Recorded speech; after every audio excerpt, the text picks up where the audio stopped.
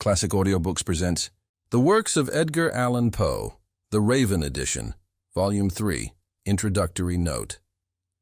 Upon my return to the United States a few months ago, after the extraordinary series of adventure in the South Seas and elsewhere, of which an account is given in the following pages, accident threw me into the society of several gentlemen in Richmond v. Unter, who felt deep interest in all matters relating to the regions I had visited, and who were constantly urging it upon me, as a duty, to give my narrative to the public.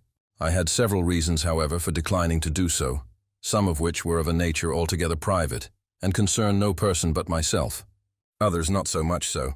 One consideration which deterred me was that, having kept no journal during a greater portion of the time in which I was absent, I feared I should not be able to write from mere memory a statement so minute and connected as to have the appearance of that truth it would really possess, barring only the natural and unavoidable exaggeration to which all of us are prone when detailing events which have had powerful influence in exciting the imaginative faculties. Another reason was that the incidents to be narrated were of a nature so positively marvelous that, unsupported as my assertions must necessarily be, except by the evidence of a single individual, and he a half-breed Indian, I could only hope for belief among my family, and those of my friends who have had reason, through life, to put faith in my veracity, the probability being that the public at large would regard what I should put forth as merely an impudent and ingenious fiction. A distrust in my own abilities as a writer was, nevertheless, one of the principal causes which prevented me from complying with the suggestions of my advisers.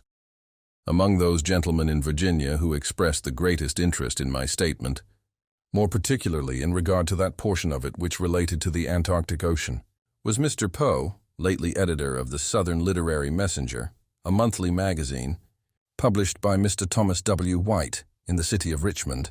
He strongly advised me, among others, to prepare at once a full account of what I had seen and undergone, and trust to the shrewdness and common sense of the public, insisting, with great plausibility, that however roughly, as regards mere authorship, my book should be got up, its very uncouthness, if there were any, would give it all the better chance of being received as truth. Notwithstanding this representation, I did not make up my mind to do as he suggested. He afterward proposed, finding that I would not stir in the matter, that I should allow him to draw up, in his own words, a narrative of the earlier portion of my adventures, from facts afforded by myself, publishing it in the Southern Messenger under the garb of fiction. To this, perceiving no objection, I consented, stipulating only that my real name should be retained. 2 numbers of the pretended fiction appeared, consequently, in the Messenger for January and February 1837, and in order that it might certainly be regarded as fiction, the name of Mr. Poe was affixed to the articles in the table of contents of the magazine. The manner in which this ruse was received has induced me at length to undertake a regular compilation and publication of the adventures in question, for I found that, in spite of the air of fable which had been so ingeniously thrown around that portion of my statement which appeared in the Messenger, without altering or distorting a single fact, the public were still not at all disposed to receive it as fable, and several letters were sent to Mr. P.'s address, distinctly expressing a conviction to the contrary.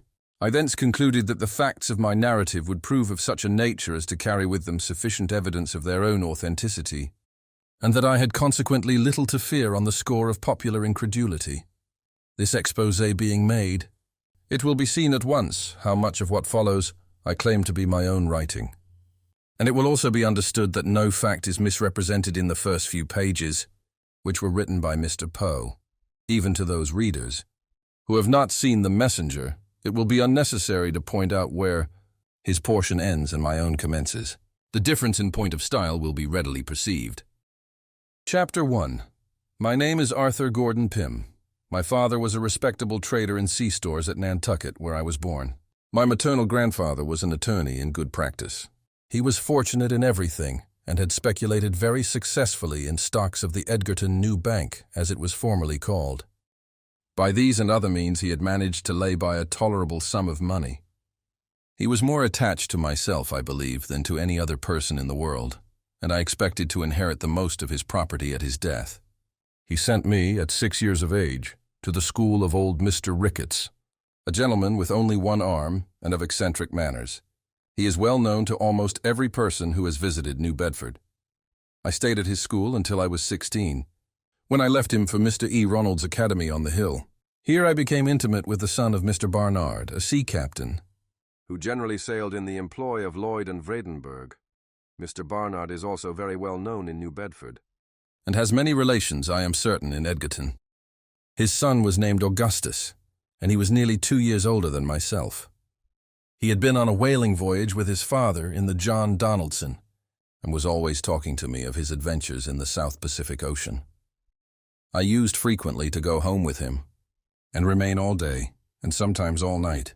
We occupied the same bed, and he would be sure to keep me awake until almost light, telling me stories of the natives of the island of Tinian and other places he had visited in his travels.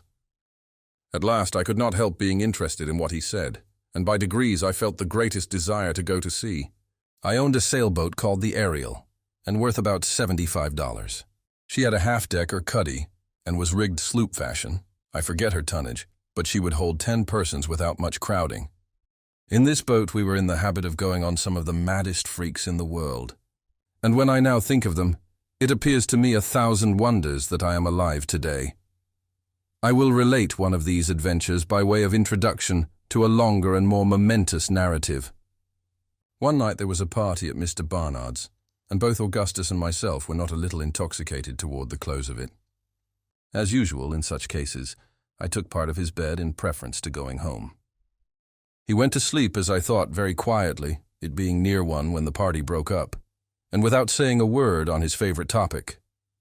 It might have been half an hour from the time of our getting in bed, and I was just about falling into a doze, when he suddenly started up, and swore with a terrible oath that he would not go to sleep for any Arthur Pym in Christendom, when there was so glorious a breeze from the southwest. I never was so astonished in my life, not knowing what he intended, and thinking that the wines and liquors he had drunk had set him entirely beside himself.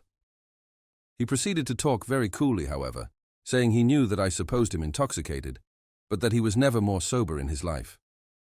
He was only tired, he added, of lying in bed on such a fine night like a dog, and was determined to get up and dress, and go out on a frolic with the boat. I can hardly tell what possessed me, but the words were no sooner out of his mouth than I felt a thrill of the greatest excitement and pleasure, and thought his mad idea one of the most delightful and most reasonable things in the world. It was blowing almost a gale, and the weather was very cold, it being late in October. I sprang out of bed, nevertheless, in a kind of ecstasy, and told him I was quite as brave as himself, and quite as tired as he was of lying in bed like a dog, and quite as ready for any fun or frolic as any Augustus Barnard in Nantucket. We lost no time in getting on our clothes and hurrying down to the boat. She was lying at the old decayed wharf by the lumber yard of Pankey & Co., and almost thumping her side out against the rough logs.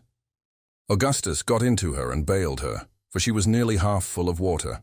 This being done, we hoisted jib and mainsail, kept full, and started boldly out to sea. The wind, as I before said, blew freshly from the southwest. The night was very clear and cold. Augustus had taken the helm, and I stationed myself by the mast on the deck of the cuddy. We flew along at a great rate, neither of us having said a word since casting loose from the wharf.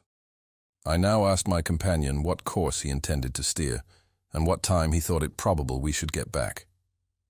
He whistled for a few minutes, and then said crustily, "I am going to sea. You may go home if you think proper." Turning my eyes upon him, I perceived at once that, in spite of his assumed nonchalance, he was greatly agitated. I could see him distinctly by the light of the moon. His face was paler than any marble, and his hand shook so excessively that he could scarcely retain hold of the tiller. I found that something had gone wrong, and became seriously alarmed. At this period, I knew little about the management of a boat, and was now depending entirely upon the nautical skill of my friend. The wind, too, had suddenly increased, as we were fast getting out of the lee of the land. Still I was ashamed to betray any trepidation, and for almost half an hour maintained a resolute silence. I could stand it no longer, however, and spoke to Augustus about the propriety of turning back. As before, it was nearly a minute before he made answer, or took any notice of my suggestion. "By and by," said he at length. "Time enough, home by and by." I had expected a similar reply, but there was something in the tone of these words which filled me with an indescribable feeling of dread. I again looked at the speaker attentively. His lips were perfectly livid, and his knees shook so violently together that he seemed scarcely able to stand. "For God's sake, Augustus," I screamed, now heartily frightened. "What ails you? What is the matter? What are you going to do?" "Matter," he stammered in the greatest apparent surprise, letting go the tiller at the same moment and falling forward into the bottom of the boat. "Matter, why? Nothing is the matter going home. Don't you see?" The whole truth now flashed upon me. I flew to him and raised him up. He was drunk, beastly drunk. He could no longer either stand, speak, or see. His eyes were perfectly glazed, and as I let him go in the extremity of my despair, he rolled like a mere log into the bilge water from which I had lifted him. It was evident that during the evening he had drunk far more than I suspected, and that his conduct in bed had been the result of a highly concentrated state of intoxication, a state which, like madness, frequently enables the victim to imitate the outward demeanor of one in perfect possession of his senses. The coolness of the night air, however, had had its usual effect. The mental energy began to yield before its influence, and the confused perception which he no doubt then had of his perilous situation had assisted in hastening the catastrophe. He was now thoroughly insensible, and there was no probability that he would be otherwise for many hours. It is hardly possible to conceive the extremity of my terror. The fumes of the wine lately taken had evaporated, leaving me doubly timid and irresolute. I knew that I was altogether incapable of managing the boat, and that a fierce wind and strong ebb tide were hurrying us to destruction. A storm was evidently gathering behind us. We had neither compass nor provisions, and it was clear that, if we held our present course, we should be out of sight of land before daybreak. These thoughts, with a crowd of others equally fearful, flashed through my mind with a bewildering rapidity, and for some moments paralyzed me beyond the possibility of making any exertion. The boat was going through the water at a terrible rate, full before the wind, no reef in either jib or mainsail, running her bows completely under the foam. It was 1,000 wonders she did not broach to. Augustus having let go the tiller, as I said before, and I being too much agitated to think of taking it myself. By good luck, however, she kept steady, and gradually I recovered some degree of presence of mind. Still, the wind was increasing fearfully, and whenever we rose from a plunge forward, the sea behind fell combing over our counter and deluged us with water.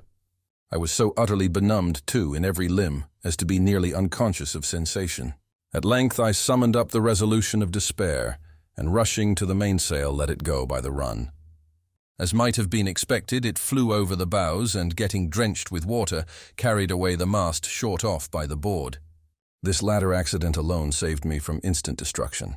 Under the jib only, I now boomed along before the wind, shipping heavy seas occasionally over the counter, but relieved from the terror of immediate death.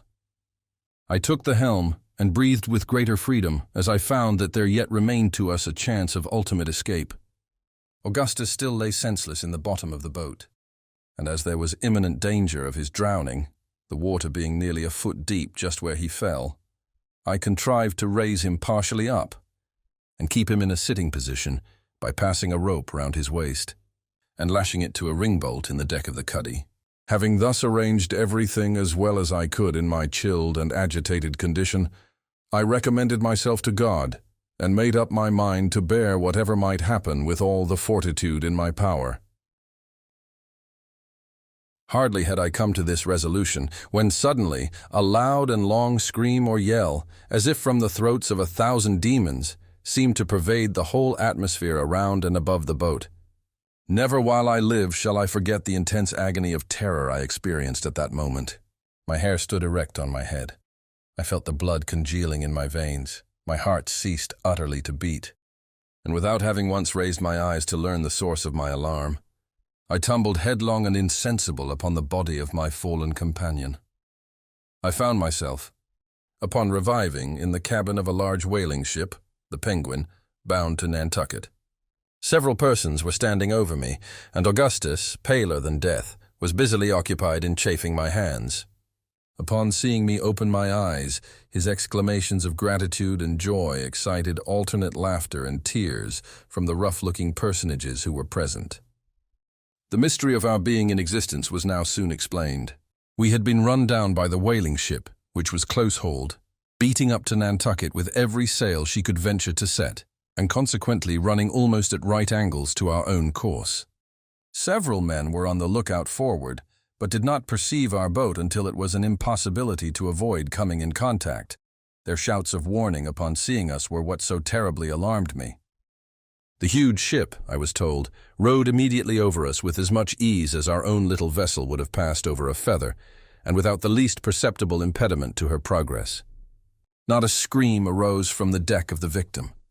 There was a slight grating sound to be heard mingling with the roar of wind and water, as the frail bark, which was swallowed up, rubbed for a moment along the keel of her destroyer, but this was all. Thinking our boat, which it will be remembered was dismasted, some mere shell cut adrift as useless, the captain, Captain E.T.V. Block, of New London, was for proceeding on his course without troubling himself further about the matter. Luckily, there were two of the lookout who swore positively to having seen some person at our helm, and represented the possibility of yet saving him.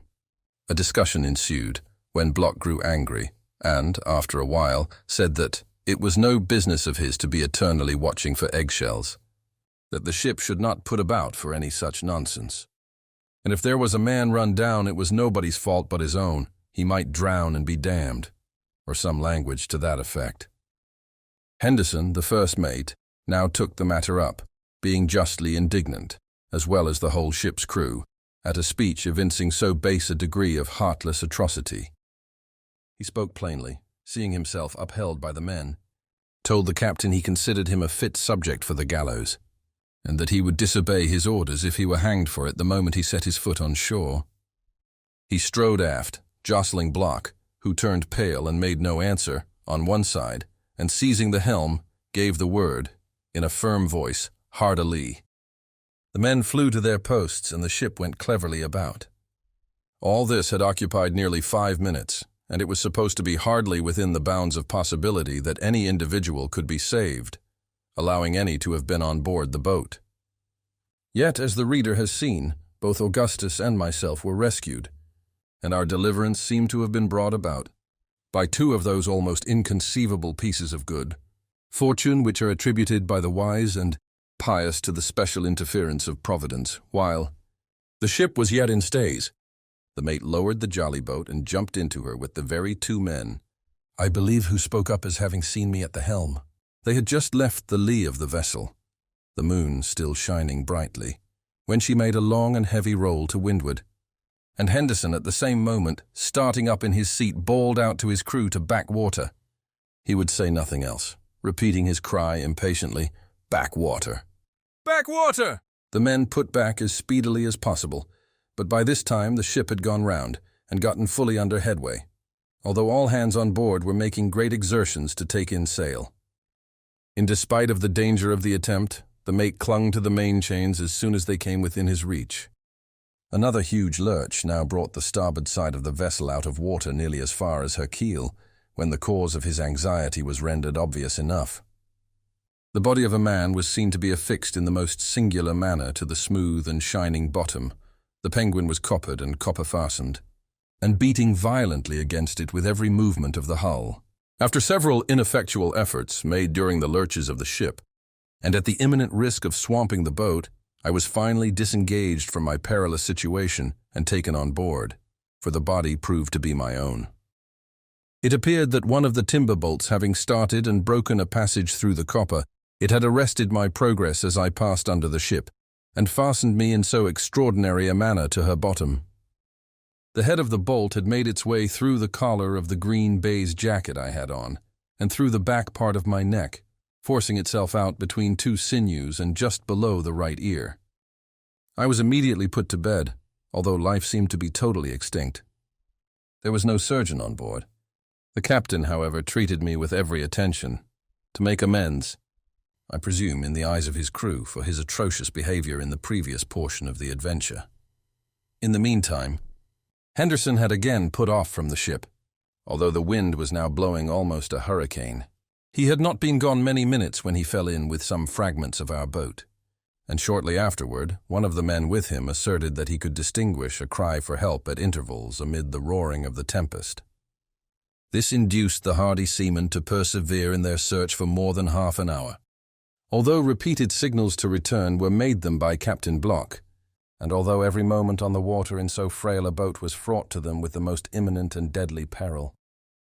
Indeed, it is nearly impossible to conceive how the small jolly they were in could have escaped destruction for a single instant. She was built, however, for the whaling service and was fitted, as I have since had reason to believe, with airboxes, in the manner of some lifeboats used on the coast of Wales. After searching in vain for about the period of time just mentioned, it was determined to get back to the ship. They had scarcely made this resolve when a feeble cry arose from a dark object that floated rapidly by. They pursued and soon overtook it. It proved to be the entire deck of the Ariel's cuddy. Augustus was struggling near it, apparently in the last agonies. Upon getting hold of him, it was found that he was attached by a rope to the floating timber. This rope, it will be remembered, I had myself tied around his waist and made fast to a ring bolt, for the purpose of keeping him in an upright position, and my so doing, it appeared, had been ultimately the means of preserving his life. The Ariel was slightly put together, and in going down her frame naturally went to pieces.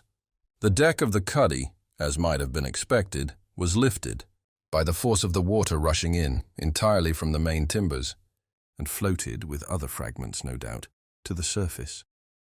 Augustus was buoyed up with it, and thus escaped a terrible death. It was more than an hour after being taken on board the Penguin before he could give any account of himself, or be made to comprehend the nature of the accident which had befallen our boat. At length he became thoroughly aroused, and spoke much of his sensations while in the water.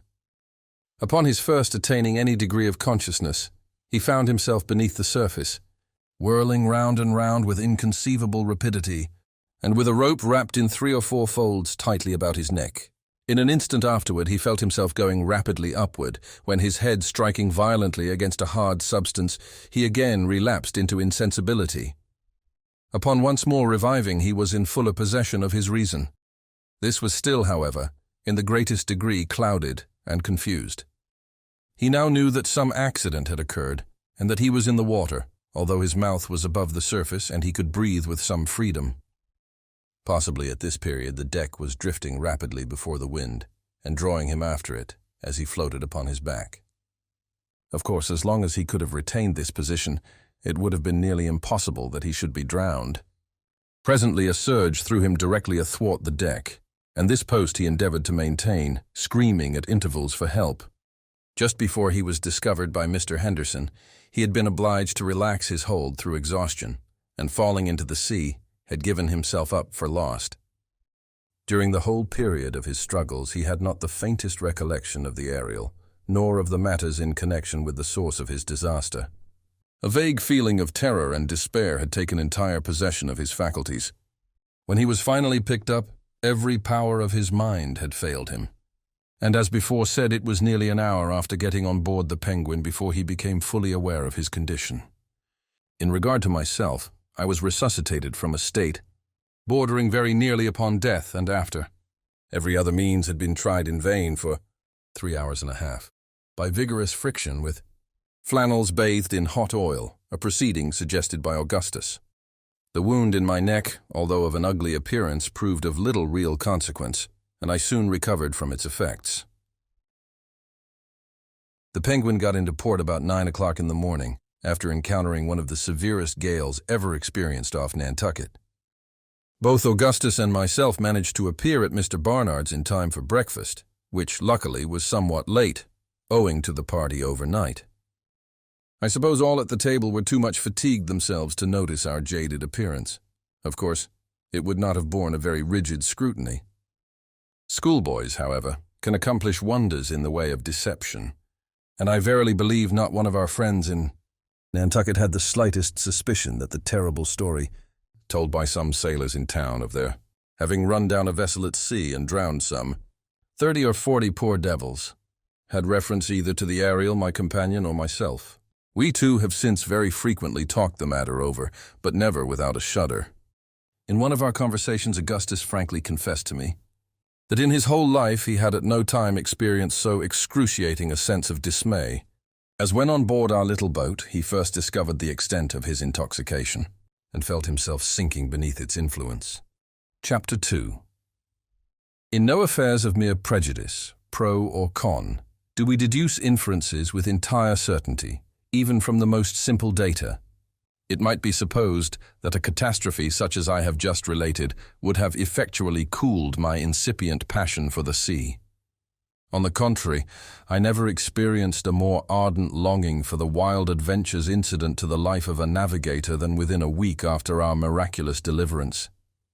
This short period proved amply long enough to erase from my memory the shadows and bring out in vivid light all the pleasurably exciting points of color, all the picturesqueness of the late perilous accident.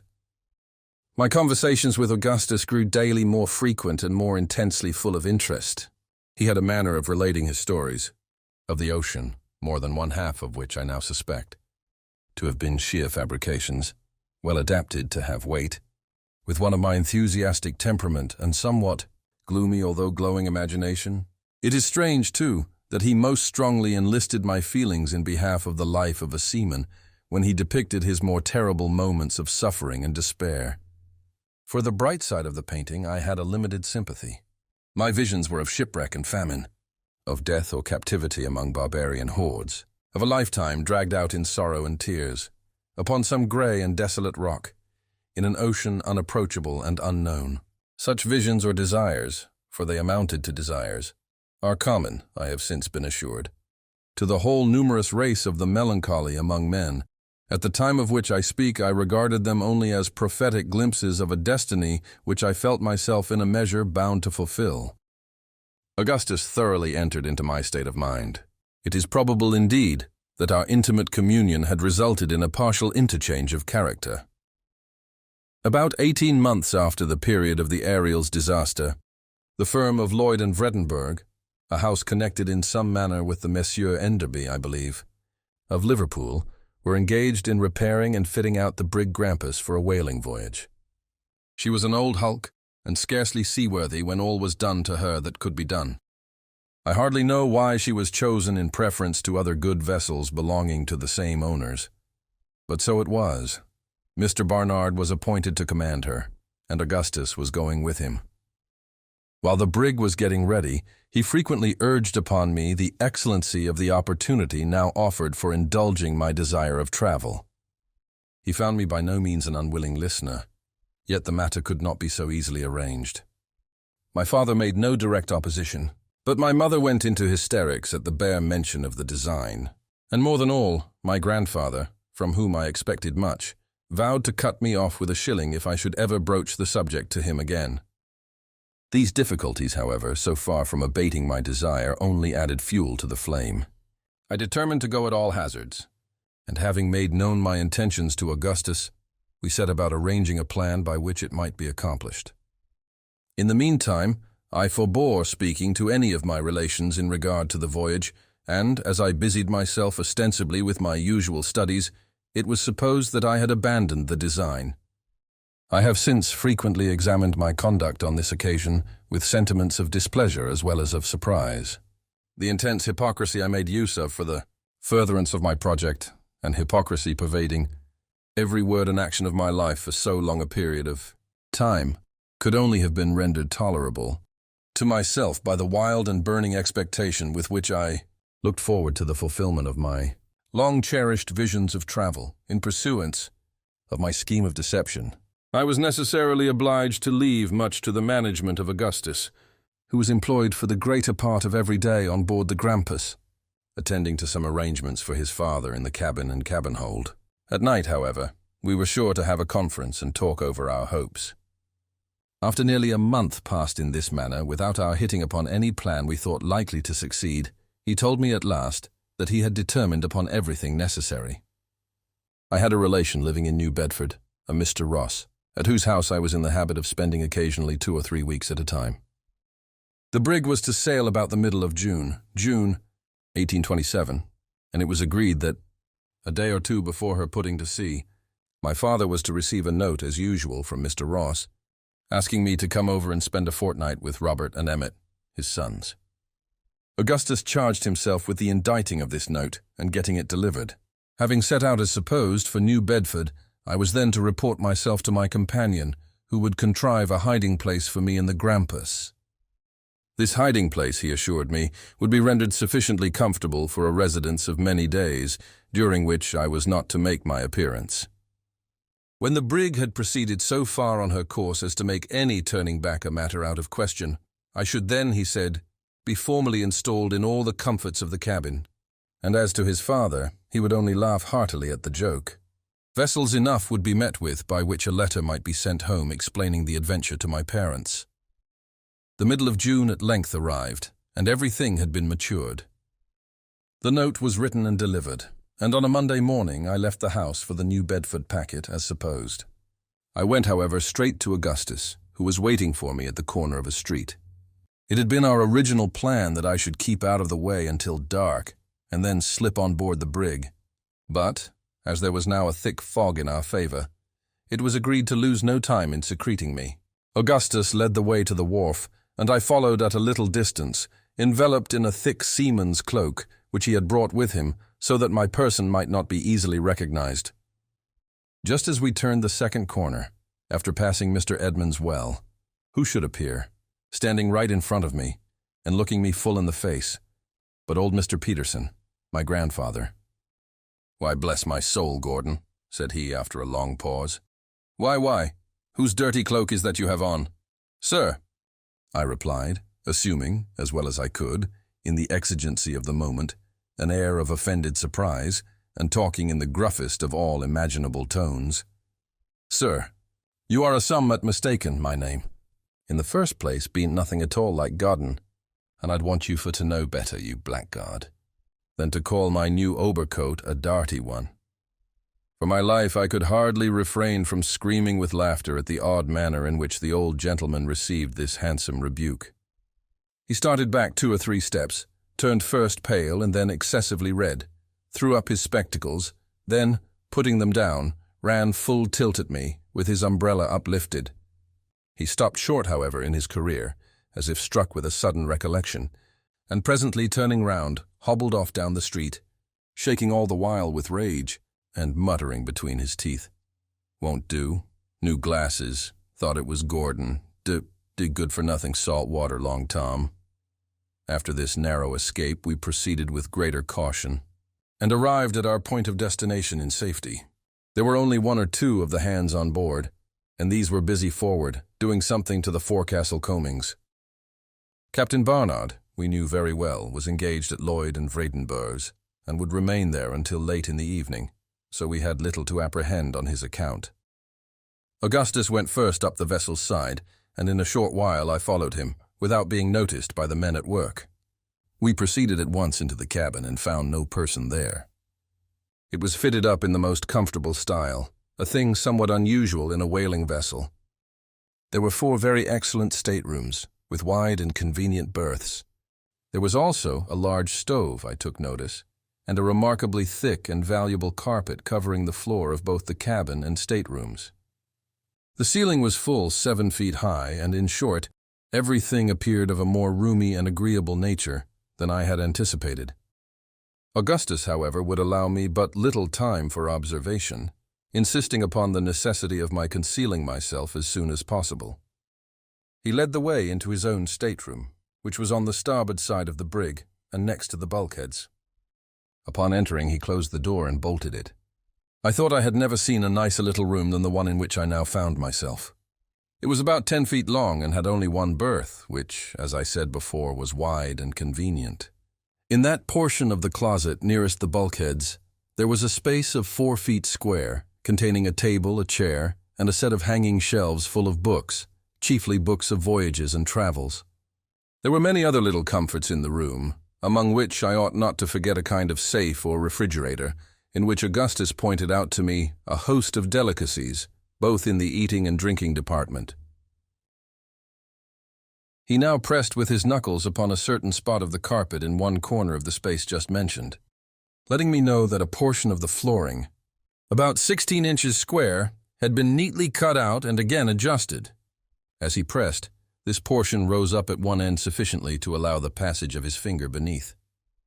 In this manner, he raised the mouth of the trap, to which the carpet was still fastened by tacks, and I found that it led into the afterhold. He next lit a small taper by means of a phosphorus match, and placing the light in a dark lantern, descended with it through the opening, bidding me follow. I did so, and he then pulled the cover upon the hole, by means of a nail driven into the underside, the carpet, of course, resuming its original position on the floor of the stateroom, and all traces of the aperture being concealed. The taper gave out so feeble a ray that it was with the greatest difficulty I could grope my way through the confused mass of lumber among which I now found myself. By degrees, however, my eyes became accustomed to the gloom, and I proceeded with less trouble, holding on to the skirts of my friend's coat. He brought me, at length, after creeping and winding through innumerable narrow passages, to an iron-bound box, such as is used sometimes for packing fine earthenware. It was nearly 4 feet high and full 6 long, but very narrow. 2 large empty oil casks lay on the top of it, and above these, again, a vast quantity of straw matting, piled up as high as the floor of the cabin. In every other direction around was wedged as closely as possible, even up to the ceiling, a complete chaos of almost every species of ship furniture, together with a heterogeneous medley of crates, hampers, barrels, and bales, so that it seemed a matter no less than miraculous that we had discovered any passage at all to the box. I afterward found that Augustus had purposely arranged the stowage in this hold with a view to affording me a thorough concealment, having had only one assistant in the labor, a man not going out in the brig. My companion now showed me that one of the ends of the box could be removed at pleasure. He slipped it aside and displayed the interior, at which I was excessively amused. A mattress from one of the cabin berths covered the whole of its bottom, and it contained almost every article of mere comfort which could be crowded into so small a space, allowing me at the same time sufficient room for my accommodation, either in a sitting position or lying at full length. Among other things, there were some books, pen, ink, and paper, 3 blankets, a large jug full of water, a keg of sea biscuit, 3 or 4 immense bologna sausages, an enormous ham, a cold leg of roast mutton, and half a dozen bottles of cordials and liqueurs. I proceeded immediately to take possession of my little apartment, and this with feelings of higher satisfaction, I am sure, than any monarch ever experienced upon entering a new palace. Augustus now pointed out to me the method of fastening the open end of the box, and then, holding the taper close to the deck, showed me a piece of dark whipcord lying along it. This, he said, extended from my hiding place throughout all the necessary windings among the lumber, to a nail which was driven into the deck of the hold, immediately beneath the trapdoor leading into his stateroom. By means of this cord, I should be enabled readily to trace my way out without his guidance, provided any unlooked-for accident should render such a step necessary. He now took his departure, leaving with me the lantern, together with a copious supply of tapers and phosphorus, and promising to pay me a visit as often as he could contrive to do so without observation. This was on the 17th of June. I remained 3 days and nights, as nearly as I could guess, in my hiding place without getting out of it at all, except twice for the purpose of stretching my limbs by standing erect between 2 crates just opposite the opening. During the whole period I saw nothing of Augustus, but this occasioned me little uneasiness, as I knew the brig was expected to put to sea every hour, and in the bustle he would not easily find opportunities of coming down to me. At length I heard the trap open and shut, and presently he called in a low voice, asking if all was well, and if there was anything I wanted. "Nothing," I replied. "I am as comfortable as can be." "When will the brig sail?" "She will be under way in less than half an hour," he answered. "I came to let you know, and for fear you should be uneasy at my absence. I shall not have a chance of coming down again for some time, perhaps for 3 or 4 days more. All is going on right above board. After I go up and close the trap, do you creep along by the whipcord to where the nail is driven in. You will find my watch there. It may be useful to you as you have no daylight to keep time by. I suppose you can't tell how long you have been buried. Only 3 days. This is the 20th. I would bring the watch to your box, but am afraid of being missed. With this, he went up. In about an hour after he had gone, I distinctly felt the brig in motion, and congratulated myself upon having at length fairly commenced a voyage. Satisfied with this idea, I determined to make my mind as easy as possible, and await the course of events until I should be permitted to exchange the box for the more roomy, although hardly more comfortable, accommodations of the cabin. My first care was to get the watch.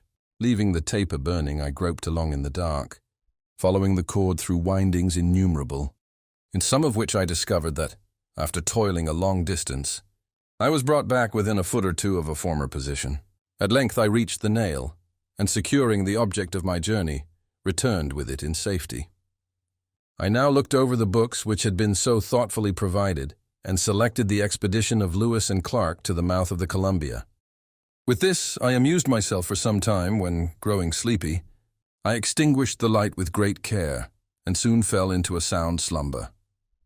Upon awakening, I felt strangely confused in mind, and some time elapsed before I could bring to recollection all the various circumstances of my situation. By degrees, however, I remembered all. Striking a light, I looked at the watch, but it was run down, and there were, consequently, no means of determining how long I slept. My limbs were greatly cramped, and I was forced to relieve them by standing between the crates. Presently, feeling an almost ravenous appetite, I bethought myself of the cold mutton, some of which I had eaten just before going to sleep, and found excellent. What was my astonishment in discovering it to be in a state of absolute putrefaction. This circumstance occasioned me great disquietude, for connecting it with the disorder of mind I experienced upon awakening, I began to suppose that I must have slept for an inordinately long period of time. The close atmosphere of the hold might have had something to do with this, and might, in the end, be productive of the most serious results. My head ached excessively. I fancied that I drew every breath with difficulty, and in short, I was oppressed with a multitude of gloomy feelings. Still, I could not venture to make any disturbance by opening the trap or otherwise, and, having wound up the watch, contented myself as well as possible. Throughout the whole of the next tedious 24 hours, no person came to my relief, and I could not help accusing Augustus of the grossest inattention.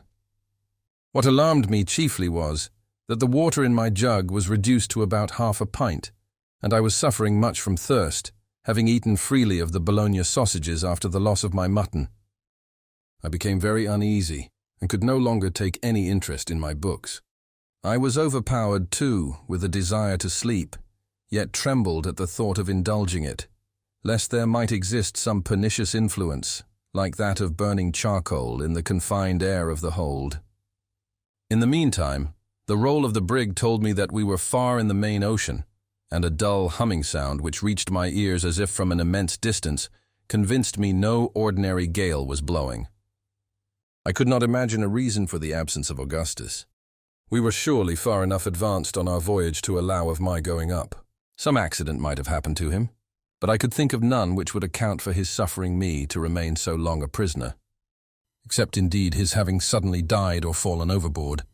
And upon this idea I could not dwell with any degree of patience. It was possible that we had been baffled by headwinds, and were still in the near vicinity of Nantucket. This notion, however, I was forced to abandon. For such being the case, the brig must have frequently gone about, and I was entirely satisfied, from her continual inclination to the larboard, that she had been sailing all along with a steady breeze on her starboard quarter. Besides, granting that we were still in the neighborhood of the island, why should not Augustus have visited me and informed me of the circumstance? Pondering in this manner upon the difficulties of my solitary and cheerless condition, I resolved to wait yet another 24 hours, when if no relief were obtained I would make my way to the trap, and endeavor either to hold a parley with my friend, or get at least a little fresh air through the opening, and a further supply of water from the stateroom. While occupied with this thought, however, I fell in spite of every exertion to the contrary into a state of profound sleep, or rather stupor. My dreams were of the most terrific description. Every species of calamity and horror befell me. Among other miseries, I was smothered to death between huge pillows by demons of the most ghastly and ferocious aspect. Immense serpents held me in their embrace and looked earnestly in my face with their fearfully shining eyes. Then deserts, limitless, and of the most forlorn and awe-inspiring character, spread themselves out before me. Immensely tall trunks of trees, gray and leafless, rose up in endless succession as far as the eye could reach. Their roots were concealed in wide, spreading morasses, whose dreary water lay intensely black, still, and altogether terrible, beneath. And the strange trees seemed endowed with a human vitality, and waving to and fro their skeleton arms, were crying to the silent waters for mercy, in the shrill and piercing accents of the most acute agony and despair. The scene changed, and I stood, naked and alone, amidst the burning sand plains of Sahara. At my feet lay crouched a fierce lion of the tropics. Suddenly his wild eyes opened and fell upon me. With a conclusive bound he sprang to his feet and laid bare his horrible teeth. In another instant there burst from his red throat a roar like the thunder of the firmament, and I fell impetuously to the earth. Stifling in a paroxysm of terror, I at last found myself partially awake. My dream then was not all a dream. Now at least I was in possession of my senses. The paws of some huge and real monster were pressing heavily upon my bosom. His hot breath was in my ear, and his white and ghastly fangs were gleaming upon me through the gloom. Had 1,000 lives hung upon the movement of a limb or the utterance of a syllable, I could have neither stirred nor spoken. The beast, whatever it was, retained his position without attempting any immediate violence, while I lay in an utterly helpless, and I fancied, a dying condition beneath him. I felt that my powers of body and mind were fast leaving me. In a word, that I was perishing, and perishing of sheer fright. My brain swam, I grew deadly sick, my vision failed. Even the glaring eyeballs above me grew dim. Making a last strong effort, I at length breathed a faint ejaculation to God, and resigned myself to die. The sound of my voice seemed to arouse all the latent fury of the animal. He precipitated himself at full length upon my body. But what was my astonishment when, with a long and low whine, he commenced licking my face and hands with the greatest eagerness and with the most extravagant demonstration of affection and joy. I was bewildered, utterly lost in amazement. But I could not forget the peculiar whine of my Newfoundland dog Tiger, and the odd manner of his caresses I well knew. It was he. I experienced a sudden rush of blood to my temples, a giddy and overpowering sense of deliverance and reanimation. I rose hurriedly from the mattress upon which I had been lying, and throwing myself upon the neck of my faithful follower and friend, relieved the long oppression of my bosom in a flood of the most passionate tears. As upon a former occasion, my conceptions were in a state of the greatest indistinctness and confusion after leaving the mattress. For a long time I found it nearly impossible to connect any ideas, but by very slow degrees my thinking faculties returned, and I again called to memory the several incidents of my condition. For the presence of Tiger I tried in vain to account, and after busying myself with 1,000 different conjectures respecting him, was forced to content myself with rejoicing that he was with me to share my dreary solitude and render me comfort by his caresses. Most people love their dogs, but for Tiger I had an affection far more ardent than common, and never certainly did any creature more truly deserve it. For 7 years he had been my inseparable companion, and in a multitude of instances had given evidence of all the noble qualities for which we value the animal. I had rescued him, when a puppy, from the clutches of a malignant little villain in Nantucket, who was leading him, with a rope around his neck, to the water. And the grown dog repaid the obligation about 3 years afterward, by saving me from the bludgeon of a street robber. Getting now hold of the watch, I found, upon applying it to my ear, that it had again run down. But at this I was not at all surprised, being convinced, from the peculiar state of my feelings, that I had slept, as before, for a very long period of time. How long, it was of course impossible to say. I was burning up with fever, and my thirst was almost intolerable.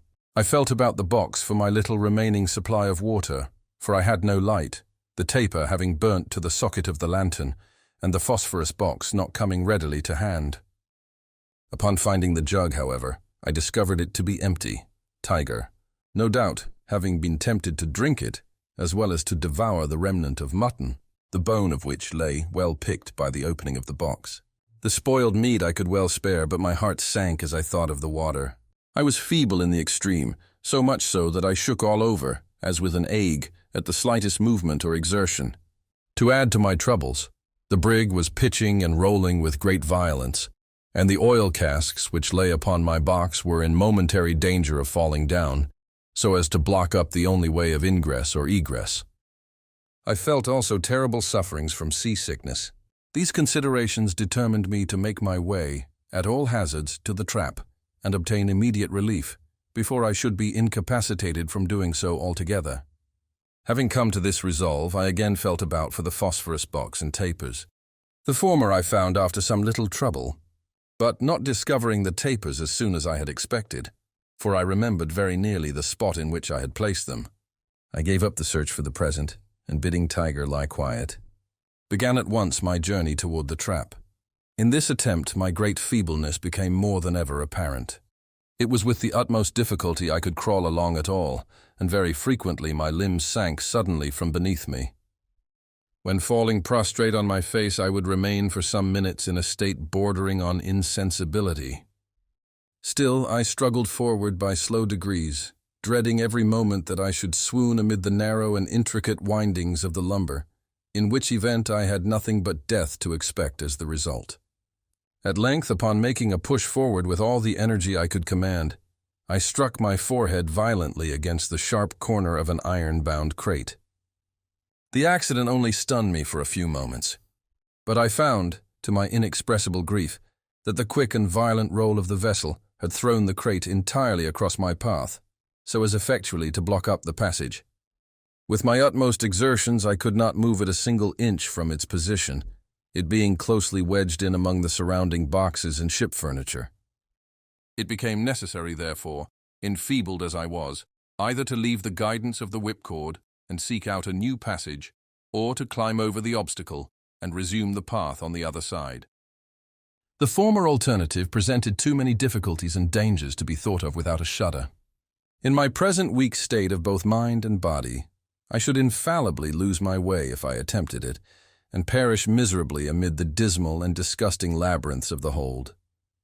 I proceeded, therefore, without hesitation, to summon up all my remaining strength and fortitude, and endeavor, as I best might, to clamber over the crate. Upon standing erect, with this end in view, I found the undertaking even a more serious task than my fears had led me to imagine. On each side of the narrow passage arose a complete wall of various heavy lumber, which the least blunder on my part might be the means of bringing down upon my head. Or if this accident did not occur, the path might be effectually blocked up against my return by the descending mass, as it was in front by the obstacle there. The crate itself was a long and unwieldy box, upon which no foothold could be obtained. In vain I attempted by every means in my power to reach the top, with the hope of being thus enabled to draw myself up. Had I succeeded in reaching it, it is certain that my strength would have proved utterly inadequate to the task of getting over, and it was better in every respect that I failed. At length, in a desperate effort to force the crate from its ground, I felt a strong vibration in the side next me. I thrust my hand eagerly to the edge of the planks and found that a very large one was loose. With my pocket knife, which luckily I had with me, I succeeded, after great labor, in prying it entirely off, and getting it through the aperture, discovered to my exceeding joy that there were no boards on the opposite side. In other words, that the top was wanting, it being the bottom through which I had forced my way. I now met with no important difficulty in proceeding along the line until I finally reached the nail. With a beating heart I stood erect, and with a gentle touch pressed against the cover of the trap. It did not rise as soon as I had expected, and I pressed it with somewhat more determination, still dreading lest some other person than Augustus might be in his stateroom. The door, however, to my astonishment, remained steady, and I became somewhat uneasy, for I knew that it had formerly required but little or no effort to remove it. I pushed it strongly. It was nevertheless firm. With all my strength, it still did not give way. With rage, with fury, with despair, it set at defiance my utmost efforts, and it was evident, from the unyielding nature of the resistance, that the hole had either been discovered and effectually nailed up, or that some immense weight had been placed upon it, which it was useless to think of removing. My sensations were those of extreme horror and dismay. In vain I attempted to reason on the probable cause of my being thus entombed. I could summon up no connected chain of reflection, and sinking on the floor gave way, unresistingly, to the most gloomy imaginings, in which the dreadful deaths of thirst, famine, suffocation, and premature interment crowded upon me as the prominent disasters to be encountered. At length there returned to me some portion of presence of mind. I arose and felt with my fingers for the seams or cracks of the aperture. Having found them, I examined them closely to ascertain if they emitted any light from the stateroom, but none was visible. I then forced the blade of my penknife through them until I met with some hard obstacle. Scraping against it, I discovered it to be a solid mass of iron, which, from its peculiar wavy feel as I passed the blade along it, I concluded to be a chain cable. The only course now left me was to retrace my way to the box, and there either yield to my sad fate, or try so to tranquilize my mind as to admit of my arranging some plan of escape. I immediately set about the attempt, and succeeded, after innumerable difficulties, in getting back. As I sank, utterly exhausted, upon the mattress, Tiger threw himself at full length by my side, and seemed as if desirous by his caresses of consoling me in my troubles, and urging me to bear them with fortitude. The singularity of his behavior at length forcibly arrested my attention. After licking my face and hands for some minutes, he would suddenly cease doing so, and utter a low whine. Upon reaching out my hand toward him, I then invariably found him lying on his back, with his paws uplifted. This conduct, so frequently repeated, appeared strange, and I could in no manner account for it. As the dog seemed distressed, I concluded that he had received some injury, and taking his paws in my hands, I examined them one by one, but found no sign of any hurt. I then supposed him hungry, and gave him a large piece of ham, which he devoured with avidity, afterward, however, resuming his extraordinary maneuvers. I now imagined that he was suffering, like myself, the torments of thirst, and was about adopting this conclusion as the true one, when the idea occurred to me that I had as yet only examined his paws, and that there might possibly be a wound upon some portion of his body or head. The latter I felt carefully over, but found nothing. On passing my hand, however, along his back, I perceived a slight erection of the hair extending completely across it. Probing this with my finger, I discovered a string, and tracing it up, found that it encircled the whole body. Upon a closer scrutiny, I came across a small slip of what had the feeling of letter paper, through which the string had been fastened in such a manner as to bring it immediately beneath the left shoulder of the animal. Chapter 3. The thought instantly occurred to me that the paper was a note from Augustus, and that some unaccountable accident having happened to prevent his relieving me from my dungeon, he had devised this method of acquainting me with the true state of affairs. Trembling with eagerness, I now commenced another search for my phosphorus matches and tapers. I had a confused recollection of having put them carefully away just before falling asleep, and indeed, previously to my last journey to the trap, I had been able to remember the exact spot where I had deposited them. But now I endeavored in vain to call it to mind, and busied myself for a full hour in a fruitless and vexatious search for the missing articles. Never, surely, was there a more tantalizing state of anxiety and suspense. At length, while groping about, with my head close to the ballast, near the opening of the box, and outside of it, I perceived a faint glimmering of light in the direction of the steerage. Greatly surprised, I endeavored to make my way toward it, as it appeared to be but a few feet from my position. Scarcely had I moved with this intention, when I lost sight of the glimmer entirely, and before I could bring it into view again, was obliged to feel along by the box until I had exactly resumed my original situation. Now moving my head with caution to and fro, I found that by proceeding slowly with great care, in an opposite direction to that in which I had at first started, I was enabled to draw near the light, still keeping it in view. Presently I came directly upon it, having squeezed my way through innumerable narrow windings, and found that it proceeded from some fragments of my matches lying in an empty barrel turned upon its side. I was wondering how they came in such a place, when my hand fell upon 2 or 3 pieces of taper wax, which had been evidently mumbled by the dog. I concluded at once that he had devoured the whole of my supply of candles, and I felt hopeless of being ever able to read the note of Augustus. The small remnants of the wax were so mashed up among other rubbish in the barrel that I despaired of deriving any service from them, and left them as they were.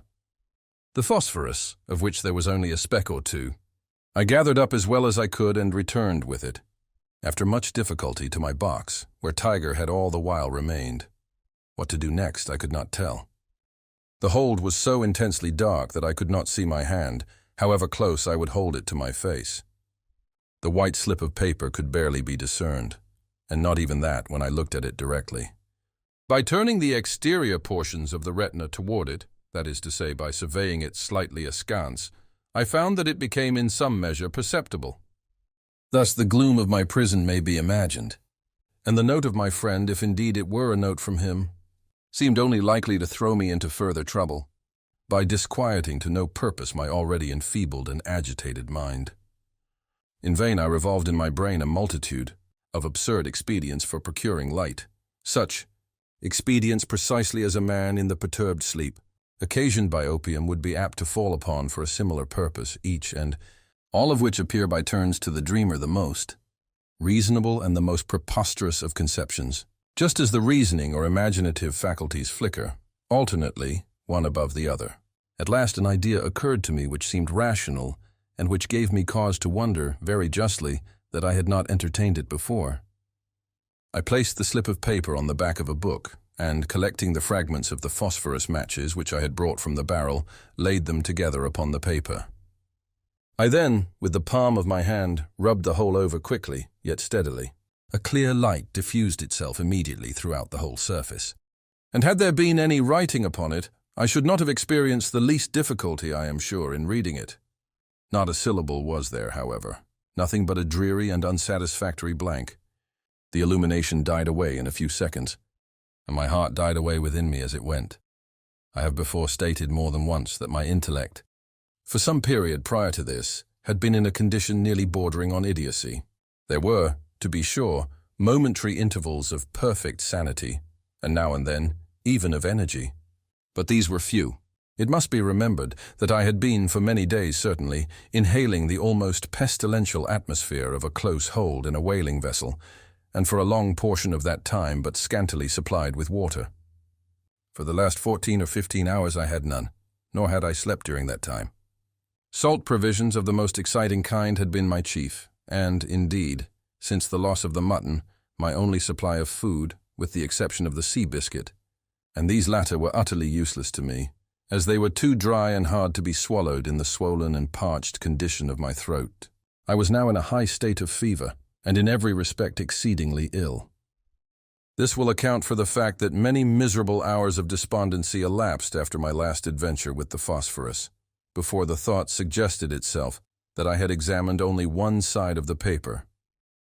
I shall not attempt to describe my feelings of rage, for I believe I was more angry than anything else, when the egregious oversight I had committed flashed suddenly upon my perception.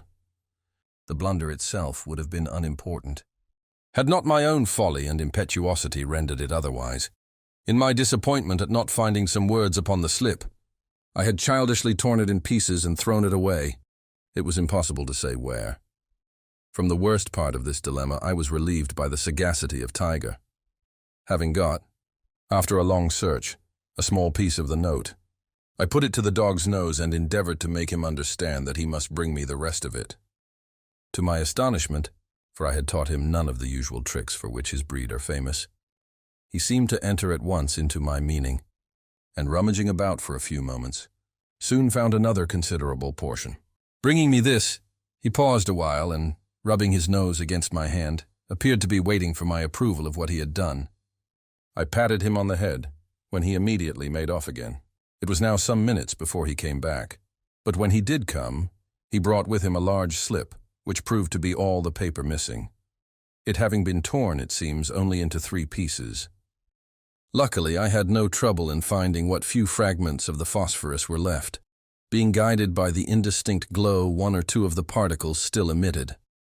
My difficulties had taught me the necessity of caution, and I now took time to reflect upon what I was about to do. It was very probable, I considered, that some words were written upon that side of the paper which had not been examined. But which side was that? Fitting the pieces together gave me no clue in this respect, although it assured me that the words, if there were any, would be found all on one side and connected in a proper manner, as written. There was the greater necessity of ascertaining the point in question beyond a doubt, as the phosphorus remaining would be altogether insufficient for a third attempt, should I fail in the one I was now about to make.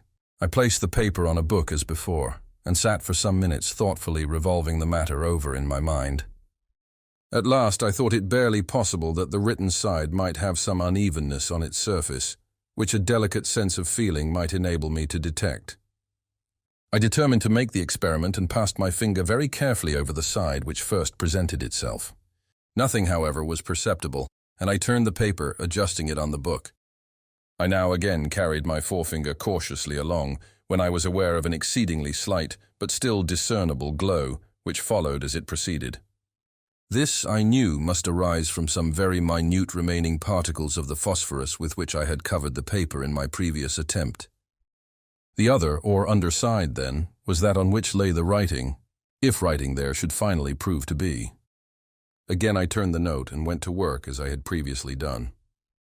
Having rubbed in the phosphorus, a brilliancy ensued as before, but this time several lines of MS in a large hand and apparently in red ink became distinctly visible. The glimmer, although sufficiently bright, was but momentary. Still, had I not been too greatly excited, there would have been ample time enough for me to peruse the whole 3 sentences before me, for I saw there were 3.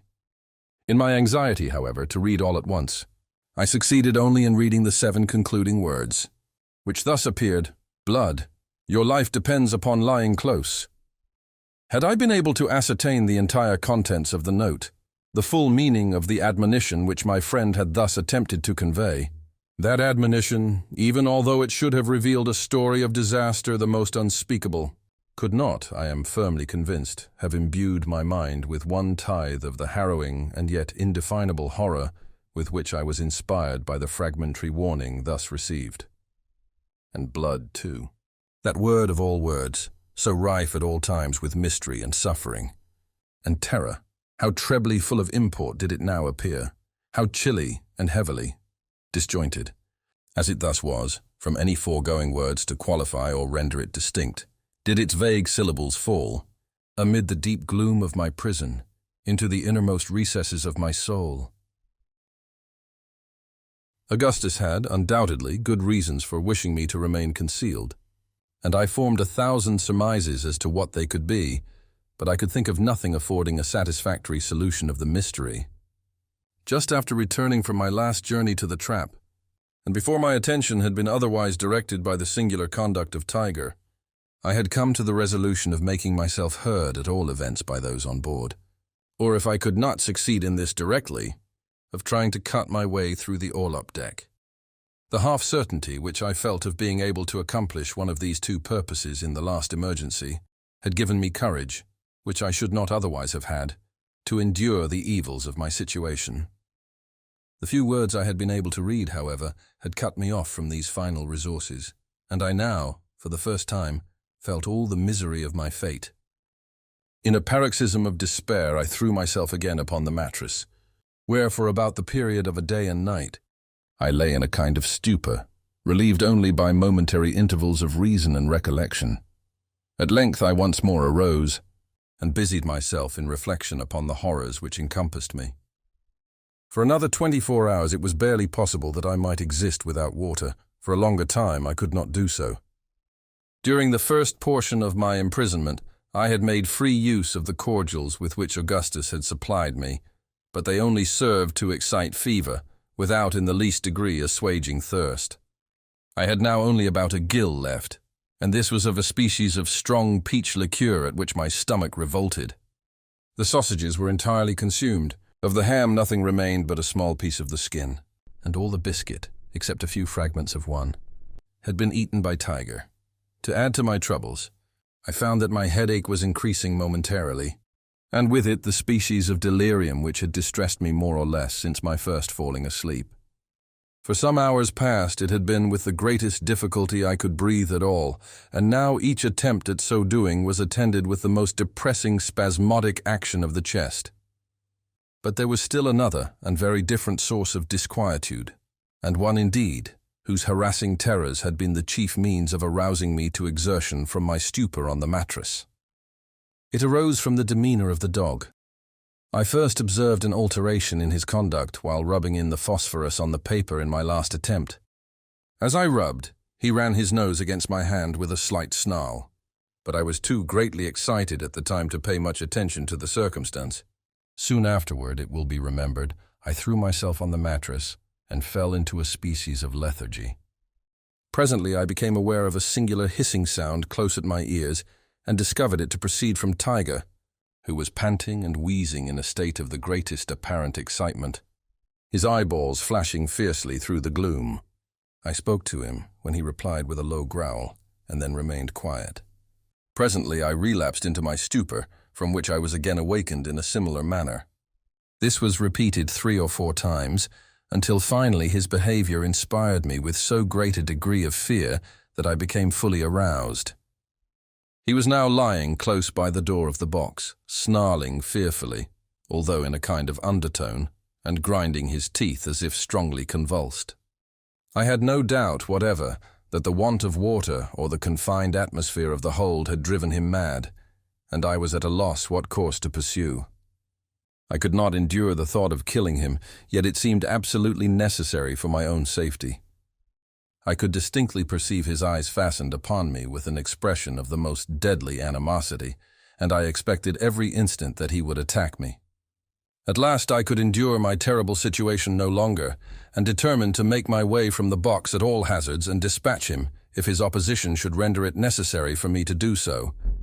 To get out, I had to pass directly over his body, and he already seemed to anticipate my design, missing himself upon his forelegs, as I perceived by the altered position of his eyes, and displayed the whole of his white fangs, which were easily discernible. I took the remains of the ham-skin, and the bottle containing the liqueur, and secured them about my person, together with a large carving knife which Augustus had left me. Then, folding my cloak around me as closely as possible, I made a movement toward the mouth of the box. No sooner did I do this than the dog sprang with a loud growl toward my throat. The whole weight of his body struck me on the right shoulder, and I fell violently to the left, while the enraged animal passed entirely over me. I had fallen upon my knees, with my head buried among the blankets, and these protected me from a second furious assault, during which I felt the sharp teeth pressing vigorously upon the woolen which enveloped my neck. Yet, luckily, without being able to penetrate all the folds, I was now beneath the dog, and a few moments would place me completely in his power. Despair gave me strength, and I rose boldly up, shaking him from me by main force, and dragging with me the blankets from the mattress. These I now threw over him, and before he could extricate himself, I had got through the door and closed it effectually against his pursuit. In this struggle, however, I had been forced to drop the morsel of ham-skin, and I now found my whole stock of provisions reduced to a single gill of liqueur. As this reflection crossed my mind, I felt myself actuated by one of those fits of perverseness which might be supposed to influence a spoiled child in similar circumstances, and raising the bottle to my lips, I drained it to the last drop, and dashed it furiously upon the floor. Scarcely had the echo of the crash died away, when I heard my name pronounced in an eager but subdued voice, issuing from the direction of the steerage. So unexpected was anything of the kind, and so intense was the emotion excited within me by the sound, that I endeavored in vain to reply. My powers of speech totally failed, and in an agony of terror lest my friend should conclude me dead, and return without attempting to reach me, I stood up between the crates near the door of the box, trembling convulsively and gasping and struggling for utterance. Had 1,000 words depended upon a syllable, I could not have spoken it. There was a slight movement now audible among the lumber somewhere forward of my station. The sound presently grew less distinct, then again less so, and still less. Shall I ever forget my feelings at this moment? He was going, my friend, my companion, from whom I had a right to expect so much. He was going. He would abandon me. He was gone. He would leave me to perish miserably, to expire in the most horrible and loathsome of dungeons, and one word, one little syllable would save me, yet that single syllable I could not utter. I felt, I am sure, more than 10,000 times the agonies of death itself. My brain reeled, and I fell, deadly sick, against the end of the box. As I fell, the carving knife was shaken out from the waistband of my pantaloons and dropped with a rattling sound to the floor. Never did any strain of the richest melody come so sweetly to my ears. With the intensest anxiety, I listened to ascertain the effect of the noise upon Augustus, for I knew that the person who called my name could be no one but himself. All was silent for some moments. At length I again heard the word Arthur, repeated in a low tone, and one full of hesitation. Reviving hope loosened at once my powers of speech, and I now screamed at the top of my voice, "Augustus!" "Oh, Augustus, hush!" "For God's sake, be silent," he replied in a voice trembling with agitation. "I will be with you immediately, as soon as I can make my way through the hold." For a long time I heard him moving among the lumber, and every moment seemed to me an age. At length I felt his hand upon my shoulder, and he placed at the same moment a bottle of water to my lips. Those only who have been suddenly redeemed from the jaws of the tomb, or who have known the insufferable torments of thirst under circumstances as aggravated as those which encompassed me in my dreary prison, can form any idea of the unutterable transports which that one long draught of the richest of all physical luxuries afforded. When I had in some degree satisfied my thirst, Augustus produced from his pocket 3 or 4 boiled potatoes, which I devoured with the greatest avidity. He had brought with him a light in a dark lantern, and the grateful rays afforded me scarcely less comfort than the food and drink. But I was impatient to learn the cause of his protracted absence, and he proceeded to recount what had happened on board during my incarceration. Chapter 4. The brig put to sea, as I had supposed, in about an hour after he had left the watch. This was on the 20th of June.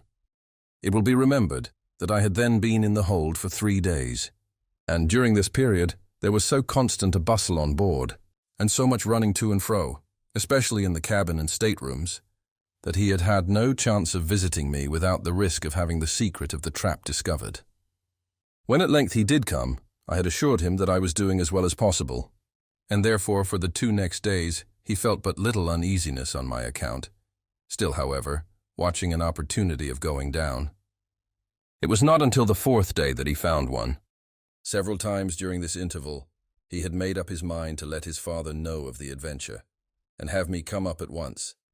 But we were still within reaching distance of Nantucket, and it was doubtful, from some expressions which had escaped Captain Barnard, whether he would not immediately put back if he discovered me to be on board. Besides, upon thinking the matter over, Augustus, so he told me, could not imagine that I was in immediate want, or that I would hesitate in such case to make myself heard at the trap. When, therefore, he considered everything, he concluded to let me stay until he could meet with an opportunity of visiting me unobserved. This, as I said before, did not occur until the 4th day after his bringing me the watch, and the 7th since I had first entered the hold. He then went down without taking with him any water or provisions, intending in the first place merely to call my attention and get me to come from the box to the trap, when he would go up to the stateroom and thence hand me down a supply. When he descended for this purpose, he found that I was asleep, for it seems that I was snoring very loudly. From all the calculations I can make on the subject, this must have been the slumber into which I fell just after my return from the trap with the watch, and which consequently must have lasted for more than 3 entire days and nights at the very least. Latterly, I have had reason, both from my own experience and the assurance of others, to be acquainted with the strong soporific effects of the stench arising from old fish oil when closely confined. And when I think of the condition of the hold in which I was imprisoned, and the long period during which the brig had been used as a whaling vessel, I am more inclined to wonder that I awoke at all after once falling asleep, than that I should have slept uninterruptedly for the period specified above. Augustus called to me at first in a low voice, and without closing the trap, but I made him no reply. He then shut the trap and spoke to me in a louder and finally in a very loud tone. Still, I continued to snore. He was now at a loss what to do. It would take him some time to make his way through the lumber to my box, and in the meanwhile his absence would be noticed by Captain Barnard, who had occasion for his services every minute, in arranging and copying papers connected with the business of the voyage. He determined, therefore, upon reflection, to ascend, and await another opportunity of visiting me. He was the more easily induced to this resolve, as my slumber appeared to be of the most tranquil nature, and he could not suppose that I had undergone any inconvenience from my incarceration. He had just made up his mind on these points when his attention was arrested by an unusual bustle, the sound of which proceeded apparently from the cabin. He sprang through the trap as quickly as possible, closed it, and threw open the door of his stateroom. No sooner had he put his foot over the threshold than a pistol flashed in his face, and he was knocked down at the same moment by a blow from a handspike. A strong hand held him on the cabin floor, with a tight grasp upon his throat. Still, he was able to see what was going on around him. His father was tied hand and foot, and lying along the steps of the companionway, with his head down and a deep wound in the forehead, from which the blood was flowing in a continued stream. He spoke not a word, and was apparently dying. Over him stood the first mate, eyeing him with an expression of fiendish derision, and deliberately searching his pockets, from which he presently drew forth a large wallet and a chronometer. 7 of the crew, among whom was the cook, a Negro, were rummaging the staterooms on the larboard for arms, where they soon equipped themselves with muskets and ammunition. Besides Augustus and Captain Barnard, there were 9 men altogether in the cabin, and these among the most ruffianly of the brig's company. The villains now went upon deck, taking my friend with them after having secured his arms behind his back. They proceeded straight to the forecastle, which was fastened down, 2 of the mutineers standing by it with axes, 2 also at the main hatch. The mate called out in a loud voice, "Do you hear there below? Tumble up with you one by one, now mark that, and no grumbling." It was some minutes before anyone appeared. At last, an Englishman, who had shipped as a raw hand, came up, weeping piteously, and entreating the mate in the most humble manner to spare his life. The only reply was a blow on the forehead from an axe. The poor fellow fell to the deck without a groan, and the black cook lifted him up in his arms as he would a child, and tossed him deliberately into the sea. Hearing the blow and the plunge of the body, the men below could now be induced to venture on deck, neither by threats nor promises, until a proposition was made to smoke them out. A general rush then ensued, and for a moment it seemed possible that the brig might be retaken. The mutineers, however, succeeded at last in closing the forecastle effectually before more than 6 of their opponents could get up. These 6, finding themselves so greatly outnumbered and without arms, submitted after a brief struggle.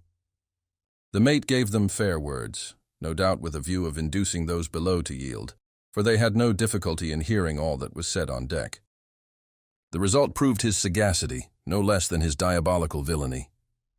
All in the forecastle presently signified their intention of submitting, and descending one by one, were pinioned and then thrown on their backs, together with the first 6, there being in all, of the crew who were not concerned in the mutiny, 27. A scene of the most horrible butchery ensued. The bound seamen were dragged to the gangway. Here the cook stood with an axe, striking each victim on the head as he was forced over the side of the vessel by the other mutineers. In this manner, 22 perished, and Augustus had given himself up for lost, expecting every moment his own turn to come next. But it seemed that the villains were now either weary or in some measure disgusted with their bloody labor. For the 4 remaining prisoners, together with my friend, who had been thrown on the deck with the rest, were respited while the mate sent below for rum, and the whole murderous party held a drunken carouse which lasted until sunset. They now fell to disputing in regard to the fate of the survivors, who lay not more than 4 paces off, and could distinguish every word said. Upon some of the mutineers the liquor appeared to have a softening effect, for several voices were heard in favor of releasing the captives altogether, on condition of joining the mutiny and sharing the profits. The black cook, however, who in all respects was a perfect demon, and who seemed to exert as much influence, if not more, than the mate himself, would listen to no proposition of the kind, and rose repeatedly for the purpose of resuming his work at the gangway. Fortunately, he was so far overcome by intoxication as to be easily restrained by the less bloodthirsty of the party, among whom was a line manager who went by the name of Dirk Peters. This man was the son of an Indian squaw of the tribe of Upsarokas, who live among the fastnesses of the Black Hills near the source of the Missouri. His father was a fur trader, I believe, or at least connected in some manner with the Indian trading posts on Lewis River. Peters himself was one of the most ferocious-looking men I ever beheld. He was short in stature, not more than 4 feet 8 inches high, but his limbs were of Herculean mold. His hands especially were so enormously thick and broad as hardly to retain a human shape. His arms, as well as legs, were bowed in the most singular manner, and appeared to possess no flexibility whatever. His head was equally deformed, being of immense size, with an indentation on the crown, like that on the head of most Negroes, and entirely bald. To conceal this latter deficiency, which did not proceed from old age, he usually wore a wig formed of any hair-like material which presented itself, occasionally the skin of a Spanish dog or American grizzly bear. At the time spoken of, he had on a portion of one of these bearskins, and it added no little to the natural ferocity of his countenance, which betook of the Upsaroka character. The mouth extended nearly from ear to ear, the lips were thin, and seemed, like some other portions of his frame, to be devoid of natural pliancy, so that the ruling expression never varied under the influence of any emotion whatever. This ruling expression may be conceived when it is considered that the teeth were exceedingly long and protruding, and never even partially covered in any instance by the lips. To pass this man with a casual glance, one might imagine him to be convulsed with laughter, but a second look would induce a shuddering acknowledgment that if such an expression were indicative of merriment, the merriment must be that of a demon. Of this singular being, many anecdotes were prevalent among the seafaring men of Nantucket. These anecdotes went to prove his prodigious strength when under excitement, and some of them had given rise to a doubt of his sanity. But on board the Grampus, it seems, he was regarded, at the time of the mutiny, with feelings more of derision than of anything else. I have been thus particular in speaking of Dirk Peters, because, ferocious as he appeared, he proved the main instrument in preserving the life of Augustus, and because I shall have frequent occasion to mention him hereafter in the course of my narrative. A narrative, let me here say, which in its latter portions will be found to include incidents of a nature so entirely out of the range of human experience, and for this reason so far beyond the limits of human credulity, that I proceed in utter hopelessness of obtaining credence for all that I shall tell, yet confidently trusting in time and progressing science to verify some of the most important and most improbable of my statements. After much indecision and 2 or 3 violent quarrels, it was determined at last that all the prisoners, with the exception of Augustus, whom Peters insisted in a jocular manner upon keeping as his clerk, should be set adrift in one of the smallest whaleboats. The mate went down into the cabin to see if Captain Barnard was still living, for, it will be remembered, he was left below when the mutineers came up. Presently the two made their appearance, the captain pale as death, but somewhat recovered from the effects of his wound. He spoke to the men in a voice hardly articulate, entreated them not to set him adrift, but to return to their duty, and promising to land them wherever they chose, and to take no steps for bringing them to justice. He might as well have spoken to the winds. 2 of the ruffians seized him by the arms and hurled him over the brig's side into the boat, which had been lowered while the mate went below. The 4 men who were lying on the deck were then untied and ordered to follow, which they did without attempting any resistance, Augustus being still left in his painful position, although he struggled and prayed only for the poor satisfaction of being permitted to bid his father farewell. A handful of sea biscuit and a jug of water were now handed down, but neither mast, sail, oar, nor compass. The boat was towed astern for a few minutes, during which the mutineers held another consultation. It was then finally cut adrift. By this time night had come on, there were neither moon nor stars visible, and a short and ugly sea was running, although there was no great deal of wind. The boat was instantly out of sight, and little hope could be entertained for the unfortunate sufferers who were in it. This event happened, however, in latitude 35 degrees 30' north, longitude 61 degrees 20 souls west, and consequently at no very great distance from the Bermuda Islands. Augustus therefore endeavored to console himself with the idea that the boat might either succeed in reaching the land or come sufficiently near to be fallen in with by vessels off the coast. All sail was now put upon the brig, and she continued her original course to the southwest, the mutineers being bent upon some piratical expedition, in which, from all that could be understood, a ship was to be intercepted on her way from the Cape Verde Islands to Puerto Rico. No attention was paid to Augustus, who was untied and suffered to go about anywhere forward of the cabin companionway. Dirk Peters treated him with some degree of kindness, and on one occasion saved him from the brutality of the cook. His situation was still one of the most precarious, as the men were continually intoxicated, and there was no relying upon their continued good humor or carelessness in regard to himself. His anxiety on my account he represented, however, as the most distressing result of his condition. And indeed I had never reason to doubt the sincerity of his friendship. More than once he had resolved to acquaint the mutineers with the secret of my being on board, but was restrained from so doing, partly through recollection of the atrocities he had already beheld, and partly through a hope of being able soon to bring me relief. For the latter purpose he was constantly on the watch. But, in spite of the most constant vigilance, 3 days elapsed after the boat was cut adrift before any chance occurred. At length, on the night of the 3rd day, there came on a heavy blow from the eastward, and all hands were called up to take in sail. During the confusion which ensued, he made his way below unobserved and into the stateroom. What was his grief and horror in discovering that the latter had been rendered a place of deposit for a variety of sea stores and ship furniture, and that several fathoms of old chain cable, which had been stowed away beneath the companion ladder, had been dragged thence to make room for a chest, and were now lying immediately upon the trap. To remove it without discovery was impossible, and he returned on deck as quickly as he could. As he came up, the mate seized him by the throat, and demanding what he had been doing in the cabin, was about flinging him over the larboard bulwark, when his life was again preserved through the interference of Dirk Peters. Augustus was now put in handcuffs, of which there were several pairs on board, and his feet lashed tightly together.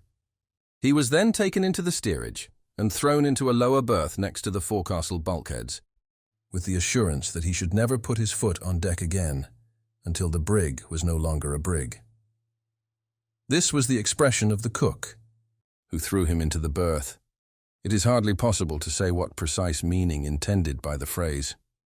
The whole affair, however, proved the ultimate means of my relief, as will presently appear. Chapter 5. For some minutes after the cook had left the forecastle, Augustus abandoned himself to despair, never hoping to leave the berth alive. He now came to the resolution of acquainting the first of the men who should come down with my situation, thinking it better to let me take my chance with the mutineers than perish of thirst in the hold. For it had been 10 days since I was first imprisoned, and my jug of water was not a plentiful supply even for 4. As he was thinking on this subject, the idea came all at once into his head that it might be possible to communicate with me by the way of the main hold. In any other circumstances, the difficulty and hazard of the undertaking would have prevented him from attempting it. But now he had, at all events, little prospect of life, and consequently little to lose. He bent his whole mind, therefore, upon the task. His handcuffs were the first consideration. At first, he saw no method of removing them, and feared that he should thus be baffled in the very outset. But upon a closer scrutiny, he discovered that the irons could be slipped off and on at pleasure, with very little effort or inconvenience, merely by squeezing his hands through them. This species of manacle being altogether ineffectual in confining young persons, in whom the smaller bones readily yield to pressure. He now untied his feet, and, leaving the cord in such a manner that it could easily be readjusted in the event of any person's coming down, proceeded to examine the bulkhead where it joined the berth. The partition here was of soft pine board, an inch thick, and he saw that he should have little trouble in cutting his way through. A voice was now heard at the forecastle companionway, and he had just time to put his right hand into its handcuff. The left had not been removed, and to draw the rope in a slip knot around his ankle, when Dirk Peters came below, followed by Tiger, who immediately leaped into the berth and lay down, The dog had been brought on board by Augustus, who knew my attachment to the animal, and thought it would give me pleasure to have him with me during the voyage. He went up to our house for him immediately after first taking me into the hold, but did not think of mentioning the circumstance upon his bringing the watch. Since the mutiny, Augustus had not seen him before his appearance with Dirk Peters, and had given him up for lost, supposing him to have been thrown overboard by some of the malignant villains belonging to the mate's gang. It appeared afterward that he had crawled into a hole beneath a whaleboat, from which, not having room to turn round, he could not extricate himself.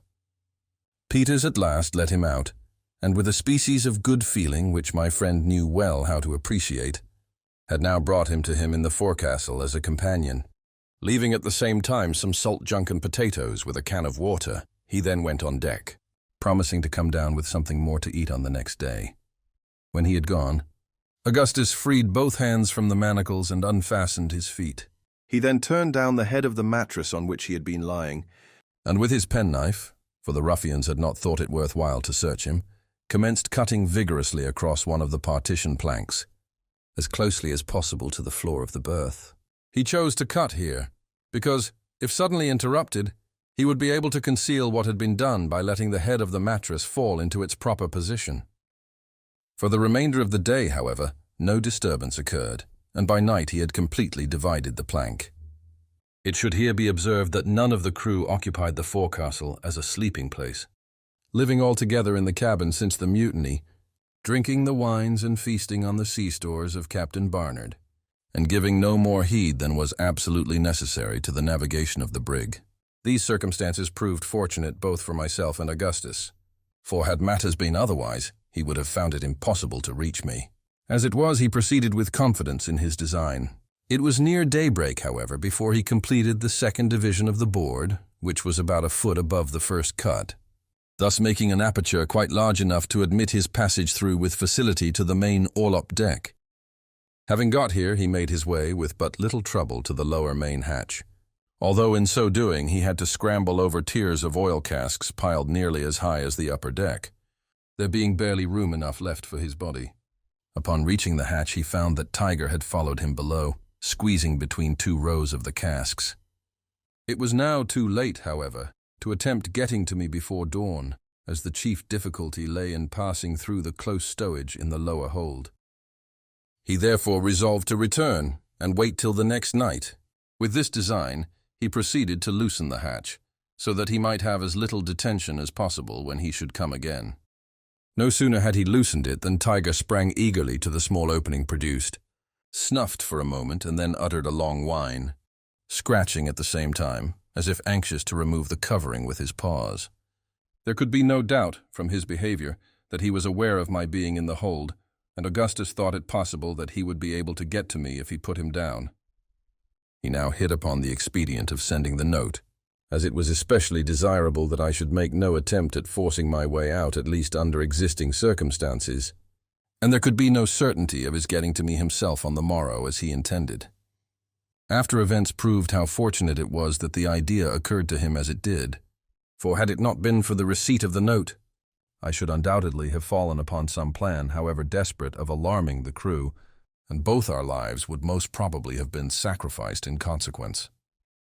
Having concluded to write, the difficulty was now to procure the materials for so doing. An old toothpick was soon made into a pen, and this by means of feeling all together, for the between-decks was as dark as pitch. Paper enough was obtained from the back of a letter, a duplicate of the forged letter from Mr. Ross. This had been the original draft, but the handwriting not being sufficiently well imitated, Augustus had written another, thrusting the first by good fortune into his coat pocket, where it was now most opportunely discovered. Ink alone was thus wanting, and a substitute was immediately found for this, by means of a slight incision, with the penknife on the back of a finger just above the nail, a copious flow of blood ensuing. As usual from wounds in that vicinity, the note was now written, as well as it could be in the dark and under the circumstances. It briefly explained that a mutiny had taken place, that Captain Barnard was set adrift, and that I might expect immediate relief as far as provisions were concerned, but must not venture upon making any disturbance. It concluded with these words: I have scrawled this with blood. Your life depends upon lying close. This slip of paper being tied upon the dog. He was now put down the hatchway, and Augustus made the best of his way back to the forecastle, where he found no reason to believe that any of the crew had been in his absence. To conceal the hole in the partition, he drove his knife in just above it and hung up a pea jacket which he found in the berth. His handcuffs were then replaced, and also the rope around his ankles. These arrangements were scarcely completed when Dirk Peters came below, very drunk, but in excellent humor, and bringing with him my friend's allowance of provision for the day. This consisted of a dozen large Irish potatoes roasted, and a pitcher of water. He sat for some time on a chest by the berth and talked freely about the mate and the general concerns of the brig. His demeanor was exceedingly capricious and even grotesque. At one time Augustus was much alarmed by odd conduct. At last, however, he went on deck, muttering a promise to bring his prisoner a good dinner on the morrow. During the day, 2 of the crew, harpooners, came down, accompanied by the cook, all 3 in nearly the last stage of intoxication. Like Peters, they made no scruple of talking unreservedly about their plans. It appeared that they were much divided among themselves as to their ultimate course, agreeing in no point, except the attack on the ship from the Cape Verde Islands, with which they were in hourly expectation of meeting. As far as could be ascertained, the mutiny had not been brought about altogether for the sake of booty, a private pique of the chief mates against Captain Barnard having been the main instigation. There now seemed to be 2 principal factions among the crew, one headed by the mate, the other by the cook. The former party were for seizing the first suitable vessel which should present itself, and equipping it at some of the West India Islands for a piratical cruise. The latter division, however, which was the stronger, and included Dirk Peters among its partisans, were bent upon pursuing the course originally laid out for the brig into the South Pacific. They're either to take whale or act otherwise, as circumstances should suggest. The representations of Peters, who had frequently visited these regions, had great weight, apparently, with the mutineers, wavering as they were, between half-engendered notions of profit and pleasure. He dwelt on the world of novelty and amusement, to be found among the innumerable islands of the Pacific, on the perfect security and freedom from all restraint to be enjoyed, but more particularly on the deliciousness of the climate, on the abundant means of good living, and on the voluptuous beauty of the women. As yet, nothing had been absolutely determined upon, but the pictures of the hybrid line manager were taking strong hold upon the ardent imaginations of the seamen, and there was every possibility that his intentions would be finally carried into effect. The 3 men went away in about an hour, and no one else entered the forecastle all day.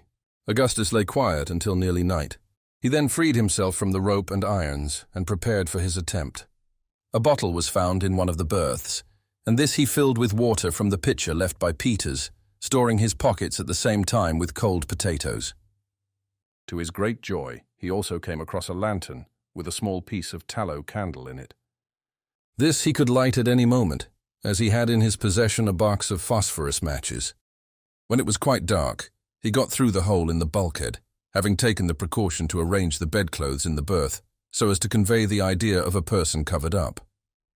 When through, he hung up the pea jacket on his knife, as before, to conceal the aperture, this maneuver being easily effected, as he did not readjust the piece of plank taken out until afterward. He was now on the main orlop deck, and proceeded to make his way, as before, between the upper deck and the oil casks to the main hatchway. Having reached this, he lit the piece of candle, and descended, groping with extreme difficulty among the compact stowage of the hold. In a few moments he became alarmed at the insufferable stench and the closeness of the atmosphere. He could not think it possible that I had survived my confinement for so long a period breathing so oppressive an air. He called my name repeatedly, but I made him no reply, and his apprehensions seemed thus to be confirmed. The brig was rolling violently, and there was so much noise in consequence that it was useless to listen for any weak sound, such as those of my breathing or snoring. He threw open the lantern and held it as high as possible whenever an opportunity occurred, in order that by observing the light, I might, if alive, be aware that succor was approaching. Still nothing was heard from me, and the supposition of my death began to assume the character of certainty. He determined, nevertheless, to force a passage, if possible, to the box, and at least ascertain beyond a doubt the truth of his surmises. He pushed on for some time in a most pitiable state of anxiety, until at length he found the pathway utterly blocked up, and that there was no possibility of making any farther way by the course in which he had set out. Overcome now by his feelings, he threw himself among the lumber in despair and wept like a child. It was at this period that he heard the crash occasioned by the bottle which I had thrown down. Fortunate indeed was it that the incident occurred, for upon this incident, trivial as it appears, the thread of my destiny depended. Many years elapsed, however, before I was aware of this fact. A natural shame and regret for his weakness and indecision prevented Augustus from confiding to me at once what a more intimate and unreserved communion afterward induced him to reveal. Upon finding his further progress in the hold impeded by obstacles which he could not overcome, he had resolved to abandon his attempt at reaching me and return at once to the forecastle. Before condemning him entirely on this head, the harassing circumstances which embarrassed him should be taken into consideration. The night was fast wearing away, and his absence from the forecastle might be discovered, and indeed would necessarily be so if he should fail to get back to the berth by daybreak. His candle was expiring in the socket, and there would be the greatest difficulty in retracing his way to the hatchway in the dark. It must be allowed, too, that he had every good reason to believe me dead, in which event no benefit could result to me from his reaching the box, and a world of danger would be encountered to no purpose by himself. He had repeatedly called, and I had made him no answer. I had been now 11 days and nights with no more water than that contained in the jug which he had left with me, a supply which it was not at all probable I had hoarded in the beginning of my confinement, as I had every cause to expect a speedy release. The atmosphere of the hold, too, must have appeared to him, coming from the comparatively open air of the steerage, of a nature absolutely poisonous, and by far more intolerable than it had seemed to me upon my first taking up my quarters in the box, the hatchways at that time having been constantly open for many months previous.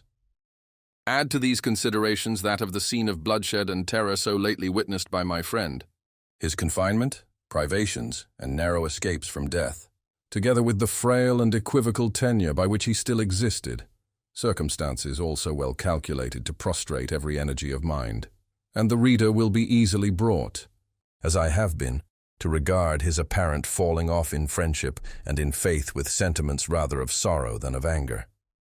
The crash of the bottle was distinctly heard, yet Augustus was not sure that it proceeded from the hold.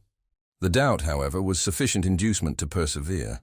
He clambered up nearly to the orlop deck by means of the stowage, and then, watching for a lull in the pitchings of the vessel, he called out to me in as loud a tone as he could command, regardless for the moment of being overheard by the crew. It will be remembered that on this occasion the voice reached me, but I was so entirely overcome by violent agitation as to be incapable of reply. Confident now that his worst apprehensions were well founded, he descended, with a view of getting back to the forecastle without loss of time.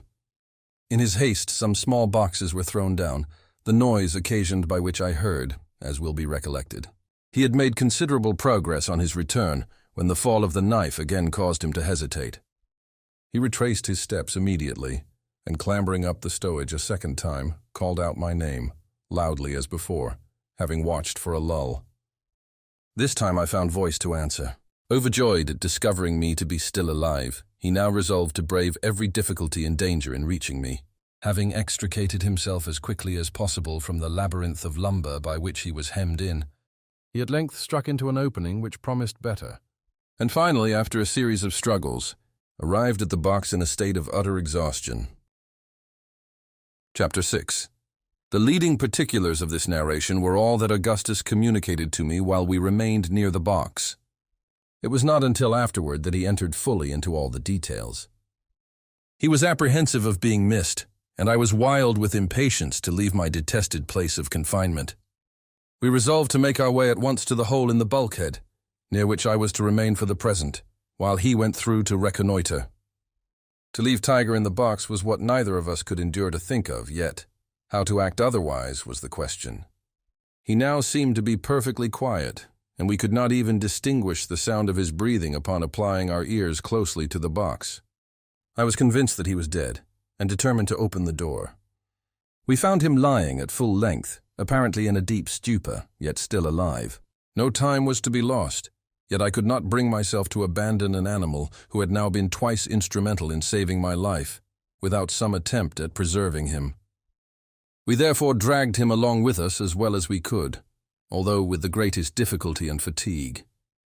Augustus, during part of the time, being forced to clamber over the impediments in our way with the huge dog in his arms, a feat to which the feebleness of my frame rendered me totally inadequate. At length we succeeded in reaching the hole, when Augustus got through and Tiger was pushed in afterward. All was found to be safe, and we did not fail to return sincere thanks to God for our deliverance from the imminent danger we had escaped. For the present, it was agreed that I should remain near the opening, through which my companion could readily supply me with a part of his daily provision, and where I could have the advantages of breathing an atmosphere comparatively pure. In explanation of some portions of this narrative, wherein I have spoken of the stowage of the brig, and which may appear ambiguous to some of my readers who may have seen a proper or regular stowage, I must here state that the manner in which this most important duty had been performed on board the Grampus was a most shameful piece of neglect on the part of Captain Barnard, who was by no means as careful or as experienced a seaman as the hazardous nature of the service on which he was employed would seem necessarily to demand. A proper stowage cannot be accomplished in a careless manner, and many most disastrous accidents, even within the limits of my own experience, have arisen from neglect or ignorance in this particular. Coasting vessels, in the frequent hurry and bustle attendant upon taking in or discharging cargo, are the most liable to mishap from the want of a proper attention to stowage. The great point is to allow no possibility of the cargo or ballast shifting position even in the most violent rollings of the vessel. With this end, great attention must be paid, not only to the bulk taken in, but to the nature of the bulk, and whether there be a full or only a partial cargo. In most kinds of freight, the stowage is accomplished by means of a screw. Thus, in a load of tobacco or flour, the whole is screwed so tightly into the hold of the vessel that the barrels or hogsheads, upon discharging, are found to be completely flattened, and take some time to regain their original shape. This screwing, however, is resorted to principally with a view of obtaining more room in the hold. For in a full load of any such commodities as flour or tobacco, there can be no danger of any shifting whatever, at least none from which inconvenience can result. There have been instances, indeed, where this method of screwing has resulted in the most lamentable consequences, arising from a cause altogether distinct from the danger attendant upon a shifting of cargo. A load of cotton, for example, tightly screwed while in certain conditions, has been known, through the expansion of its bulk, to rend a vessel asunder at sea. There can be no doubt either that the same result would ensue in the case of tobacco, while undergoing its usual course of fermentation, were it not for the interstices consequent upon the rotundity of the hogsheads. It is when a partial cargo is received that danger is chiefly to be apprehended from shifting, and that precautions should be always taken to guard against such misfortune. Only those who have encountered a violent gale of wind, or rather, who have experienced the rolling of a vessel in a sudden calm after the gale, can form an idea of the tremendous force of the plunges, and of the consequent terrible impetus given to all loose articles in the vessel. It is then that the necessity of a cautious stowage, when there is a partial cargo, becomes obvious. When lying to, especially with a small head sail, a vessel which is not properly modelled in the bows is frequently thrown upon her beam ends. This occurring even every 15 or 20 minutes upon an average, yet without any serious consequences resulting, provided there be a proper stowage. If this, however, has not been strictly attended to, in the first of these heavy lurches the whole of the cargo tumbles over to the side of the vessel which lies upon the water, and being thus prevented from regaining her equilibrium, as she would otherwise necessarily do, she is certain to fill in a few seconds and go down. It is not too much to say that at least 1/2 of the instances in which vessels have foundered in heavy gales at sea may be attributed to a shifting of cargo or of ballast. When a partial cargo of any kind is taken on board the whole, after being first stowed as compactly as may be, should be covered with a layer of stout shifting boards extending completely across the vessel. Upon these boards, strong temporary stanchions should be erected, reaching to the timbers above, and thus securing everything in its place. In cargoes consisting of grain or any similar matter, additional precautions are requisite. A hold filled entirely with grain upon leaving port will be found not more than 3/4 full upon reaching its destination. This, too, although the freight, when measured bushel by the consignee, will overrun by a vast deal, on account of the swelling of the grain, the quantity consigned. This result is occasioned by settling during the voyage, and is the more perceptible in proportion to the roughness of the weather experienced. If grain loosely thrown in a vessel, then, is ever so well secured by shifting boards and stanchions, it will be liable to shift in a long passage so greatly as to bring about the most distressing calamities. To prevent these, every method should be employed before leaving port to settle the cargo as much as possible. And for this, there are many contrivances, among which may be mentioned the driving of wedges into the grain. Even after all this is done, and unusual pains taken to secure the shifting boards, no seaman who knows what he is about will feel altogether secure in a gale of any violence with a cargo of grain on board, and least of all with a partial cargo. Yet there are hundreds of our coasting vessels, and it is likely many more from the ports of Europe, which sail daily with partial cargoes, even of the most dangerous species, and without any precaution whatever. The wonder is that no more accidents occur than do actually happen. A lamentable instance of this heedlessness occurred to my knowledge in the case of Captain Joel Rice of the schooner Firefly, which sailed from Richmond, Virginia, to Madeira with a cargo of corn in the year 1825. The captain had gone many voyages without serious accident, although he was in the habit of paying no attention whatever to his stowage, more than to secure it in the ordinary manner. He had never before sailed with a cargo of grain, and on this occasion had the corn thrown on board loosely, when it did not much more than half fill the vessel. For the first portion of the voyage he met with nothing more than light breezes, but when within a day's sail of Madeira there came on a strong gale from the NNE which forced him to lie to. He brought the schooner to the wind under a double-reefed foresail alone, when she rode as well as any vessel could be expected to do, and shipped not a drop of water. Toward night the gale somewhat abated, and she rolled with more unsteadiness than before, but still did very well, until a heavy lurch threw her upon her beam ends to starboard. The corn was then heard to shift bodily, the force of the movement bursting open the main hatchway. The vessel went down like a shot. This happened within hail of a small sloop from Madeira, which picked up one of the crew, the only person saved, and which rode out the gale in perfect security, as indeed a jolly boat might have done under proper management. The stowage on board the Grampus was most clumsily done, if stowage that could be called, which was little better than a promiscuous huddling together of oil casks and ship furniture. I have already spoken of the condition of articles in the hold. On the orlop deck there was space enough for my body, as I have stated, between the oil casks and the upper deck. A space was left open around the main hatchway, and several other large spaces were left in the stowage. Near the hole cut through the bulkhead by Augustus there was room enough for an entire cask, and in this space I found myself comfortably situated for the present. By the time my friend had got safely into the berth and readjusted his handcuffs and the rope, it was broad daylight. We had made a narrow escape indeed, for scarcely had he arranged all matters when the mate came below, with Dirk Peters and the cook. They talked for some time about the vessel from the Cape Verds, and seemed to be excessively anxious for her appearance. At length the cook came to the berth in which Augustus was lying, and seated himself in it near the head. I could see and hear everything from my hiding place, for the piece cut out had not been put back, and I was in momentary expectation that the Negro would fall against the pea-jacket, which was hung up to conceal the aperture, in which case all would have been discovered, and our lives would no doubt have been instantly sacrificed.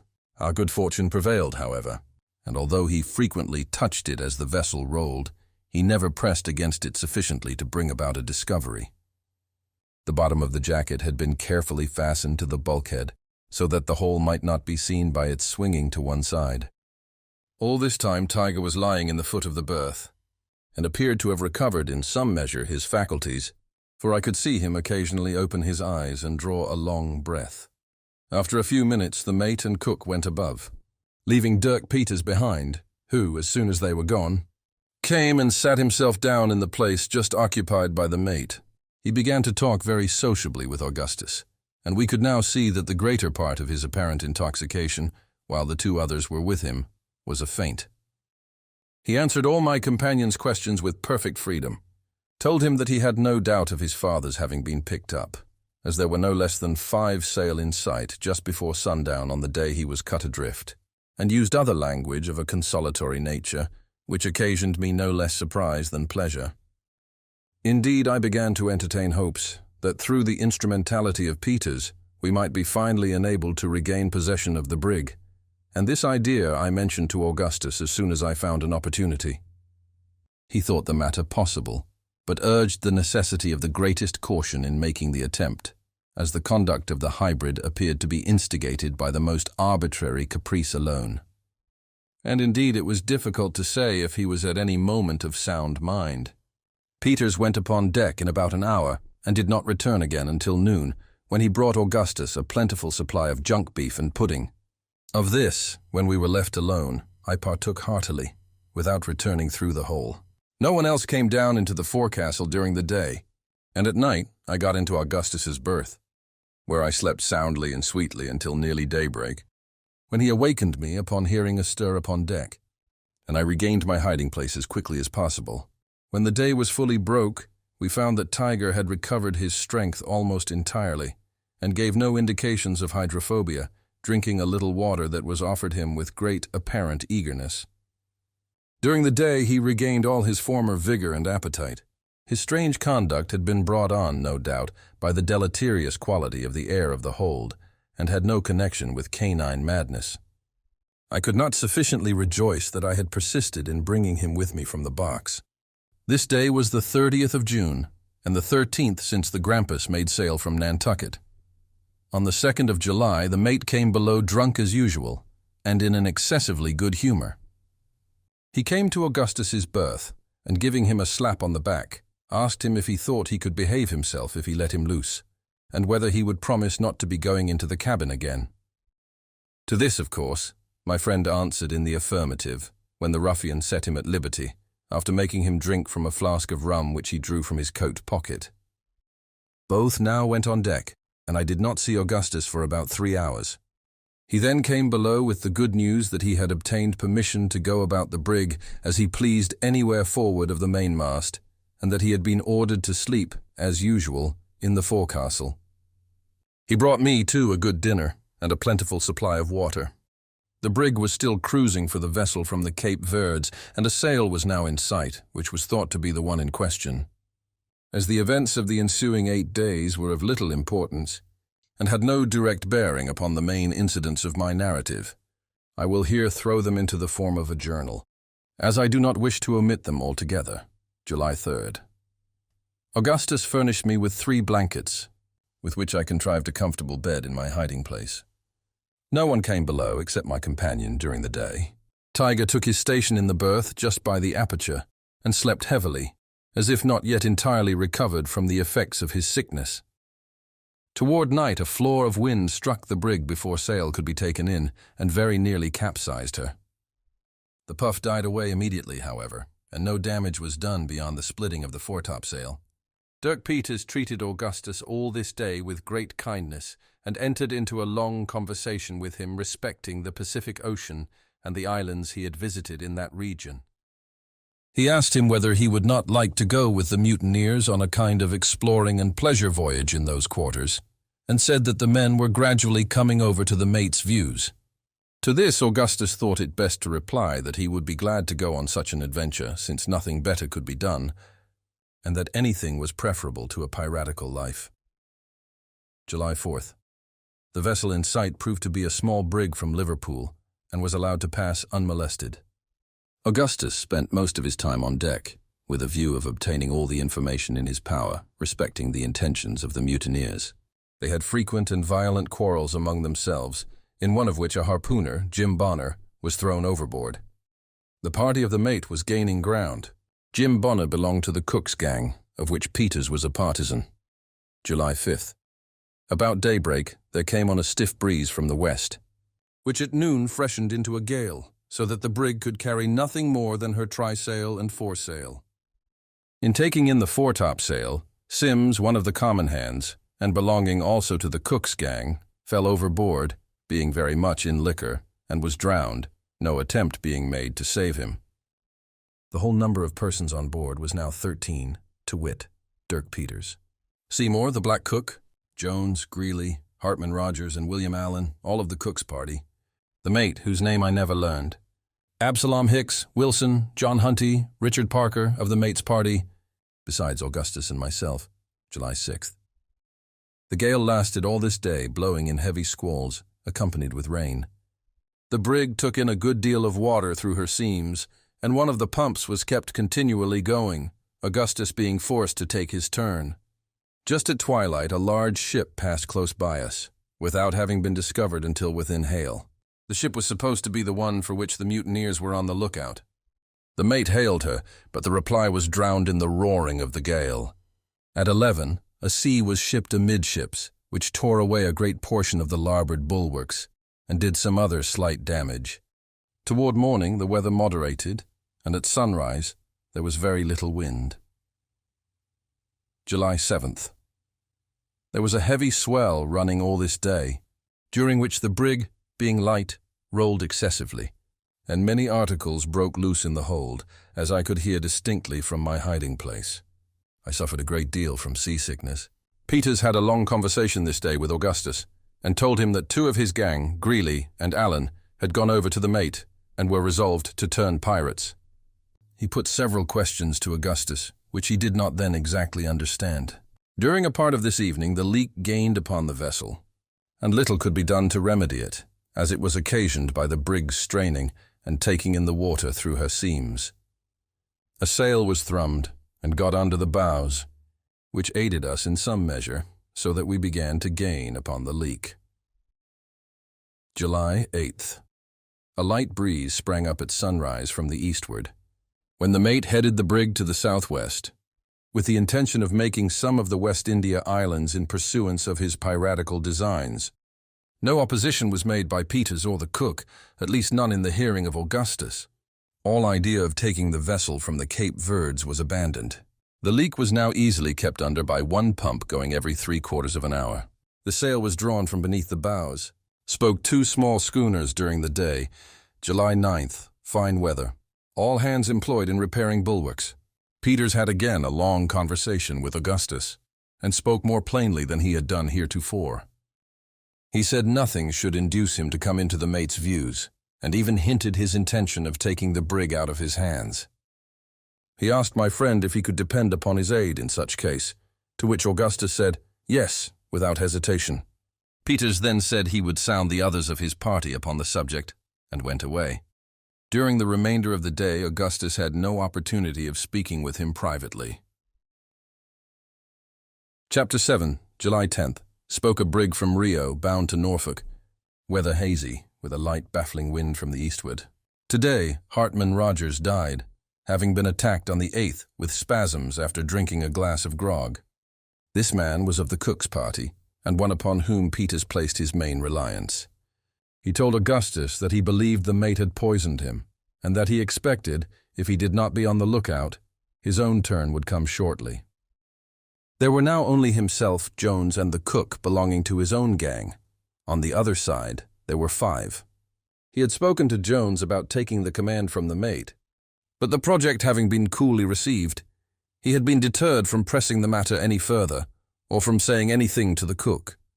It was well, as it happened, that he was so prudent, for in the afternoon the cook expressed his determination of siding with the mate, and went over formally to that party, while Jones took an opportunity of quarrelling with Peters, and hinted that he would let the mate know of the plan in agitation. There was now evidently no time to be lost, and Peters expressed his determination of attempting to take the vessel at all hazards, provided Augustus would lend him his aid. My friend at once assured him of his willingness to enter into any plan for that purpose, and, thinking the opportunity a favorable one, made known the fact of my being on board. At this the hybrid was not more astonished than delighted, as he had no reliance whatever upon Jones, whom he already considered as belonging to the party of the mate. They went below immediately, when Augustus called to me by name, and Peters and myself were soon made acquainted. It was agreed that we should attempt to retake the vessel upon the first good opportunity, leaving Jones altogether out of our counsels. In the event of success, we were to run the brig into the first port that offered and deliver her up. The desertion of his party had frustrated Peters's design of going into the Pacific, an adventure which could not be accomplished without a crew, and he depended upon either getting acquitted upon trial, on the score of insanity, which he solemnly avowed had actuated him in lending his aid to the mutiny, or upon obtaining a pardon, if found guilty, through the representations of Augustus and myself. Our deliberations were interrupted for the present by the cry of, "All hands take in sail," and Peters and Augustus ran up on deck. As usual, the crew were nearly all drunk, and before sail could be properly taken in, a violent squall laid the brig on her beam ends. By keeping her away, however, she righted, having shipped a good deal of water. Scarcely was everything secure when another squall took the vessel, and immediately afterward another, no damage being done. There was every appearance of a gale of wind, which, indeed, shortly came on with great fury from the northward and westward. All was made as snug as possible, and we laid to, as usual, under a close-reefed foresail. As night drew on, the wind increased in violence with a remarkably heavy sea.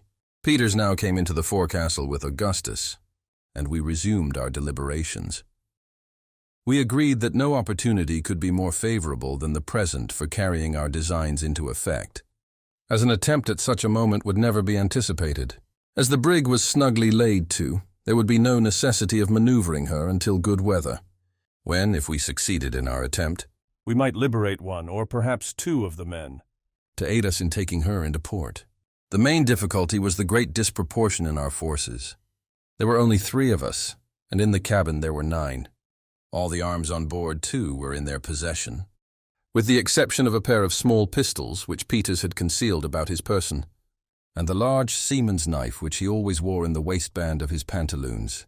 From certain indications, too, such, for example, as there being no such thing as an axe or a handspike lying in their customary places, we began to fear that the mate had his suspicions, at least in regard to Peters, and that he would let slip no opportunity of getting rid of him. It was clear, indeed, that what we should determine to do could not be done too soon. Still, the odds were too much against us to allow of our proceeding without the greatest caution. Peters proposed that he should go up on deck and enter into conversation with the watch, Allan, when he would be able to throw him into the sea without trouble, and without making any disturbance, by seizing a good opportunity, that Augustus and myself should then come up, and endeavor to provide ourselves with some kind of weapons from the deck, and that we should then make a rush together and secure the companionway before any opposition could be offered. I objected to this because I could not believe that the mate, who was a cunning fellow in all matters which did not affect his superstitious prejudices, would suffer himself to be so easily entrapped. The very fact of there being a watch on deck at all was sufficient proof that he was upon the alert. It not being usual, except in vessels where discipline is most rigidly enforced, to station a watch on deck when a vessel is lying to in a gale of wind. As I address myself principally, if not altogether, to persons who have never been to sea, it may be as well to state the exact condition of a vessel under such circumstances. Lying to, or in sea parlance, laying to, is a measure resorted to for various purposes and effected in various manners. In moderate weather, it is frequently done with a view of merely bringing the vessel to a standstill, to wait for another vessel, or any similar object. If the vessel which lies to is under full sail, the maneuver is usually accomplished by throwing round some portion of her sails, so as to let the wind take them aback, when she becomes stationary. But we are now speaking of lying to in a gale of wind. This is done when the wind is ahead, and too violent to admit of carrying sail without danger of capsizing, and sometimes even when the wind is fair, but the sea too heavy for the vessel to be put before it. If a vessel be suffered to scud before the wind in a very heavy sea, much damage is usually done her by the shipping of water over her stern, and sometimes by the violent plunges she makes forward. This maneuver, then, is seldom resorted to in such case unless through necessity. When the vessel is in a leaky condition, she is often put before the wind even in the heaviest seas. For when lying to, her seams are sure to be greatly opened by her violent straining, and it is not so much the case when scudding. Often, too, it becomes necessary to scud a vessel, either when the blast is so exceedingly furious as to tear in pieces the sail which is employed with a view of bringing her head to the wind, or when, through the false modeling of the frame or other causes, this main object cannot be effected. Vessels in a gale of wind are laid to in different manners, according to their peculiar construction. Some lie to best under a foresail, and this, I believe, is the sail most usually employed. Large square-rigged vessels have sails for the express purpose, called storm-stay sails.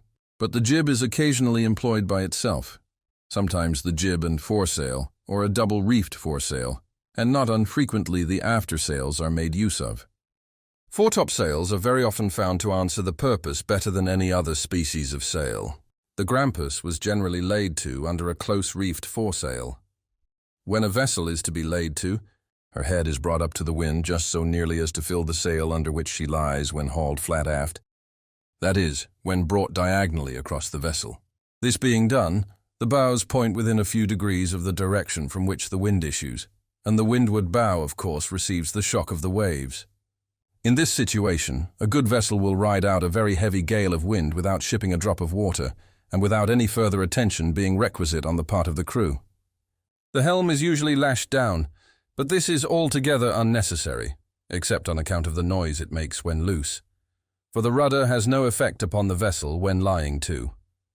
Indeed, the helm had far better be left loose than lashed very fast, for the rudder is apt to be torn off by heavy seas if there be no room for the helm to play. As long as the sail holds, a well-modelled vessel will maintain her situation and ride every sea as if instinct with life and reason. If the violence of the wind, however, should tear the sail into pieces, a feat which it requires a perfect hurricane to accomplish under ordinary circumstances, there is then imminent danger. The vessel falls off from the wind, and coming broadside to the sea, is completely at its mercy. The only resource in this case is to put her quietly before the wind, letting her scud until some other sail can be set. Some vessels will lie to under no sail whatever, but such are not to be trusted at sea. But to return from this digression, it had never been customary with the mate to have any watch on deck when lying to in a gale of wind, and the fact that he had now one, coupled with the circumstance of the missing axes and handspikes, fully convinced us that the crew were too well on the watch to be taken by surprise in the manner Peters had suggested. Something, however, was to be done, and that with as little delay as practicable. For there could be no doubt that a suspicion having been once entertained against Peters, he would be sacrificed upon the earliest occasion, and one would certainly be either found or made upon the breaking of the gale. Augustus now suggested that if Peters could contrive to remove, under any pretext, the piece of chain cable which lay over the trap in the stateroom, we might possibly be able to come upon them unawares by means of the hold. But a little reflection convinced us that the vessel rolled and pitched too violently for any attempt of that nature. By good fortune, I at length hit upon the idea of working upon the superstitious terrors and guilty conscience of the mate. It will be remembered that one of the crew, Hartman Rogers, had died during the morning, having been attacked 2 days before with spasms after drinking some spirits and water. Peters had expressed to us his opinion that this man had been poisoned by the mate, and for this belief he had reasons, so he said, which were incontrovertible, but which he could not be prevailed upon to explain to us, this wayward refusal being only in keeping with other points of his singular character.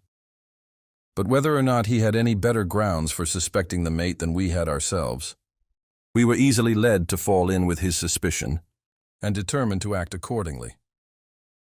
Rogers had died about 11 in the forenoon, in violent convulsions, and the corpse presented in a few minutes after death one of the most horrid and loathsome spectacles I ever remember to have seen. The stomach was swollen immensely, like that of a man who has been drowned and lain under water for many weeks. The hands were in the same condition, while the face was shrunken, shriveled, and of a chalky whiteness, except where relieved by 2 or 3 glaring red blotches like those occasioned by the erysipelas. One of these blotches extended diagonally across the face, completely covering up an eye as if with a band of red velvet. In this disgusting condition, the body had been brought up from the cabin at noon to be thrown overboard. When the mate, getting a glimpse of it, for he now saw it for the first time, and being either touched with remorse for his crime or struck with terror at so horrible a sight, ordered the men to sew the body up in its hammock and allow it the usual rites of sea burial. Having given these directions, he went below, as if to avoid any further sight of his victim. While preparations were making to obey his orders, the gale came on with great fury, and the design was abandoned for the present. The corpse, left to itself, was washed into the larboard scuppers, where it still lay at the time of which I speak, floundering about with the furious lurches of the brig. Having arranged our plan, we set about putting it in execution as speedily as possible. Peters went upon deck and, as he had anticipated, was immediately accosted by Allan, who appeared to be stationed more as a watch upon the forecastle than for any other purpose. The fate of this villain, however, was speedily and silently decided. For Peters, approaching him in a careless manner, as if about to address him, seized him by the throat, and before he could utter a single cry, tossed him over the bulwarks. He then called to us, and we came up. Our first precaution was to look about for something with which to arm ourselves, and in doing this we had to proceed with great care, for it was impossible to stand on deck an instant without holding fast, and violent seas broke over the vessel at every plunge forward. It was indispensable, too, that we should be quick in our operations, for every minute we expected the mate to be up to set the pumps going, as it was evident the brig must be taking in water very fast. After searching about for some time, we could find nothing more fit for our purpose than the 2 pump handles, one of which Augustus took, and I the other. Having secured these, we stripped off the shirt of the corpse and dropped the body overboard. Peters and myself then went below, leaving Augustus to watch upon deck, where he took his station just where Allan had been placed, and with his back to the cabin companionway, so that if any of the mate's gang should come up, he might suppose it was the watch. As soon as I got below, I commenced disguising myself so as to represent the corpse of Rogers. The shirt which we had taken from the body aided us very much, for it was of singular form and character and easily recognizable, a kind of smock which the deceased wore over his other clothing. It was a blue stockinette with large white stripes running across. Having put this on, I proceeded to equip myself with a false stomach, in imitation of the horrible deformity of the swollen corpse. This was soon effected by means of stuffing with some bedclothes. I then gave the same appearance to my hands by drawing on a pair of white woolen mittens and filling them in with any kind of rags that offered themselves. Peters then arranged my face, first rubbing it well over with white chalk and afterward blotching it with blood, which he took from a cut in his finger. The streak across the eye was not forgotten and presented a most shocking appearance. Chapter 8. As I viewed myself in a fragment of looking-glass which hung up in the cabin, and by the dim light of a kind of battle lantern, I was so impressed with a sense of vague awe at my appearance, and at the recollection of the terrific reality which I was thus representing, that I was seized with a violent tremor, and could scarcely summon resolution to go on with my part. It was necessary, however, to act with decision, and Peters and myself went upon deck.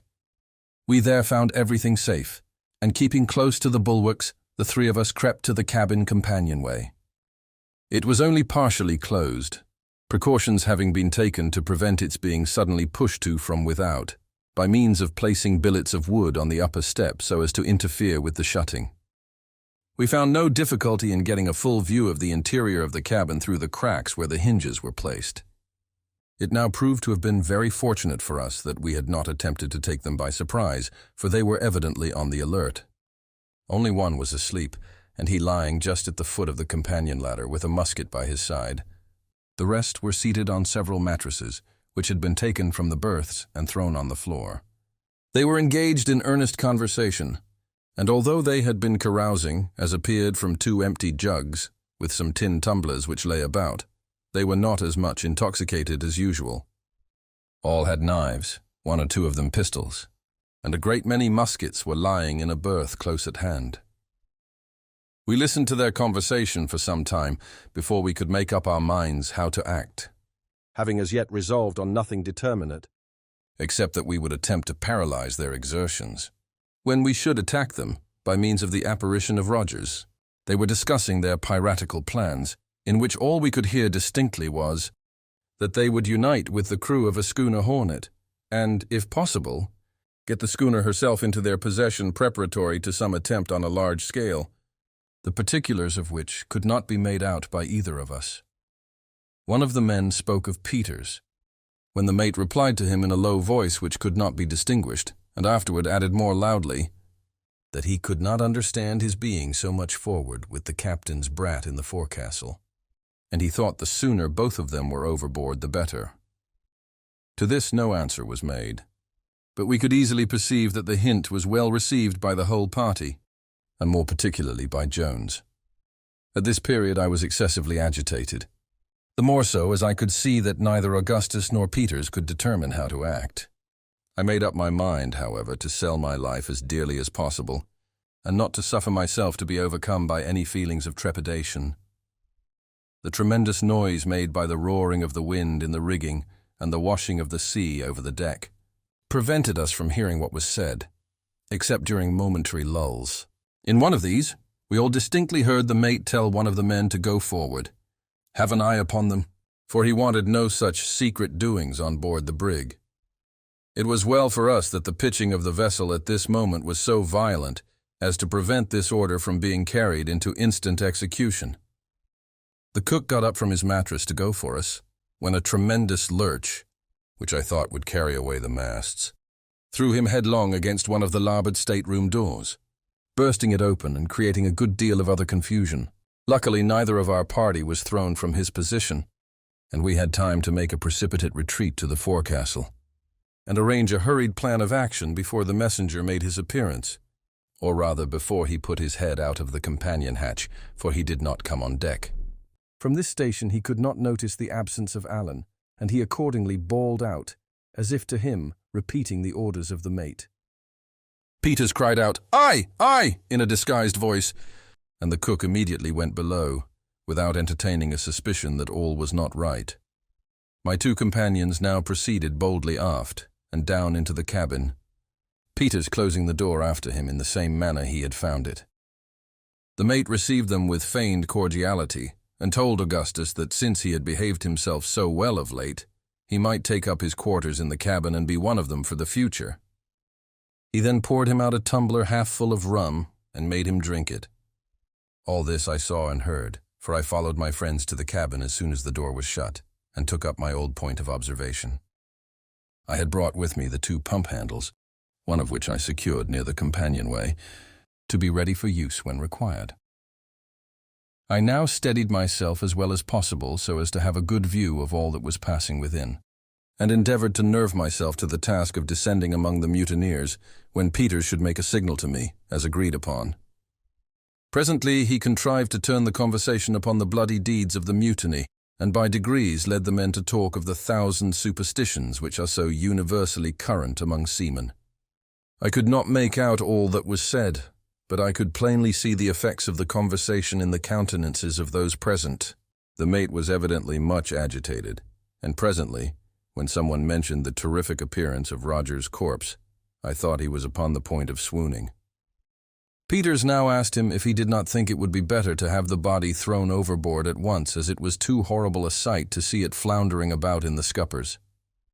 At this the villain absolutely gasped for breath, and turned his head slowly round upon his companions, as if imploring someone to go up and perform the task. No one, however, stirred, and it was quite evident that the whole party were wound up to the highest pitch of nervous excitement. Peters now made me the signal. I immediately threw open the door of the companionway, and descending without uttering a syllable, stood erect in the midst of the party. The intense effect produced by this sudden apparition is not at all to be wondered at when the various circumstances are taken into consideration. Usually, in cases of a similar nature, there is left in the mind of the spectator some glimmering of doubt as to the reality of the vision before his eyes. A degree of hope, however feeble, that he is the victim of chicanery, and that the apparition is not actually a visitant from the old world of shadows. It is not too much to say that such remnants of doubt have been at the bottom of almost every such visitation, and that the appalling horror which has sometimes been brought about is to be attributed, Even in the cases most in point, and where most suffering has been experienced, more to a kind of anticipative horror, lest the apparition might possibly be real, than to an unwavering belief in its reality. But in the present instance it will be seen immediately that in the minds of the mutineers there was not even the shadow of a basis upon which to rest, a doubt that the apparition of Rogers was indeed a revivification of his disgusting corpse, or at least its spiritual image. The isolated situation of the brig, with its entire inaccessibility on account of the gale, confined the apparently possible means of deception within such narrow and definite limits that they must have thought themselves enabled to survey them all at a glance. They had now been at sea 24 days, without holding more than a speaking communication with any vessel whatever. The whole of the crew, too, at least all whom they had the most remote reason for suspecting to be on board, were assembled in the cabin, with the exception of Allan, the watch. And his gigantic stature, he was 6 feet 6 inches high, was too familiar in their eyes to permit the notion that he was the apparition before them to enter their minds, even for an instant. Add to these considerations the awe-inspiring nature of the tempest, and that of the conversation brought about by Peters, the deep impression which the loathsomeness of the actual corpse had made in the morning upon the imaginations of the men, the excellence of the imitation in my person, and the uncertain and wavering light in which they beheld me, as the glare of the cabin lantern, swinging violently to and fro, fell dubiously and fitfully upon my figure. And there will be no reason to wonder that the deception had even more than the entire effect which we had anticipated. The mate sprang up from the mattress on which he was lying, and without uttering a syllable, fell back, stone dead, upon the cabin floor, and was hurled to the leeward like a log by a heavy roll of the brig. Of the remaining 7, there were but 3 who had at first any degree of presence of mind. The 4 others sat for some time rooted apparently to the floor, the most pitiable objects of horror and utter despair my eyes ever encountered. The only opposition we experienced at all was from the cook, John Hunt, and Richard Parker. But they made but a feeble and irresolute defense. The 2 former were shot instantly by Peters, and I felled Parker with a blow on the head from the pump handle which I had brought with me. In the meantime, Augustus seized one of the muskets lying on the floor and shot another mutineer, Wilson, through the breast. There were now but 3 remaining, but by this time they had become aroused from their lethargy, and perhaps began to see that a deception had been practiced upon them. For they fought with great resolution and fury, and, but for the immense muscular strength of Peters, might have ultimately got the better of us. These 3 men were Jones, Greeley, and Absalom Hicks. Jones had thrown Augustus to the floor, stabbed him in several places along the right arm, and would no doubt have soon dispatched him, as neither Peters nor myself could immediately get rid of our own antagonists, had it not been for the timely aid of a friend, upon whose assistance we surely had never depended. This friend was no other than Tiger. With a low growl, he bounded into the cabin, at a most critical moment for Augustus, and throwing himself upon Jones, pinned him to the floor in an instant. My friend, however, was now too much injured to render us any aid whatever, and I was so encumbered with my disguise that I could do but little.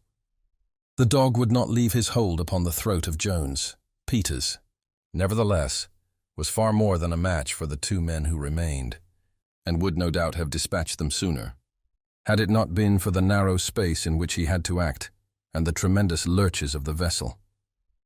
Presently he was enabled to get hold of a heavy stool, several of which lay about the floor. With this he beat out the brains of Greeley as he was in the act of discharging a musket at me, and immediately afterward a roll of the brig throwing him in contact with Hicks. He seized him by the throat and by dint of sheer strength strangled him instantaneously. Thus, in far less time than I have taken to tell it, we found ourselves masters of the brig. The only person of our opponents who was left alive was Richard Parker. This man, it will be remembered, I had knocked down with a blow from the pump handle at the commencement of the attack. He now lay motionless by the door of the shattered stateroom. But upon Peters touching him with his foot, he spoke and entreated for mercy. His head was only slightly cut, and otherwise he had received no injury, having been merely stunned by the blow. He now got up, and, for the present, we secured his hands behind his back. The dog was still growling over Jones, but upon examination we found him completely dead. the blood issuing in a stream from a deep wound in the throat, inflicted, no doubt, by the sharp teeth of the animal. It was now about 1 o'clock in the morning, and the wind was still blowing tremendously. The brig evidently labored much more than usual, and it became absolutely necessary that something should be done with a view of easing her in some measure. At almost every roll to leeward she shipped to sea, several of which came partially down into the cabin during our scuffle, the hatchway having been left open by myself when I descended. The entire range of bulwarks to larboard had been swept away, as well as the caboose, together with the jolly boat from the counter. The creaking and working of the mainmast, too, gave indication that it was nearly sprung. To make room for more stowage in the afterhold, the heel of this mast had been stepped between decks, a very reprehensible practice, occasionally resorted to by ignorant shipbuilders, so that it was in imminent danger of working from its step. But to crown all our difficulties, we plumbed the well, and found no less than 7 feet of water. Leaving the bodies of the crew lying in the cabin, we got to work immediately at the pumps, Parker, of course, being set at liberty to assist us in the labor. Augustus's arm was bound up as well as we could effect it, and he did what he could, but that was not much. However, we found that we could just manage to keep the leak from gaining upon us by having one pump constantly going.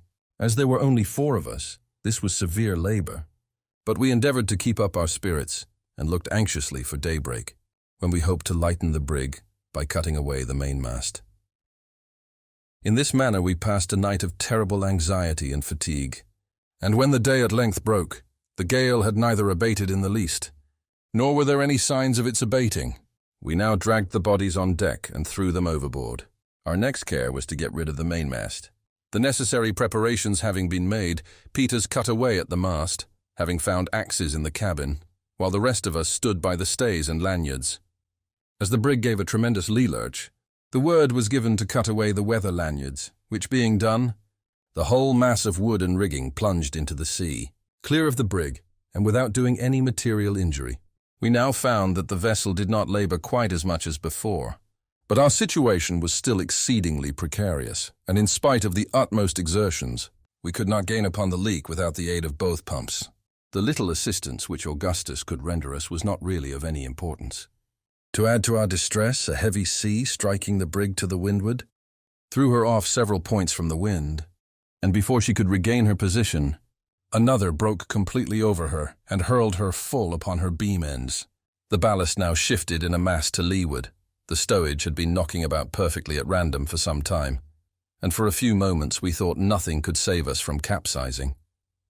Presently, however, we partially righted, but the ballast still retaining its place to larboard.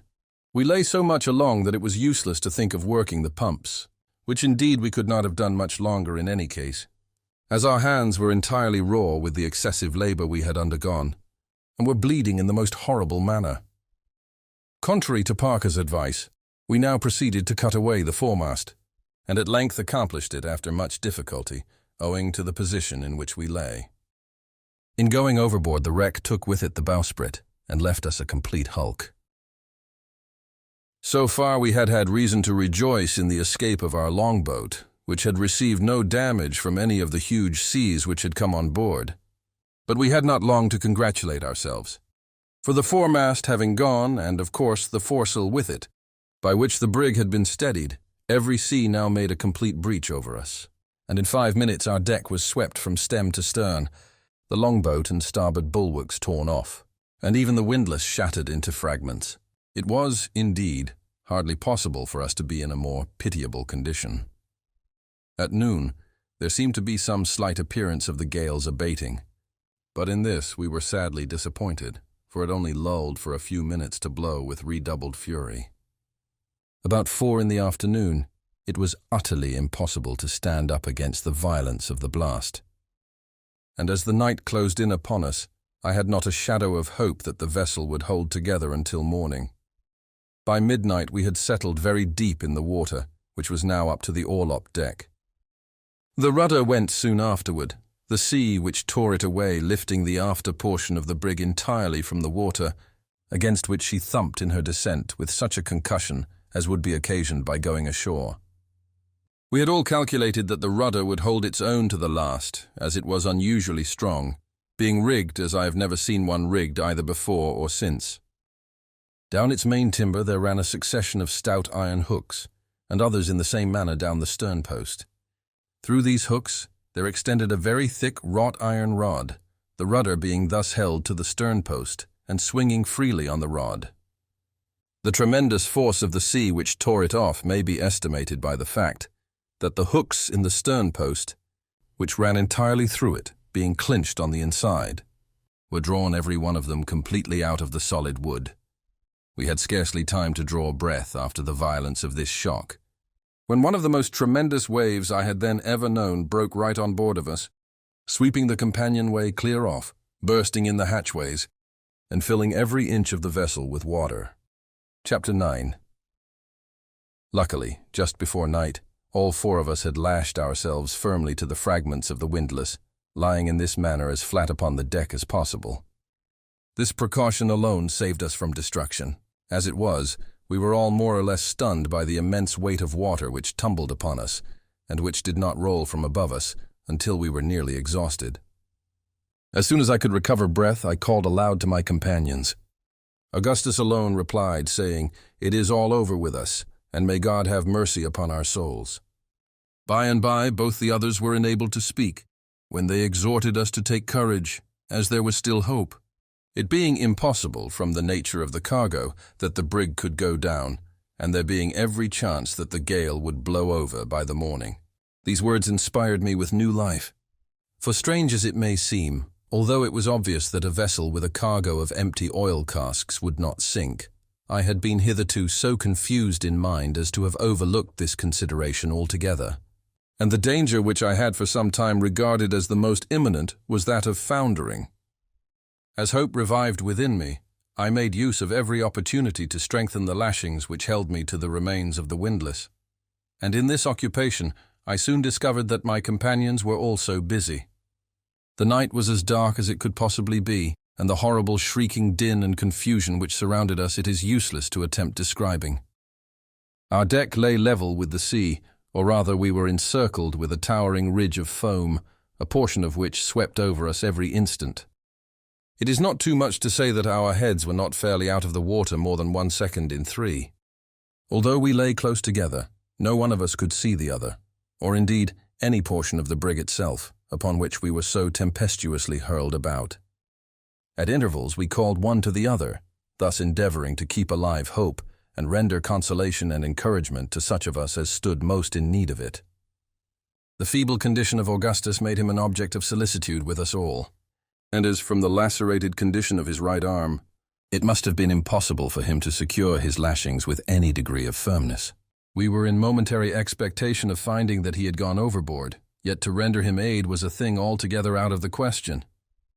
Fortunately, his station was more secure than that of any of the rest of us, for the upper part of his body, lying just beneath a portion of the shattered windlass, the seas, as they tumbled in upon him, were greatly broken in their violence. In any other situation than this, into which he had been accidentally thrown after having lashed himself in a very exposed spot, he must inevitably have perished before morning. Owing to the brig's lying so much along, we were all less liable to be washed off than otherwise would have been the case.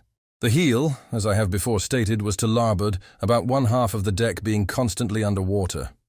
The seas, therefore, which struck us to starboard were much broken by the vessel's side, only reaching us in fragments as we lay flat on our faces, while those which came from larboard, being what are called backwater seas, and obtaining little hold upon us on account of our posture, had not sufficient force to drag us from our fastenings.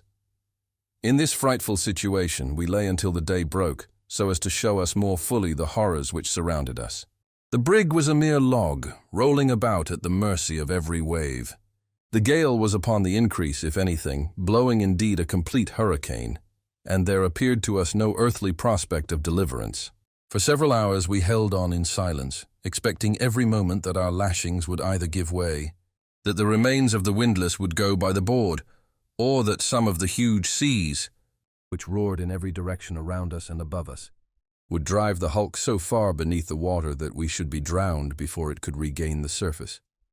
By the mercy of God, however, we were preserved from these imminent dangers, and about midday were cheered by the light of the blessed sun. Shortly afterward, we could perceive a sensible diminution in the force of the wind, when now, for the first time since the latter part of the evening before, Augustus spoke, asking Peters, who lay closest to him, if he thought there was any possibility of our being saved.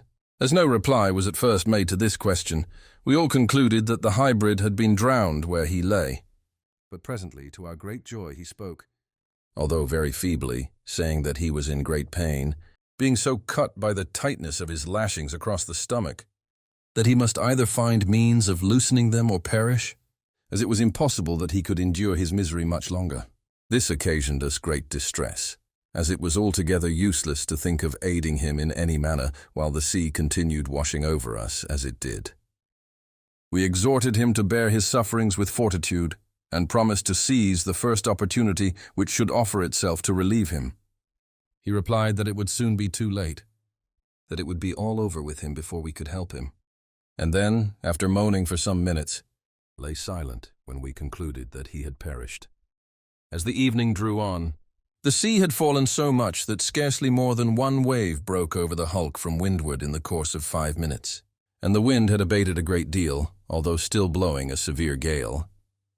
I had not heard any of my companions speak for hours, and now called to Augustus. He replied, although very feebly, so that I could not distinguish what he said.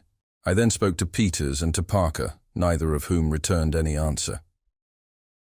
Shortly after this period, I fell into a state of partial insensibility, during which the most pleasing images floated in my imagination, such as green trees, waving meadows of ripe grain, processions of dancing girls, troops of cavalry, and other fantasies.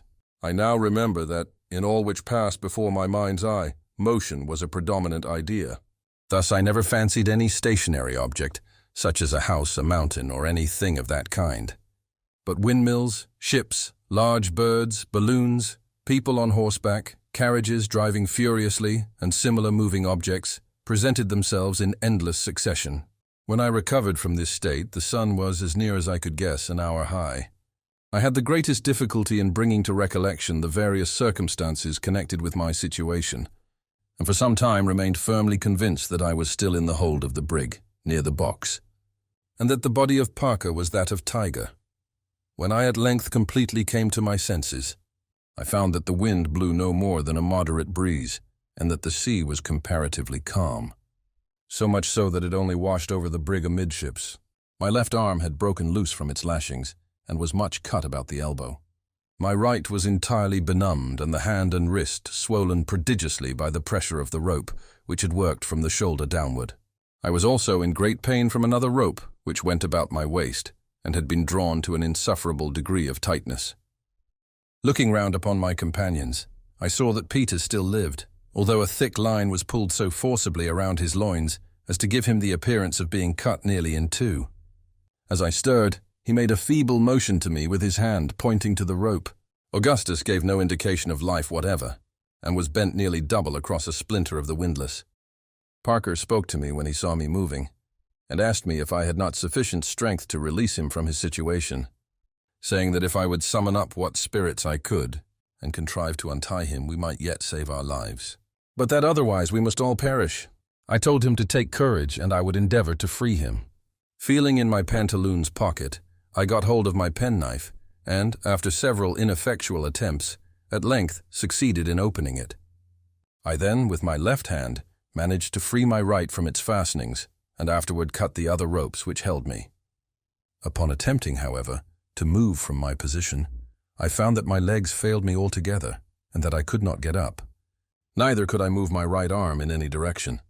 Upon mentioning this to Parker, he advised me to lie quiet for a few minutes, holding onto the windlass with my left hand, so as to allow time for the blood to circulate.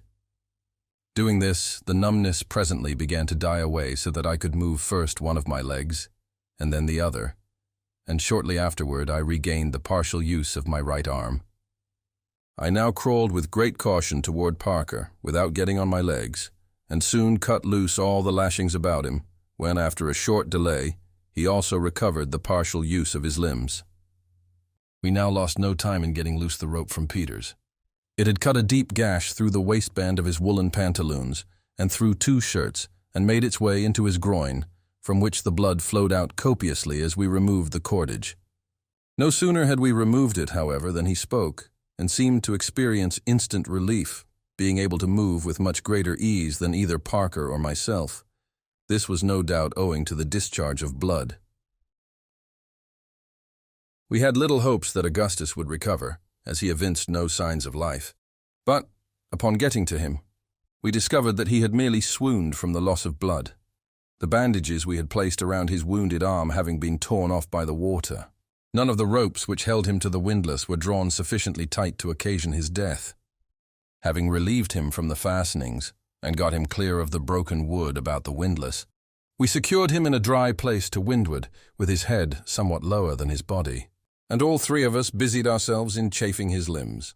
In about half an hour he came to himself, although it was not until the next morning that he gave signs of recognizing any of us, or had sufficient strength to speak. By the time we had thus got clear of our lashings, it was quite dark, and it began to cloud up, so that we were again in the greatest agony lest it should come on to blow hard, in which event nothing could have saved us from perishing, exhausted as we were. By good fortune, it continued very moderate during the night, the sea subsiding every minute, which gave us great hopes of ultimate preservation. A gentle breeze still blew from the NW, but the weather was not at all cold. Augustus was lashed carefully to windward in such a manner as to prevent him from slipping overboard with the rolls of the vessel, as he was still too weak to hold on at all. For ourselves there was no such necessity. We sat close together, supporting each other with the aid of the broken ropes about the windlass, and devising methods of escape from our frightful situation. We derived much comfort from taking off our clothes and wringing the water from them. When we put them on after this, they felt remarkably warm and pleasant, and served to invigorate us in no little degree. We helped Augustus off with his, and wrung them for him, when he experienced the same comfort. Our chief sufferings were now those of hunger and thirst, and when we looked forward to the means of relief in this respect, our hearts sunk within us, and we were induced to regret that we had escaped the less dreadful perils of the sea. We endeavored, however, to console ourselves with the hope of being speedily picked up by some vessel, and encouraged each other to bear with fortitude the evils that might happen. The morning of the 14th at length dawned, and the weather still continued clear and pleasant, with a steady but very light breeze from the NW. The sea was now quite smooth, and as from some cause which we could not determine, the brig did not lie so much along as she had done before. The deck was comparatively dry, and we could move about with freedom. We had now been better than 3 entire days and nights without either food or drink, and it became absolutely necessary that we should make an attempt to get up something from below. As the brig was completely full of water, we went to this work despondently, and with but little expectation of being able to obtain anything. We made a kind of drag by driving some nails which we broke out from the remains of the companion hatch into 2 pieces of wood. Tying these across each other, and fastening them to the end of a rope, we threw them into the cabin and dragged them to and fro, in the faint hope of being thus able to entangle some article which might be of use to us for food, or which might at least render us assistance in getting it. We spent the greater part of the morning in this labor without effect, fishing up nothing more than a few bedclothes, which were readily caught by the nails. Indeed, our contrivance was so very clumsy that any greater success was hardly to be anticipated. We now tried the forecastle, but equally in vain, and were upon the brink of despair, when Peters proposed that we should fasten a rope to his body and let him make an attempt to get up something by diving into the cabin. This proposition we hailed with all the delight which reviving hope could inspire. He proceeded immediately to strip off his clothes with the exception of his pantaloons, and a strong rope was then carefully fastened around his middle, being brought up over his shoulders in such a manner that there was no possibility of its slipping.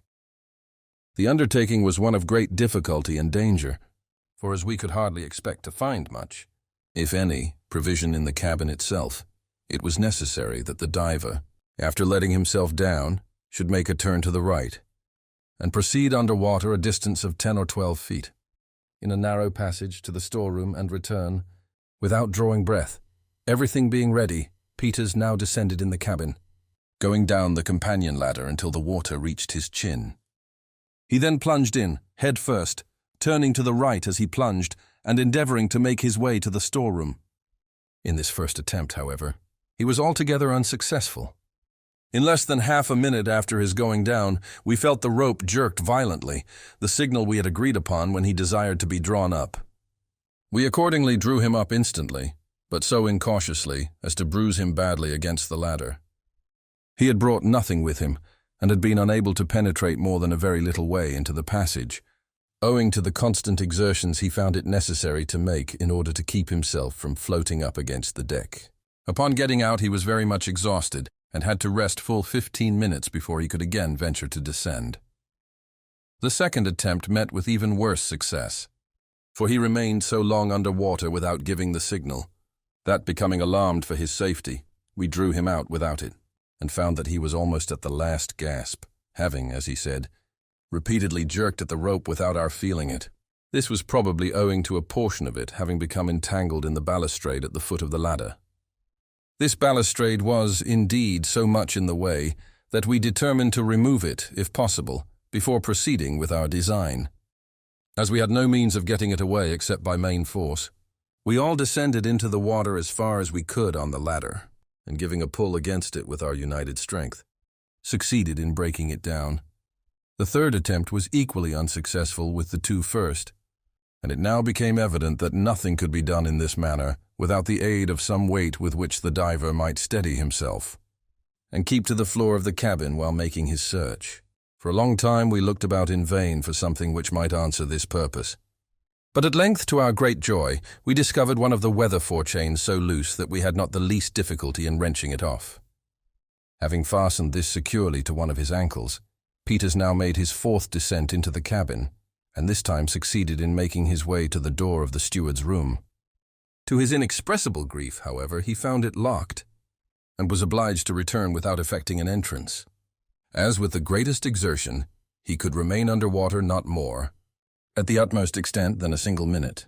Our affairs now looked gloomy indeed, and neither Augustus nor myself could refrain from bursting into tears, as we thought of the host of difficulties which encompassed us, and the slight probability which existed of our finally making an escape. But this weakness was not of long duration. Throwing ourselves on our knees to God, we implored his aid in the many dangers which beset us, and arose with renewed hope and vigor to think what could yet be done by mortal means toward accomplishing our deliverance. Chapter 10. Shortly afterward, an incident occurred which I am induced to look upon as more intensely productive of emotion, as far more replete with the extremes first of delight and then of horror, than even any of the 1,000 chances which afterward befell me in 9 long years, crowded with events of the most startling and, in many cases, of the most unconceived and unconceivable character. We were lying on the deck near the companionway, and debating the possibility of yet making our way into the storeroom, when, looking toward Augustus, who lay fronting myself, I perceived that he had become all at once deadly pale, and that his lips were quivering in the most singular and unaccountable manner. Greatly alarmed, I spoke to him, but he made me no reply, and I was beginning to think that he was suddenly taken ill, when I took notice of his eyes, which were glaring apparently at some object behind me. I turned my head, and shall never forget the ecstatic joy which thrilled through every particle of my frame when I perceived a large brig bearing down upon us, and not more than a couple of miles off. I sprung to my feet as if a musket bullet had suddenly struck me to the heart, and stretching out my arms in the direction of the vessel, stood in this manner, motionless and unable to articulate a syllable. Peters and Parker were equally affected, although in different ways. The former danced about the deck like a madman, uttering the most extravagant rhodomontades, intermingled with howls and imprecations, while the latter burst into tears, and continued for many minutes weeping like a child. The vessel in sight was a large hermaphrodite brig, of a Dutch build, and painted black, with a tawdry gilt figurehead. She had evidently seen a good deal of rough weather, and, we supposed, had suffered much in the gale which had proved so disastrous to ourselves, for her foretopmast was gone, and some of her starboard bulwarks. When we first saw her, she was, as I have already said, about 2 miles off and to windward, bearing down upon us. The breeze was very gentle, and what astonished us chiefly was, that she had no other sails set than her foremast and mainsail, with a flying jib. Of course she came down but slowly, and our impatience amounted nearly to frenzy. The awkward manner in which she steered, too, was remarked by all of us, even excited as we were. She yawed about so considerably that once or twice we thought it impossible she could see us, or imagined that, having seen us and discovered no person on board, she was about to tack and make off in another direction. Upon each of these occasions we screamed and shouted at the top of our voices. When the stranger would appear to change for a moment her intention, and again hold on toward us, this singular conduct being repeated 2 or 3 times, so that at last we could think of no other manner of accounting for it than by supposing the helmsman to be in liquor. No person was seen upon her decks until she arrived within about 1/4 mile of us. We then saw 3 seamen, whom by their dress we took to be Hollanders. 2 of these were lying on some old sails near the forecastle, and the third, who appeared to be looking at us with great curiosity, was leaning over the starboard bow near the bowsprit. This last was a stout and tall man with a very dark skin. He seemed by his manner to be encouraging us to have patience, nodding to us in a cheerful, although rather odd way, and smiling constantly, so as to display a set of the most brilliantly white teeth. As his vessel drew nearer, we saw a red flannel cap which he had on fall from his head into the water. But of this he took little or no notice, continuing his odd smiles and gesticulations. I relate these things and circumstances minutely, and I relate them, it must be understood, precisely as they appeared to us. The brig came on slowly, and now more steadily than before. And I cannot speak calmly of this event. Our hearts leaped up wildly within us, and we poured out our whole souls in shouts and thanksgiving to God for the complete, unexpected, and glorious deliverance that was so palpably at hand. Of a sudden, and all at once, there came wafted over the ocean from the strange vessel, which was now close upon us, a smell, a stench, such as the whole world has no name for, no conception of, hellish, utterly suffocating, insufferable, inconceivable. I gasped for breath, and turning to my companions, perceived that they were paler than marble. But we had now no time left for question or surmise. The brig was within 50 feet of us, and it seemed to be her intention to run under our counter, that we might board her without putting out a boat. We rushed aft, when suddenly a wide yaw threw her off full 5 or 6 points from the course she had been running, and as she passed under our stern at the distance of about 20 feet, we had a full view of her decks. Shall I ever forget the triple horror of that spectacle? 25 or 30 human bodies, among whom were several females, lay scattered about between the counter and the galley in the last and most loathsome state of putrefaction. We plainly saw that not a soul lived in that fated vessel, yet we could not help shouting to the dead for help. Yes, long and loudly did we beg, in the agony of the moment, that those silent and disgusting images would stay for us, would not abandon us to become like them, would receive us among their goodly company. We were raving with horror and despair, thoroughly mad through the anguish of our grievous disappointment. As our first loud yell of terror broke forth, it was replied to by something from near the bowsprit of the stranger, so closely resembling the scream of a human voice that the nicest ear might have been startled and deceived. At this instant another sudden yaw brought the region of the forecastle for a moment into view, and we beheld at once the origin of the sound. We saw the tall, stout figure still leaning on the bulwark, and still nodding his head to and fro, but his face was now turned from us so that we could not behold it. His arms were extended over the rail, and the palms of his hands fell outward. His knees were lodged upon a stout rope, tightly stretched, and reaching from the heel of the bowsprit to a cathead. On his back, from which a portion of the shirt had been torn, leaving it bare, there sat a huge seagull, busily gorging itself with the horrible flesh, its bill and talons deep buried, and its white plumage spattered all over with blood. As the brig moved farther round so as to bring us close in view, the bird, with much apparent difficulty, drew out its crimsoned head and, after eyeing us for a moment as if stupefied, arose lazily from the body upon which it had been feasting, and flying directly above our deck, hovered there a while with a portion of clotted and liver-like substance in its beak. The horrid morsel dropped at length with a sullen splash immediately at the feet of Parker. May God forgive me. But now, for the first time, there flashed through my mind a thought. a thought which I will not mention, and I felt myself making a step toward the ensanguined spot. I looked upward, and the eyes of Augustus met my own, with a degree of intense and eager meaning which immediately brought me to my senses. I sprang forward quickly and, with a deep shudder, threw the frightful thing into the sea. The body from which it had been taken, resting as it did upon the rope, had been easily swayed to and fro by the exertions of the carnivorous bird, and it was this motion which had at first impressed us with the belief of its being alive. As the gull relieved it of its weight, it swung round and fell partially over, so that the face was fully discovered. Never, surely, was any object so terribly full of awe. The eyes were gone, and the whole flesh around the mouth, leaving the teeth utterly naked. This, then, was the smile which had cheered us on to hope. But I forbear. The brig, as I have already told, passed under our stern, and made its way slowly but steadily to leeward. With her and with her terrible crew went all our gay visions of deliverance and joy. Deliberately, as she went by, we might possibly have found means of boarding her, had not our sudden disappointment and the appalling nature of the discovery which accompanied it laid entirely prostrate every active faculty of mind and body. We had seen and felt, but we could neither think nor act until, alas, too late.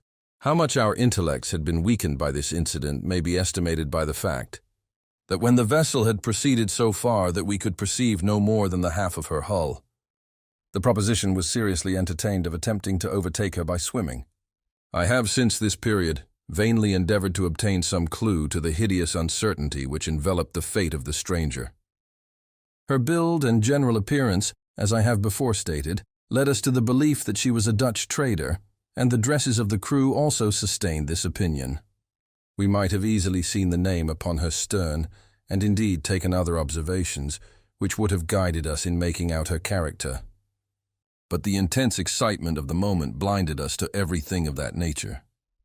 From the saffron-like hue of such of the corpses as were not entirely decayed, we concluded that the whole of her company had perished by the yellow fever or some other virulent disease of the same fearful kind. If such were the case, and I know not what else to imagine, death, to judge from the positions of the bodies, must have come upon them in a manner awfully sudden and overwhelming, in a way totally distinct from that which generally characterizes even the most deadly pestilences with which mankind are acquainted. It is possible, indeed, that poison, accidentally introduced into some of their sea stores, may have brought about the disaster, or that the eating of some unknown venomous species of fish, or other marine animal or oceanic bird, might have induced it. But it is utterly useless to form conjectures where all is involved, and will, no doubt, remain forever involved in the most appalling and unfathomable mystery. Chapter 11. We spent the remainder of the day in a condition of stupid lethargy, gazing after the retreating vessel until the darkness, hiding her from our sight, recalled us in some measure to our senses. The pangs of hunger and thirst then returned, absorbing all other cares and considerations. Nothing, however, could be done until the morning, and securing ourselves as well as possible, we endeavored to snatch a little repose. In this I succeeded beyond my expectations, sleeping until my companions, who had not been so fortunate, aroused me at daybreak to renew our attempts at getting up provisions from the hull. It was now a dead calm, with the sea as smooth as I have ever known it, the weather warm and pleasant. The brig was out of sight. We commenced our operations by wrenching off, with some trouble, another of the forechains, and having fastened both to Peter's feet, he again made an endeavor to reach the door of the storeroom, thinking it possible that he might be able to force it open, provided he could get at it in sufficient time. And this he hoped to do, as the hulk lay much more steadily than before. He succeeded very quickly in reaching the door. When loosening one of the chains from his ankle, he made every exertion to force the passage with it, but in vain, the framework of the room being far stronger than was anticipated. He was quite exhausted with his long stay under water, and it became absolutely necessary that some other one of us should take his place. For this service Parker immediately volunteered, but after making 3 ineffectual efforts, found that he could never even succeed in getting near the door. The condition of Augustus's wounded arm rendered it useless for him to attempt going down, as he would be unable to force the room open should he reach it, and it accordingly now devolved upon me to exert myself for our common deliverance. Peters had left one of the chains in the passage, and I found upon plunging in that I had not sufficient balance to keep me firmly down. I determined, therefore, to attempt no more, in my first effort, than merely to recover the other chain. In groping along the floor of the passage for this, I felt a hard substance, which I immediately grasped, not having time to ascertain what it was, but returning and ascending instantly to the surface. The prize proved to be a bottle, and our joy may be conceived when I say that it was found to be full of port wine. Giving thanks to God for this timely and cheering assistance, we immediately drew the cork with my penknife, and each taking a moderate sup, felt the most indescribable comfort from the warmth, strength, and spirits with which it inspired us. We then carefully recorked the bottle, and, by means of a handkerchief, swung it in such a manner that there was no possibility of its getting broken. Having rested a while after this fortunate discovery, I again descended, and now recovered the chain, with which I instantly came up. I then fastened it on, and went down for the third time, when I became fully satisfied that no exertions whatever in that situation would enable me to force open the door of the storeroom. I therefore returned in despair.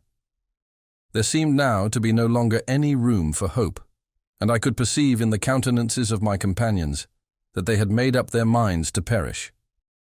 The wine had evidently produced in them a species of delirium, which perhaps I had been prevented from feeling by the immersion I had undergone since drinking it. They talked incoherently, and about matters unconnected with our condition, Peters repeatedly asking me questions about Nantucket. Augustus, too, I remember, approached me with a serious air and requested me to lend him a pocket comb, as his hair was full of fish scales, and he wished to get them out before going on shore. Parker appeared somewhat less affected, and urged me to dive at random into the cabin and bring up any article which might come to hand. To this I consented, and in the first attempt, after staying under a full minute, brought up a small leather trunk belonging to Captain Barnard. This was immediately opened in the faint hope that it might contain something to eat or drink. We found nothing, however, except a box of razors and 2 linen shirts. I now went down again and returned without any success.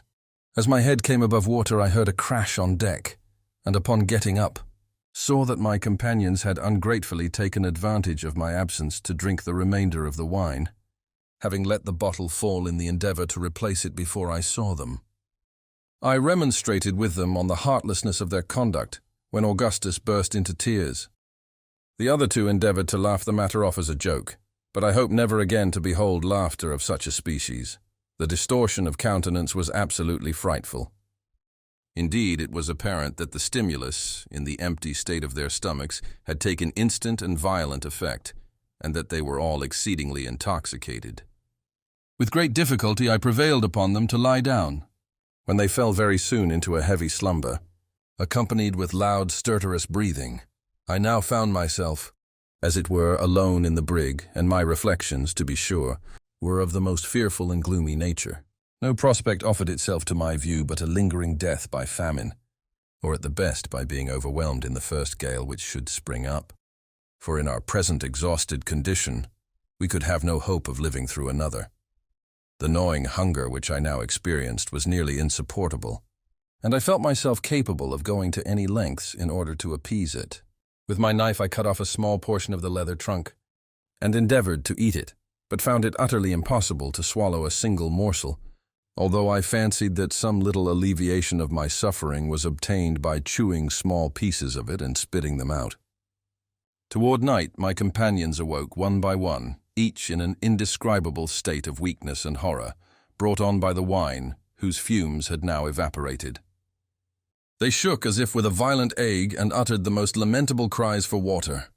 Their condition affected me in the most lively degree, at the same time causing me to rejoice in the fortunate train of circumstances which had prevented me from indulging in the wine, and consequently from sharing their melancholy and most distressing sensations.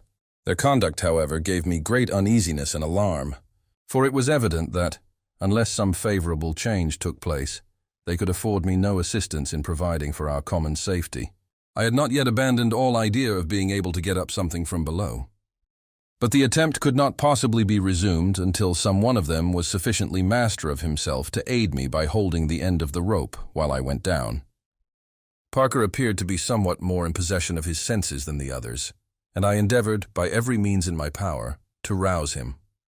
Thinking that a plunge in the seawater might have a beneficial effect, I contrived to fasten the end of a rope around his body and then, leading him to the companionway, he remaining quite passive all the while, pushed him in and immediately drew him out. I had good reason to congratulate myself upon having made this experiment, for he appeared much revived and invigorated, and upon getting out asked me in a rational manner why I had so served him. Having explained my object, he expressed himself indebted to me and said that he felt greatly better from the immersion, afterward conversing sensibly upon our situation. We then resolved to treat Augustus and Peters in the same way, which we immediately did, when they both experienced much benefit from the shock. This idea of sudden immersion had been suggested to me by reading in some medical work the good effect of the shower bath, in a case where the patient was suffering from mania apotu. Finding that I could now trust my companions to hold the end of the rope, I again made 3 or 4 plunges into the cabin, although it was now quite dark, and a gentle but long swell from the northward rendered the hulk somewhat unsteady. In the course of these attempts, I succeeded in bringing up 2 case knives, a 3-gallon jug, empty, and a blanket, but nothing which could serve us for food. I continued my efforts after getting these articles until I was completely exhausted, but brought up nothing else. During the night, Parker and Peters occupied themselves by turns in the same manner, but nothing coming to hand. We now gave up this attempt in despair, concluding that we were exhausting ourselves in vain. We passed the remainder of this night in a state of the most intense mental and bodily anguish that can possibly be imagined. The morning of the 16th at length dawned, and we looked eagerly around the horizon for relief, but to no purpose. The sea was still smooth, with only a long swell from the northward, as on yesterday. This was the 6th day since we had tasted either food or drink, with the exception of the bottle of port wine, and it was clear that we could hold out but a very little while longer, unless something could be obtained. I never saw before, nor wish to see again, human beings so utterly emaciated as Peters and Augustus. Had I met them on shore in their present condition, I should not have had the slightest suspicion that I had ever beheld them. Their countenances were totally changed in character, so that I could not bring myself to believe them really the same individuals with whom I had been in company but a few days before. Parker, although sadly reduced, and so feeble that he could not raise his head from his bosom, was not so far gone as the other 2. He suffered with great patience, making no complaint, and endeavoring to inspire us with hope in every manner he could devise. For myself, although at the commencement of the voyage I had been in bad health, and was at all times of a delicate constitution, I suffered less than any of us, being much less reduced in frame, and retaining my powers of mind in a surprising degree, while the rest were completely prostrated in intellect, and seemed to be brought to a species of second childhood, generally simpering in their expressions, with idiotic smiles and uttering the most absurd platitudes. At intervals, however, they would appear to revive suddenly, as if inspired all at once with a consciousness of their condition, when they would spring upon their feet in a momentary flash of vigor and speak, for a short period, of their prospects in a manner altogether rational, although full of the most intense despair. It is possible, however, that my companions may have entertained the same opinion of their own condition as I did of mine, and that I may have unwittingly been guilty of the same extravagances and imbecilities as themselves. This is a matter which cannot be determined. About noon, Parker declared that he saw land off the larboard quarter, and it was with the utmost difficulty I could restrain him from plunging into the sea with the view of swimming toward it. Peters and Augustus took little notice of what he said, being apparently wrapped up in moody contemplation. Upon looking in the direction pointed out, I could not perceive the faintest appearance of the shore. Indeed, I was too well aware that we were far from any land to indulge in a hope of that nature. It was a long time, nevertheless, before I could convince Parker of his mistake. He then burst into a flood of tears, weeping like a child, with loud cries and sobs. For 2 or 3 hours, when becoming exhausted, he fell asleep. Peters and Augustus now made several ineffectual efforts to swallow portions of the leather. I advised them to chew it and spit it out, but they were too excessively debilitated to be able to follow my advice. I continued to chew pieces of it at intervals and found some relief from so doing. My chief distress was for water, and I was only prevented from taking a draught from the sea by remembering the horrible consequences which thus have resulted to others who were similarly situated with ourselves. The day wore on in this manner, when I suddenly discovered a sail to the eastward and on our larboard bow. She appeared to be a large ship, and was coming nearly athwart us, being probably 12 or 15 miles distant. None of my companions had as yet discovered her, and I forbore to tell them of her for the present, lest we might again be disappointed of relief. At length, upon her getting nearer, I saw distinctly that she was heading immediately for us, with her light sails filled. I could now contain myself no longer, and pointed her out to my fellow sufferers. They immediately sprang to their feet, again indulging in the most extravagant demonstrations of joy, weeping, laughing in an idiotic manner, jumping, stamping upon the deck, tearing their hair, and praying and cursing by turns. I was so affected by their conduct, as well as by what I considered a sure prospect of deliverance, that I could not refrain from joining in with their madness, and gave way to the impulses of my gratitude and ecstasy by lying and rolling on the deck, clapping my hands, shouting, and other similar acts, until I was suddenly called to my recollection, and once more to the extreme human misery and despair, by perceiving the ship all at once with her stern fully presented toward us, and steering in a direction nearly opposite to that in which I had at first perceived her. It was some time before I could induce my poor companions to believe that this sad reverse in our prospects had actually taken place. They replied to all my assertions with a stare and a gesture implying that they were not to be deceived by such misrepresentations. The conduct of Augustus most sensibly affected me. In spite of all I could say or do to the contrary, he persisted in saying that the ship was rapidly nearing us, and in making preparations to go on board of her. Some seaweed floating by the brig, he maintained that it was the ship's boat, and endeavored to throw himself upon it, howling and shrieking in the most heart-rending manner, when I forcibly restrained him from thus casting himself into the sea. Having become in some degree pacified, we continued to watch the ship until we finally lost sight of her, the weather becoming hazy with a light breeze springing up. As soon as she was entirely gone, Parker turned suddenly toward me with an expression of countenance which made me shudder. There was about him an air of self-possession which I had not noticed in him until now, and before he opened his lips, my heart told me what he would say. He proposed in a few words that one of us should die to preserve the existence of the others. Chapter 12. I had for some time past dwelt upon the prospect of our being reduced to this last horrible extremity, and had secretly made up my mind to suffer death in any shape or under any circumstances rather than resort to such a course. Nor was this resolution in any degree weakened by the present intensity of hunger under which I labored. The proposition had not been heard by either Peters or Augustus.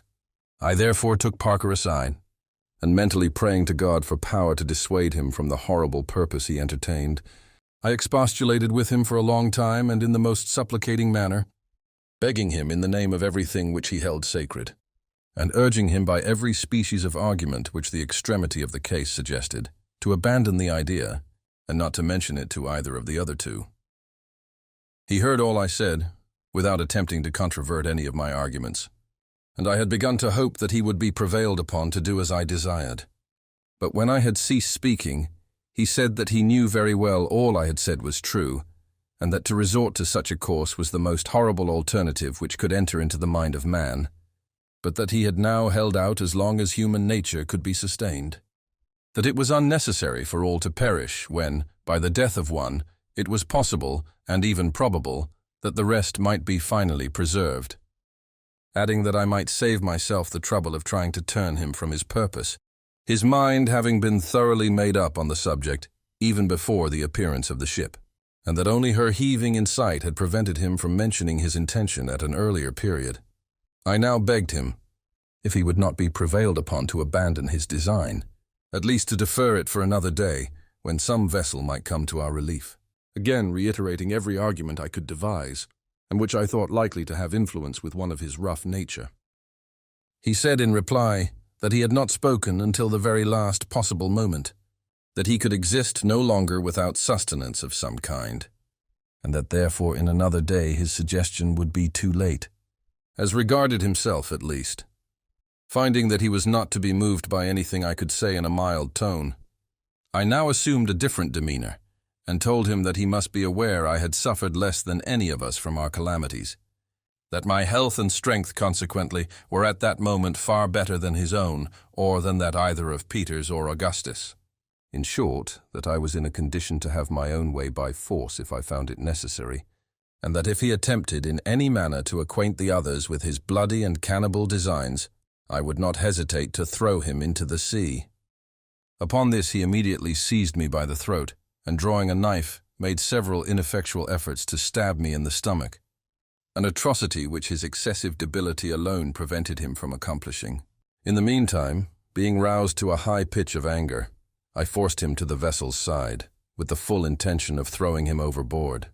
He was saved from his fate, however, by the interference of Peters, who now approached and separated us, asking the cause of the disturbance.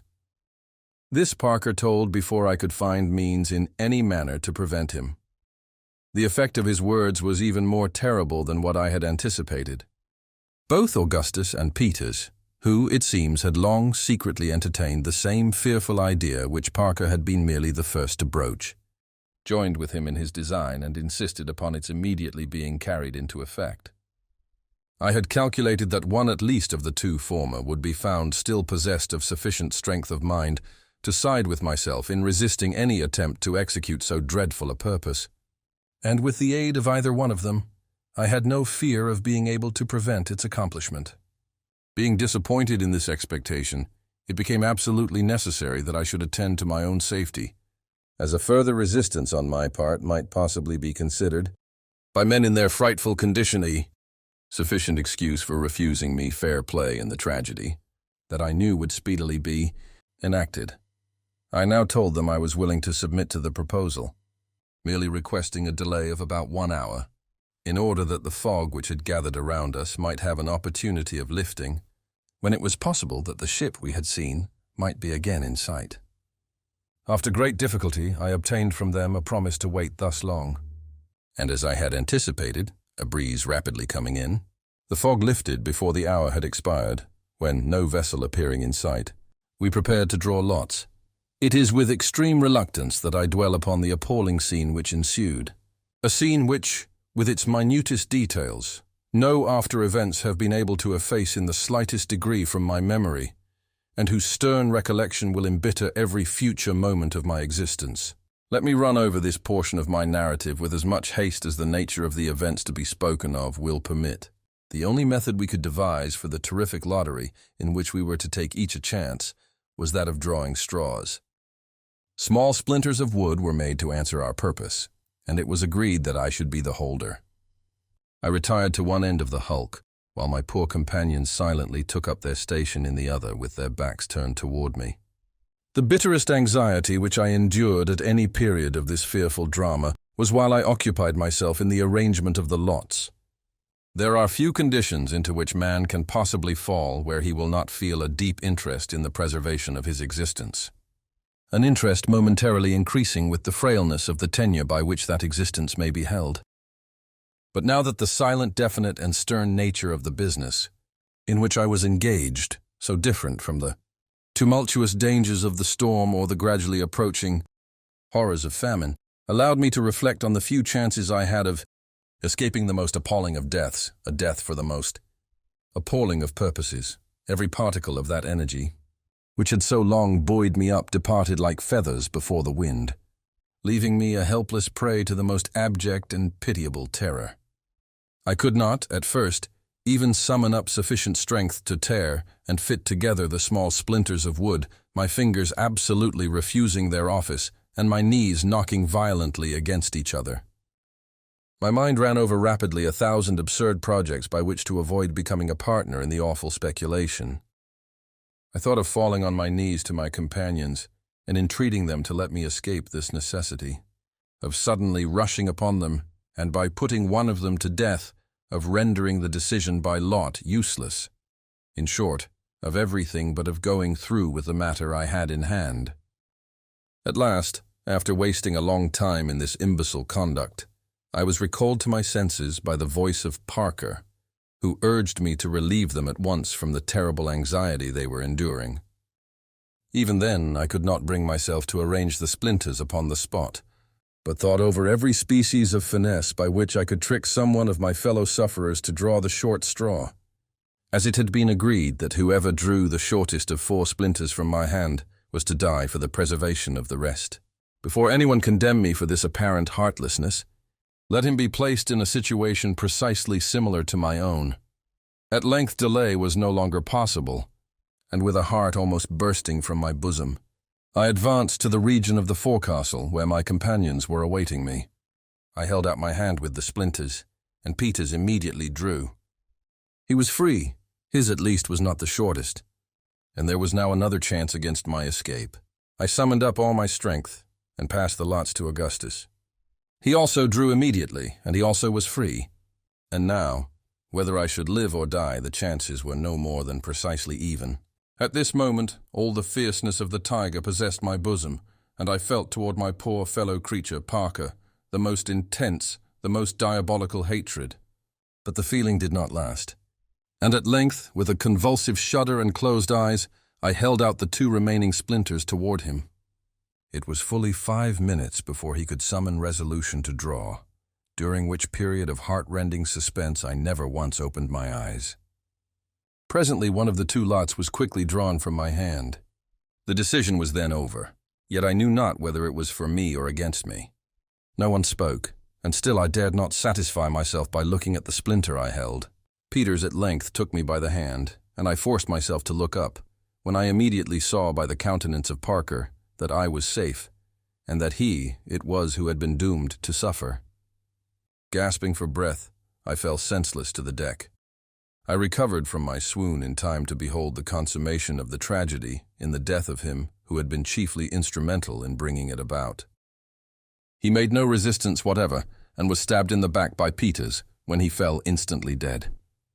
I must not dwell upon the fearful repast which immediately ensued.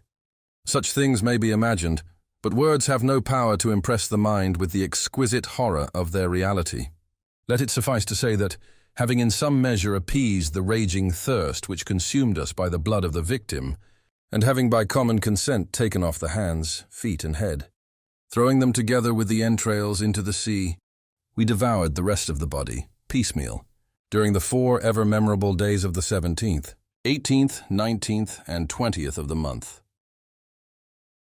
On the 19th, there coming on a smart shower which lasted 15 or 20 minutes, we contrived to catch some water by means of a sheet which had been fished up from the cabin by our drag just after the gale. The quantity we took in all did not amount to more than half a gallon. But even this scanty allowance supplied us with comparative strength and hope. On the 21st, we were again reduced to the last necessity. The weather still remained warm and pleasant, with occasional fogs and light breezes, most usually from N to W on the 22nd, as we were sitting close huddled together, gloomily revolving over our lamentable condition. There flashed through my mind all at once an idea which inspired me with a bright gleam of hope. I remembered that, when the foremast had been cut away, Peters, being in the windward chains, passed one of the axes into my hand, requesting me to put it, if possible, in a place of security, and that a few minutes before the last heavy sea struck the brig and filled her, I had taken this axe into the forecastle and laid it in one of the larboard berths. I now thought it possible that, by getting at this axe, we might cut through the deck over the storeroom, and thus readily supply ourselves with provisions. When I communicated this object to my companions, they uttered a feeble shout of joy, and we all proceeded forthwith to the forecastle. The difficulty of descending here was greater than that of going down in the cabin, the opening being much smaller, for it will be remembered that the whole framework about the cabin companion hatch had been carried away, whereas the forecastle way, being a simple hatch of only about 3 feet square, had remained uninjured. I did not hesitate, however, to attempt the descent, and a rope being fastened round my body as before, I plunged boldly in, feet foremost, made my way quickly to the berth, and at the first attempt brought up the axe. It was hailed with the most ecstatic joy and triumph, and the ease with which it had been obtained was regarded as an omen of our ultimate preservation. We now commenced cutting at the deck with all the energy of rekindled hope. Peters and myself taking the axe by turns, Augustus's wounded arm not permitting him to aid us in any degree, as we were still so feeble as to be scarcely able to stand unsupported, and could consequently work but a minute or two without resting. It soon became evident that many long hours would be necessary to accomplish our task. That is, to cut an opening sufficiently large to admit of a free access to the storeroom. This consideration, however, did not discourage us, and working all night by the light of the moon, we succeeded in effecting our purpose by daybreak on the morning of the 23rd. Peters now volunteered to go down, and having made all arrangements as before, he descended and soon returned, bringing up with him a small jar, which, to our great joy, proved to be full of olives. Having shared these among us and devoured them with the greatest avidity, we proceeded to let him down again. This time he succeeded beyond our utmost expectations, returning instantly with a large ham and a bottle of Madeira wine. Of the latter, we each took a moderate sup, having learned by experience the pernicious consequences of indulging too freely. The ham, except about 2 pounds near the bone, was not in a condition to be eaten, having been entirely spoiled by the salt water. The sound part was divided among us. Peters and Augustus, not being able to restrain their appetite, swallowed theirs upon the instant. But I was more cautious, and ate but a small portion of mine, dreading the thirst which I knew would ensue. We now rested a while from our labors, which had been intolerably severe. By noon, feeling somewhat strengthened and refreshed, we again renewed our attempt at getting up provisions, Peters and myself going down alternately, and always with more or less success until sundown. During this interval, we had the good fortune to bring up altogether 4 more small jars of olives, another ham, a carboy containing nearly 3 gallons of excellent Cape Madeira wine, and what gave us still more delight, a small tortoise of the Galapagos breed, several of which had been taken on board by Captain Barnard, as the Grampus was leaving port from the schooner Mary Pitts, just returned from a sealing voyage in the Pacific. In a subsequent portion of this narrative, I shall have frequent occasion to mention this species of tortoise. It is found principally, as most of my readers may know, in the group of islands called the Galapagos, which indeed derive their name from the animal, the Spanish word Galipago meaning a freshwater terrapin. From the peculiarity of their shape and action, they have been sometimes called the elephant tortoise. They are frequently found of an enormous size. I have myself seen several which would weigh from 12 to 1,500 pounds, although I do not remember that any navigator speaks of having seen them weighing more than 800. Their appearance is singular and even disgusting. Their steps are very slow, measured, and heavy, their bodies being carried about a foot from the ground. Their neck is long and exceedingly slender. From 18 inches to 2 feet is a very common length, and I killed one, where the distance from the shoulder to the extremity of the head was no less than 3 feet 10 inches. The head has a striking resemblance to that of a serpent. They can exist without food for an almost incredible length of time. Instances having been known where they have been thrown into the hold of a vessel and lain 2 years without nourishment of any kind, being as fat, and in every respect, in as good order at the expiration of the time as when they were first put in. In one particular, these extraordinary animals bear a resemblance to the dromedary, or camel of the desert. In a bag at the root of the neck they carry with them a constant supply of water. In some instances, upon killing them, after a full year's deprivation of all nourishment, as much as 3 gallons of perfectly sweet and fresh water have been found in their bags. Their food is chiefly wild parsley and celery, with purslane, sea kelp, and prickly pears, upon which latter vegetable they thrive wonderfully, a great quantity of it being usually found on the hillsides near the shore wherever the animal itself is discovered. They are excellent and highly nutritious food, and have no doubt been the means of preserving the lives of thousands of seamen employed in the whale fishery and other pursuits in the Pacific. The one which we had the good fortune to bring up from the storeroom was not of a large size, weighing probably 65 or 70 pounds. It was a female, and in excellent condition, being exceedingly fat, and having more than a quart of limpid and sweet water in its bag. This was indeed a treasure, and falling on our knees with one accord, we returned fervent thanks to God for so seasonable a relief. We had great difficulty in getting the animal up through the opening, as its struggles were fierce and its strength prodigious. It was upon the point of making its escape from Peter's grasp and slipping back into the water, when Augustus, throwing a rope with a slipknot around its throat, held it up in this manner until I jumped into the hole by the side of Peter's and assisted him in lifting it out. The water we drew carefully from the bag into the jug, which, it will be remembered, had been brought up before from the cabin. Having done this, we broke off the neck of a bottle so as to form with the cork a kind of glass holding not quite half a gill. We then each drank one of these measures full, and resolved to limit ourselves to this quantity per day as long as it should hold out. During the last 2 or 3 days, the weather having been dry and pleasant, the bedding we had obtained from the cabin, as well as our clothing, had become thoroughly dry, so that we passed this night, that of the 23rd, in comparative comfort, enjoying a tranquil repose, after having supped plentifully on olives and ham, with a small allowance of the wine. Being afraid of losing some of our stores overboard during the night, in the event of a breeze springing up, we secured them as well as possible with cordage to the fragments of the windlass.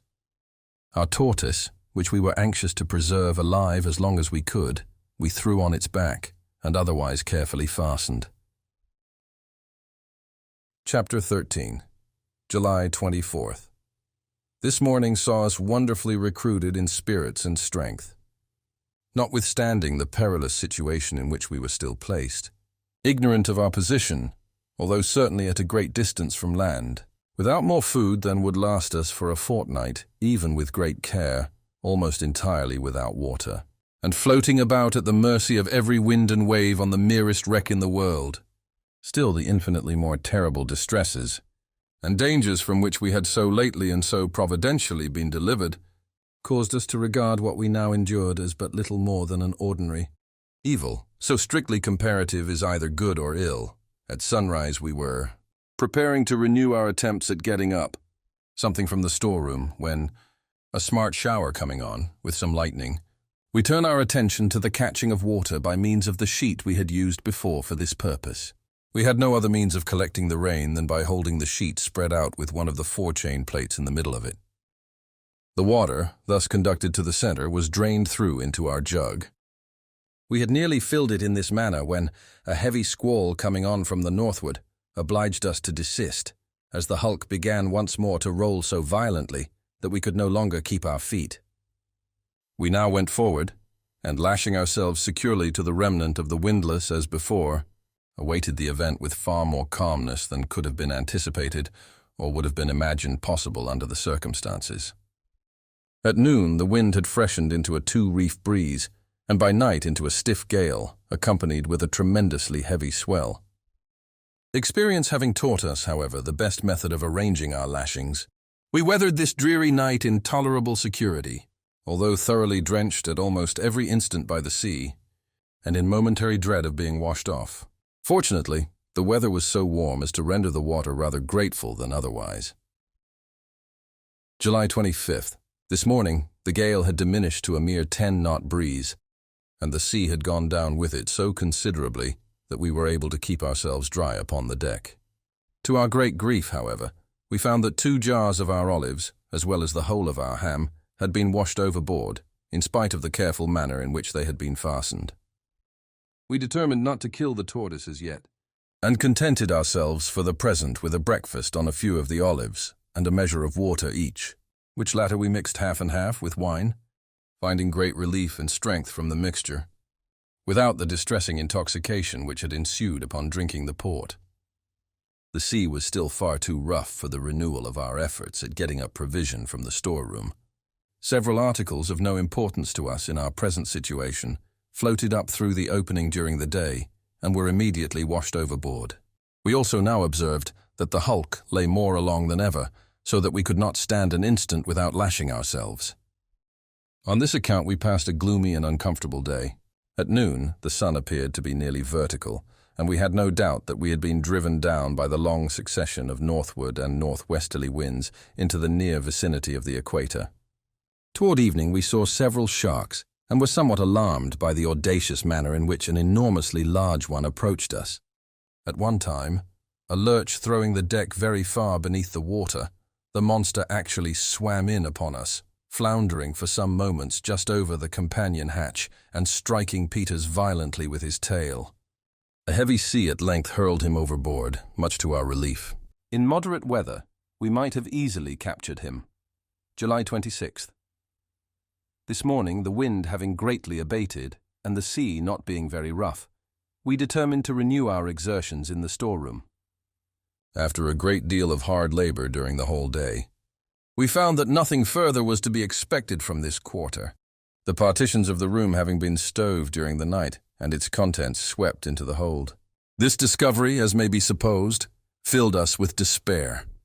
July 27th. The sea nearly smooth with a light wind, and still from the northward and westward. The sun coming out hotly in the afternoon, we occupied ourselves in drying our clothes. Found great relief from thirst and much comfort otherwise by bathing in the sea. In this, however, we were forced to use great caution, being afraid of sharks, several of which were seen swimming around the brig during the day. July 28th. Good weather still. The brig now began to lie along so alarmingly that we feared she would eventually roll bottom up. Prepared ourselves as well as we could for this emergency, lashing our tortoise, water jug, and 2 remaining jars of olives as far as possible over to the windward, placing them outside the hull below the main chains. The sea very smooth all day with little or no wind. July 29th, a continuance of the same weather. Augustus's wounded arm began to evince symptoms of mortification. He complained of drowsiness and excessive thirst, but no acute pain. Nothing could be done for his relief beyond rubbing his wounds with a little of the vinegar from the olives, and from this no benefit seemed to be experienced. We did everything in our power for his comfort, and trebled his allowance of water. July 30th, an excessively hot day with no wind. An enormous shark kept close by the hulk during the whole of the forenoon. We made several unsuccessful attempts to capture him by means of a noose. Augustus much worse, and evidently sinking as much from want of proper nourishment as from the effect of his wounds. He constantly prayed to be relieved from his sufferings, wishing for nothing but death. This evening we ate the last of our olives, and found the water in our jug so putrid that we could not swallow it at all without the addition of wine. Determined to kill our tortoise in the morning, July 31st.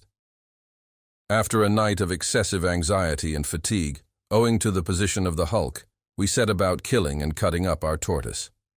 He proved to be much smaller than we had supposed, although in good condition, the whole meat about him not amounting to more than 10 pounds.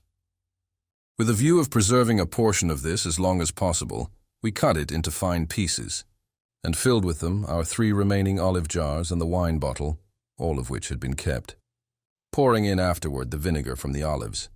In this manner we put away about 3 pounds of the tortoise, intending not to touch it until we had consumed the rest.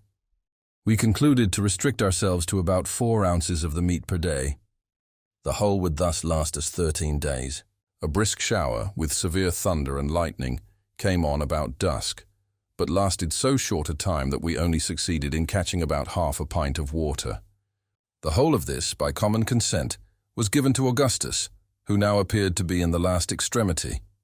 He drank the water from the sheet as we caught it, we holding it above him as he lay so as to let it run into his mouth.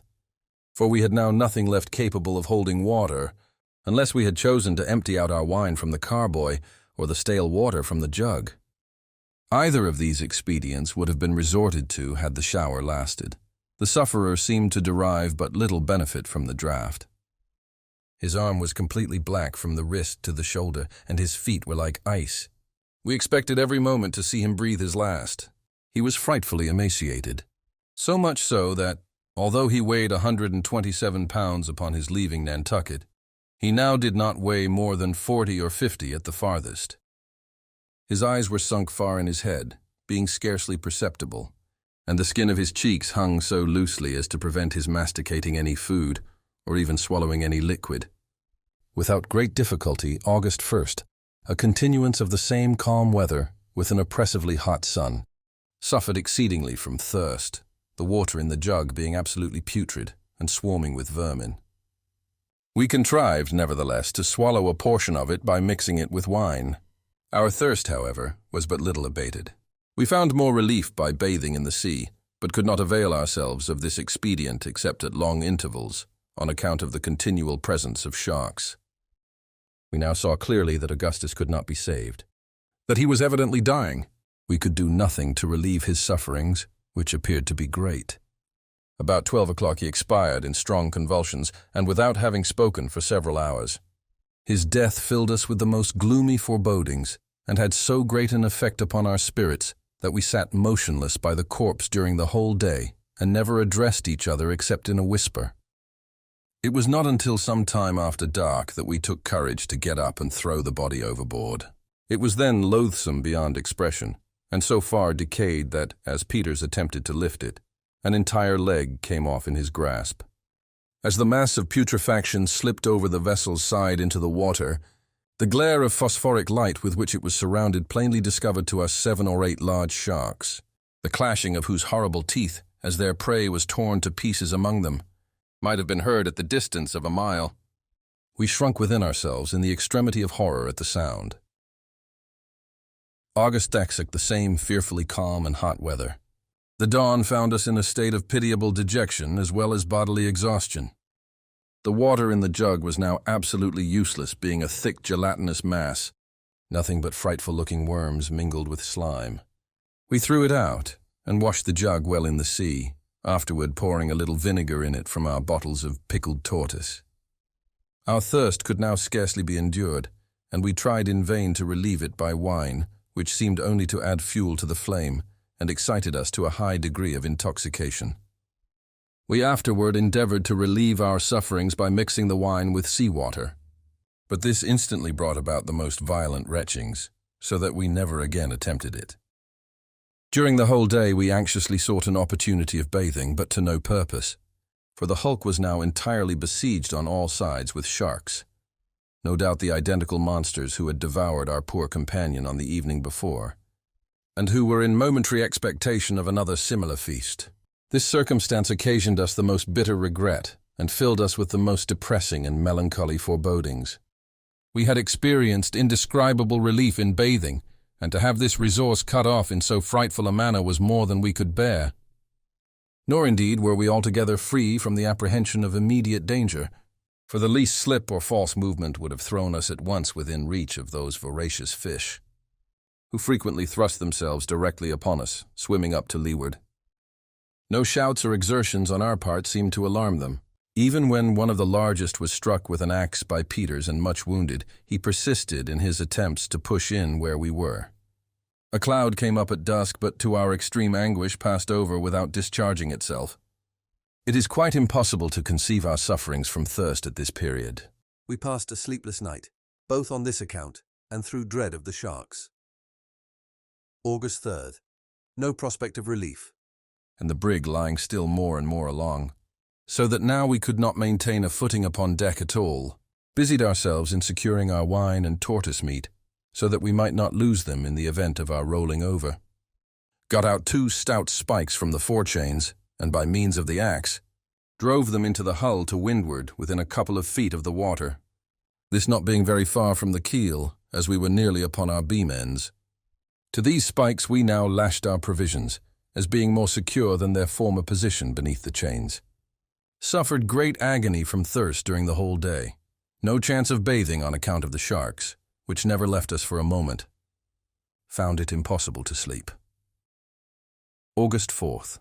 A little before daybreak we perceived that the hulk was heeling over, and aroused ourselves to prevent being thrown off by the movement. At first the roll was slow and gradual, and we contrived to clamber over to windward very well, having taken the precaution to leave ropes hanging from the spikes we had driven in for the provision. But we had not calculated sufficiently upon the acceleration of the impetus, for presently the heel became too violent to allow of our keeping pace with it, and before either of us knew what was to happen, we found ourselves hurled furiously into the sea, and struggling several fathoms beneath the surface, with the huge hull immediately above us. In going under the water, I had been obliged to let go my hold upon the rope, and finding that I was completely beneath the vessel, and my strength nearly exhausted, I scarcely made a struggle for life, and resigned myself, in a few seconds, to die. But here again I was deceived, not having taken into consideration the natural rebound of the hull to windward. The whirl of the water upward, which the vessel occasioned in rolling partially back, brought me to the surface still more violently than I had been plunged beneath. Upon coming up, I found myself about 20 yards from the hulk, as near as I could judge. She was lying keel up, rocking furiously from side to side, and the sea in all directions around was much agitated and full of strong whirlpools. I could see nothing of Peters. An oil cask was floating within a few feet of me, and various other articles from the brig were scattered about. My principal terror was now on account of the sharks, which I knew to be in my vicinity. In order to deter these, if possible, from approaching me, I splashed the water vigorously with both hands and feet as I swam towards the hulk, creating a body of foam. I have no doubt that to this expedient, simple as it was, I was indebted for my preservation. For the sea all round the brig, just before her rolling over, was so crowded with these monsters that I must have been, and really was, in actual contact with some of them during my progress. By great good fortune, however, I reached the side of the vessel in safety, although so utterly weakened by the violent exertion I had used that I should never have been able to get upon it but for the timely assistance of Peters, who, now to my great joy, made his appearance, having scrambled up to the keel from the opposite side of the hull, and threw me the end of a rope, one of those which had been attached to the spikes. Having barely escaped this danger, our attention was now directed to the dreadful imminency of another, that of absolute starvation. Our whole stock of provision had been swept overboard, in spite of all our care in securing it, and seeing no longer the remotest possibility of obtaining more, we gave way both of us to despair, weeping aloud like children, and neither of us attempting to offer consolation to the other. Such weakness can scarcely be conceived, and to those who have never been similarly situated will, no doubt, appear unnatural. But it must be remembered that our intellects were so entirely disordered by the long course of privation and terror to which we had been subjected, that we could not justly be considered, at that period, in the light of rational beings. In subsequent perils, nearly as great, if not greater, I bore up with fortitude against all the evils of my situation, and Peters, it will be seen, evinced a stoical philosophy nearly as incredible as his present childlike supineness and imbecility. The mental condition made the difference. The overturning of the brig, even with the consequent loss of the wine and turtle, would not, in fact, have rendered our situation more deplorable than before, except for the disappearance of the bedclothes by which we had been hitherto enabled to catch rainwater, and of the jug in which we had kept it when caught. For we found the whole bottom, from within 2 or 3 feet of the bends as far as the keel, together with the keel itself, thickly covered with large barnacles, which proved to be excellent and highly nutritious food. Thus, in 2 important respects, the accident we had so greatly dreaded proved to be a benefit rather than an injury.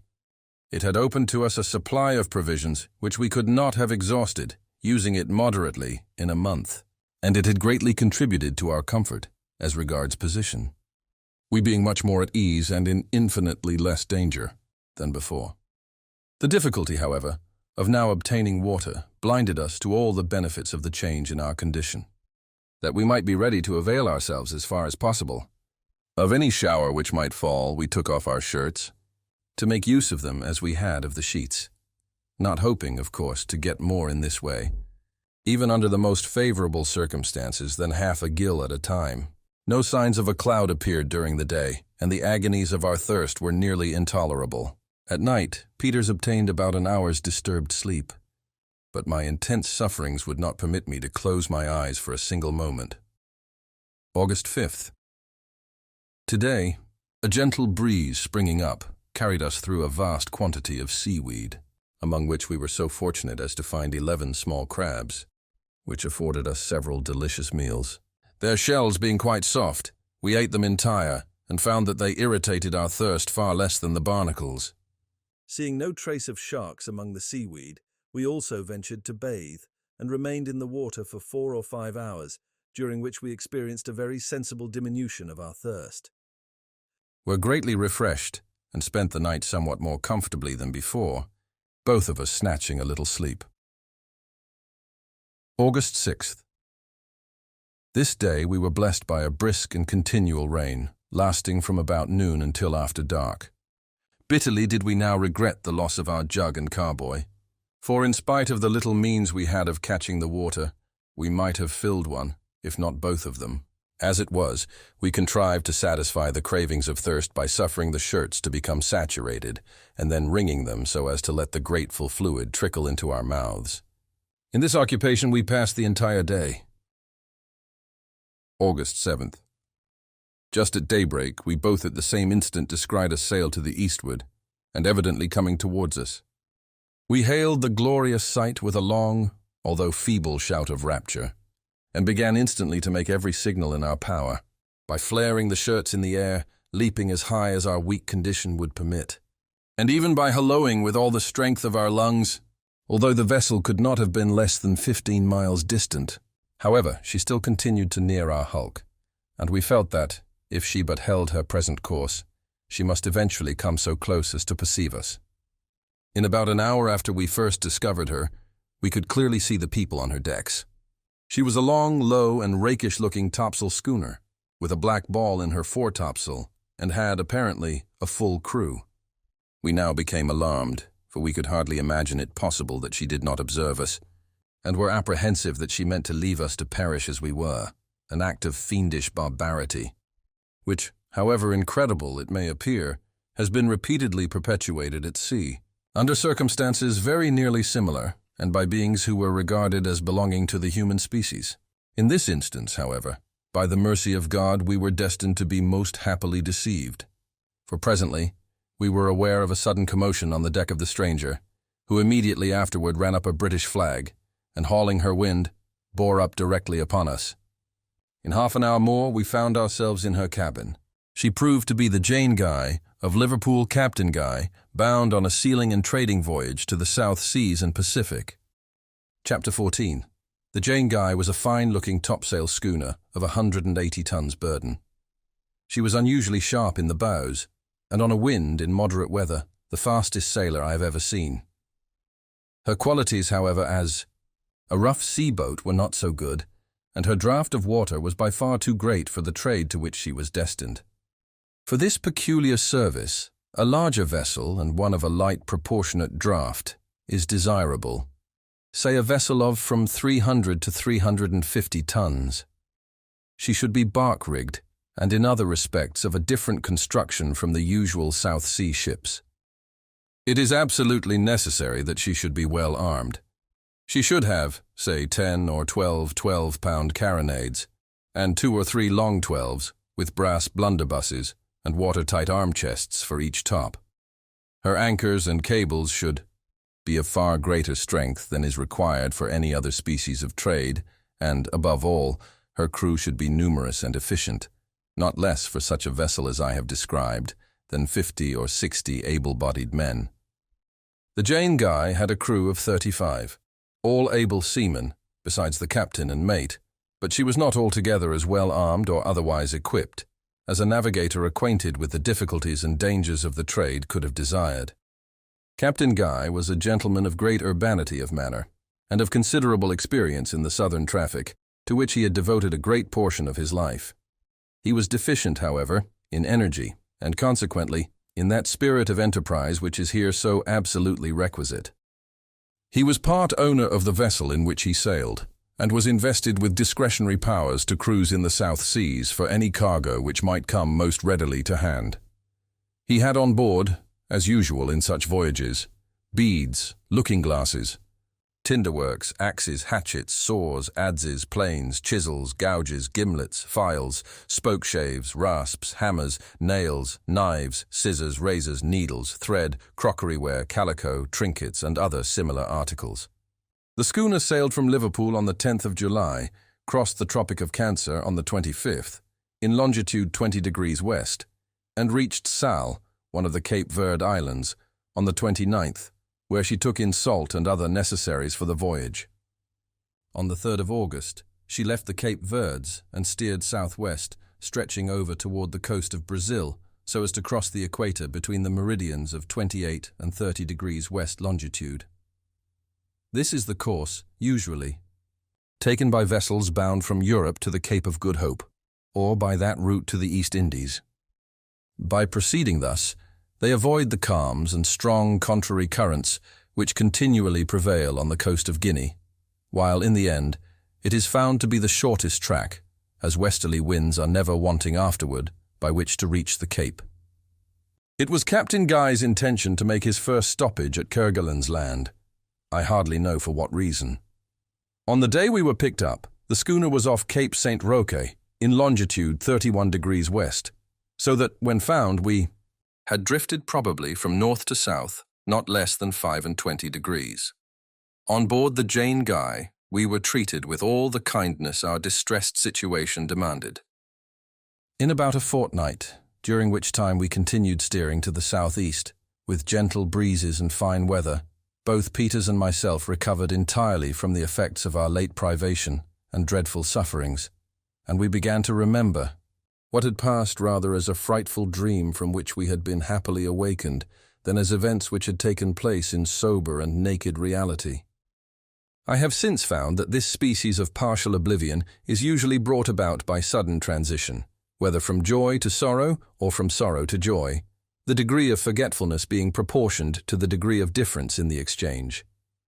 Thus, in my own case, I now feel it impossible to realize the full extent of the misery which I endured during the days spent upon the hulk. The incidents are remembered, but not the feelings which the incidents elicited at the time of their occurrence. I only know that when they did occur, I then thought human nature could sustain nothing more of agony. We continued our voyage for some weeks without any incidents of greater moment than the occasional meeting with whaling ships, and more frequently with the black or right whale, so called in contradistinction to the spermaceti. These, however, were chiefly found south of the 25th parallel. On the 16th of September, being in the vicinity of the Cape of Good Hope, the schooner encountered her first gale of any violence since leaving Liverpool. In this neighborhood, but more frequently to the south and east of the promontory, we were to the westward, navigators have often to contend with storms from the northward, which rage with great fury. They always bring with them a heavy sea, and one of their most dangerous features is the instantaneous chopping round of the wind, an occurrence almost certain to take place during the greatest force of the gale. A perfect hurricane will be blowing. At one moment from the northward or northeast, and in the next, not a breath of wind will be felt in that direction, while from the southwest it will come out all at once with a violence almost inconceivable. A bright spot to the southward is the sure forerunner of the change, and vessels are thus enabled to take the proper precautions. It was about 6 in the morning when the blow came on with a white squall, and, as usual, from the northward. By 8 it had increased very much, and brought down upon us one of the most tremendous seas I had then ever beheld. Everything had been made as snug as possible, but the schooner labored excessively and gave evidence of her bad qualities as a sea-boat, pitching her forecastle under at every plunge, and with the greatest difficulty struggling up from one wave before she was buried in another. Just before sunset, the bright spot for which we had been on the lookout made its appearance in the southwest, and in an hour afterward we perceived the little headsail we carried flapping listlessly against the mast. In 2 minutes more, in spite of every preparation, we were hurled on our beam ends as if by magic, and a perfect wilderness of foam made a clear breach over us as we lay. The blow from the southwest, however, luckily proved to be nothing more than a squall, and we had the good fortune to right the vessel without the loss of a spar. A heavy cross sea gave us great trouble for a few hours after this, but toward morning we found ourselves in nearly as good condition as before the gale. Captain Guy considered that he had made an escape little less than miraculous. On the 13th of October, we came in sight of Prince Edward's Island, in latitude 46 degrees 53 NS, longitude 37 degrees 46 NZ. 2 days afterward, we found ourselves near Possession Island, and presently passed the islands of Crozet, in latitude 42 degrees 59 S, longitude 48 degrees E. On the 18th, we made Kerguelen's or Desolation Island in the southern Indian Ocean and came to anchor in Christmas Harbour, having 4 fathoms of water. This island, or rather group of islands, bears southeast from the Cape of Good Hope and is distant therefrom nearly 800 leagues. It was first discovered in 1772 by the Baron de Kerguelen, or Kerguelen, a Frenchman who, thinking the land to form a portion of an extensive southern continent, carried home information to that effect, which produced much excitement at the time. The government, taking the matter up, sent the Baron back in the following year for the purpose of giving his new discovery a critical examination, when the mistake was discovered. In 1777, Captain Cook fell in with the same group and gave to the principal one the name of Desolation Island, a title which it certainly well deserves. Upon approaching the land, however, the navigator might be induced to suppose otherwise, as the sides of most of the hills, from September to March, are clothed with very brilliant verdure. This deceitful appearance is caused by a small plant, resembling saxifrage, which is abundant, growing in large patches on a species of crumbling moss. Besides this plant, there is scarcely a sign of vegetation on the island, if we except some coarse rank grass near the harbour, some lichen, and a shrub which bears resemblance to a cabbage shooting into seed, and which has a bitter and acrid taste. The face of the country is hilly, although none of the hills can be called lofty. Their tops are perpetually covered with snow. There are several harbours, of which Christmas Harbour is the most convenient. It is the first to be met with on the northeast side of the island after passing Cape Francois, which forms the northern shore and, by its peculiar shape, serves to distinguish the harbour. Its projecting point terminates in a high rock, through which is a large hole forming a natural arch. The entrance is in latitude 48 degrees 40 S, longitude 69 degrees 6 E. Passing in here, good anchorage may be found under the shelter of several small islands, which form a sufficient protection from all easterly winds. Proceeding on eastwardly from this anchorage, you come to Wasp Bay, at the head of the harbour. This is a small basin, completely landlocked, into which you can go with 4 fathoms and find anchorage in from 10 to 3, hard clay bottom. A ship might lie here with her best bower ahead all the year round without risk. To the westward, at the head of Wasp Bay, is a small stream of excellent water, easily procured. Some seal of the fur and hair species are still to be found on Kerguelen's Island, and sea elephants abound. The feathered tribes are discovered in great numbers. Penguins are very plenty, and of these there are 4 different kinds. The royal penguin, so called from its size and beautiful plumage, is the largest. The upper part of the body is usually grey, sometimes of a lilac tint. The under portion of the purest white imaginable. The head is of a glossy and most brilliant black, the feet also. The chief beauty of plumage, however, consists in 2 broad stripes of a gold colour, which pass along from the head to the breast. The bill is long and either pink or bright scarlet. These birds walk erect, with a stately carriage. They carry their heads high with their wings drooping like 2 arms, and as their tails project from their body in a line with the legs, the resemblance to a human figure is very striking, and would be apt to deceive the spectator at a casual glance or in the gloom of the evening. The royal penguins which we met with on Kerguelen's land were rather larger than a goose. The other kinds are the macaroni, the jackass, and the rookery penguin. These are much smaller, less beautiful in plumage, and different in other respects. Besides the penguin, many other birds are here to be found, among which may be mentioned sea hens, blue peterels, teal, ducks, Port Egmont hens, shags, Cape pigeons, the Nelly, sea swallows, terns, seagulls, Mother Carey's chickens, Mother Carey's geese, or the great peterel, and lastly, the albatross. The great peterel is as large as the common albatross and is carnivorous. It is frequently called the breakbones or osprey peterel. They are not at all shy and, when properly cooked, are palatable food. In flying, they sometimes sail very close to the surface of the water, with the wings expanded, without appearing to move them in the least degree, or make any exertion with them whatever. The albatross is one of the largest and fiercest of the South Sea birds. It is of the gull species, and takes its prey on the wing, never coming on land except for the purpose of breeding.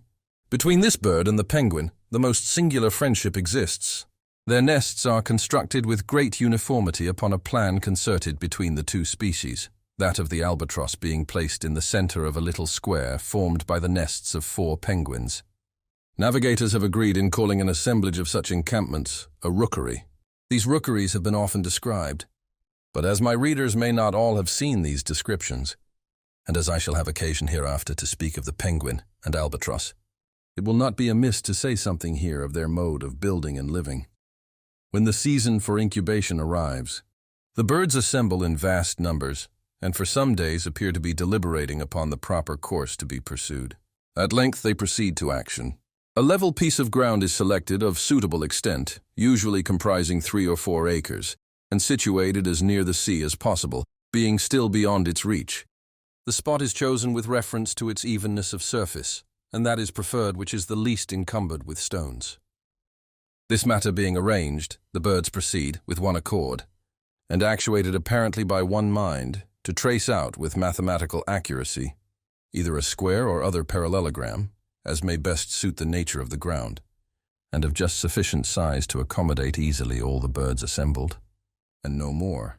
In this particular seeming determined upon preventing the access of future stragglers who have not participated in the labor of the encampment.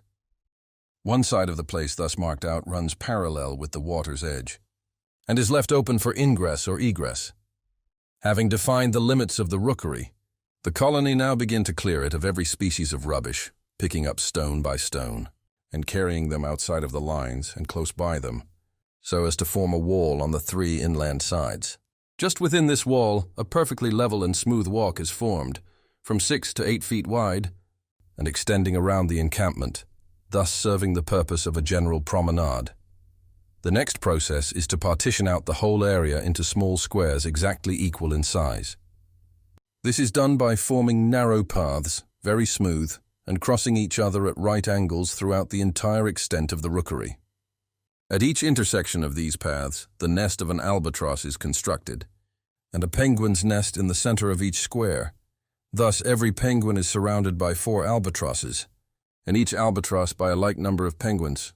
The penguin's nest consists of a hole in the earth, very shallow, being only just of sufficient depth to keep her single egg from rolling. The albatross is somewhat less simple in her arrangements, erecting a hillock about 1 foot high and 2 in diameter. This is made of earth, seaweed, and shells. On its summit she builds her nest. The birds take especial care never to leave their nests unoccupied for an instant during the period of incubation, or indeed, until the young progeny are sufficiently strong to take care of themselves. While the male is absent at sea in search of food, the female remains on duty, and it is only upon the return of her partner that she ventures abroad. The eggs are never left uncovered at all. While one bird leaves the nest, the other nestling in by its side. This precaution is rendered necessary by the thieving propensities prevalent in the rookery, the inhabitants making no scruple to purloin each other's eggs at every good opportunity. Although there are some rookeries in which the penguin and albatross are the sole population, yet in most of them a variety of oceanic birds are to be met with, enjoying all the privileges of citizenship and scattering their nests here and there, wherever they can find room, never interfering, however, with the stations of the larger species. The appearance of such encampments, when seen from a distance, is exceedingly singular. The whole atmosphere just above the settlement is darkened with the immense number of the albatross, mingled with the smaller tribes, which are continually hovering over it, either going to the ocean or returning home.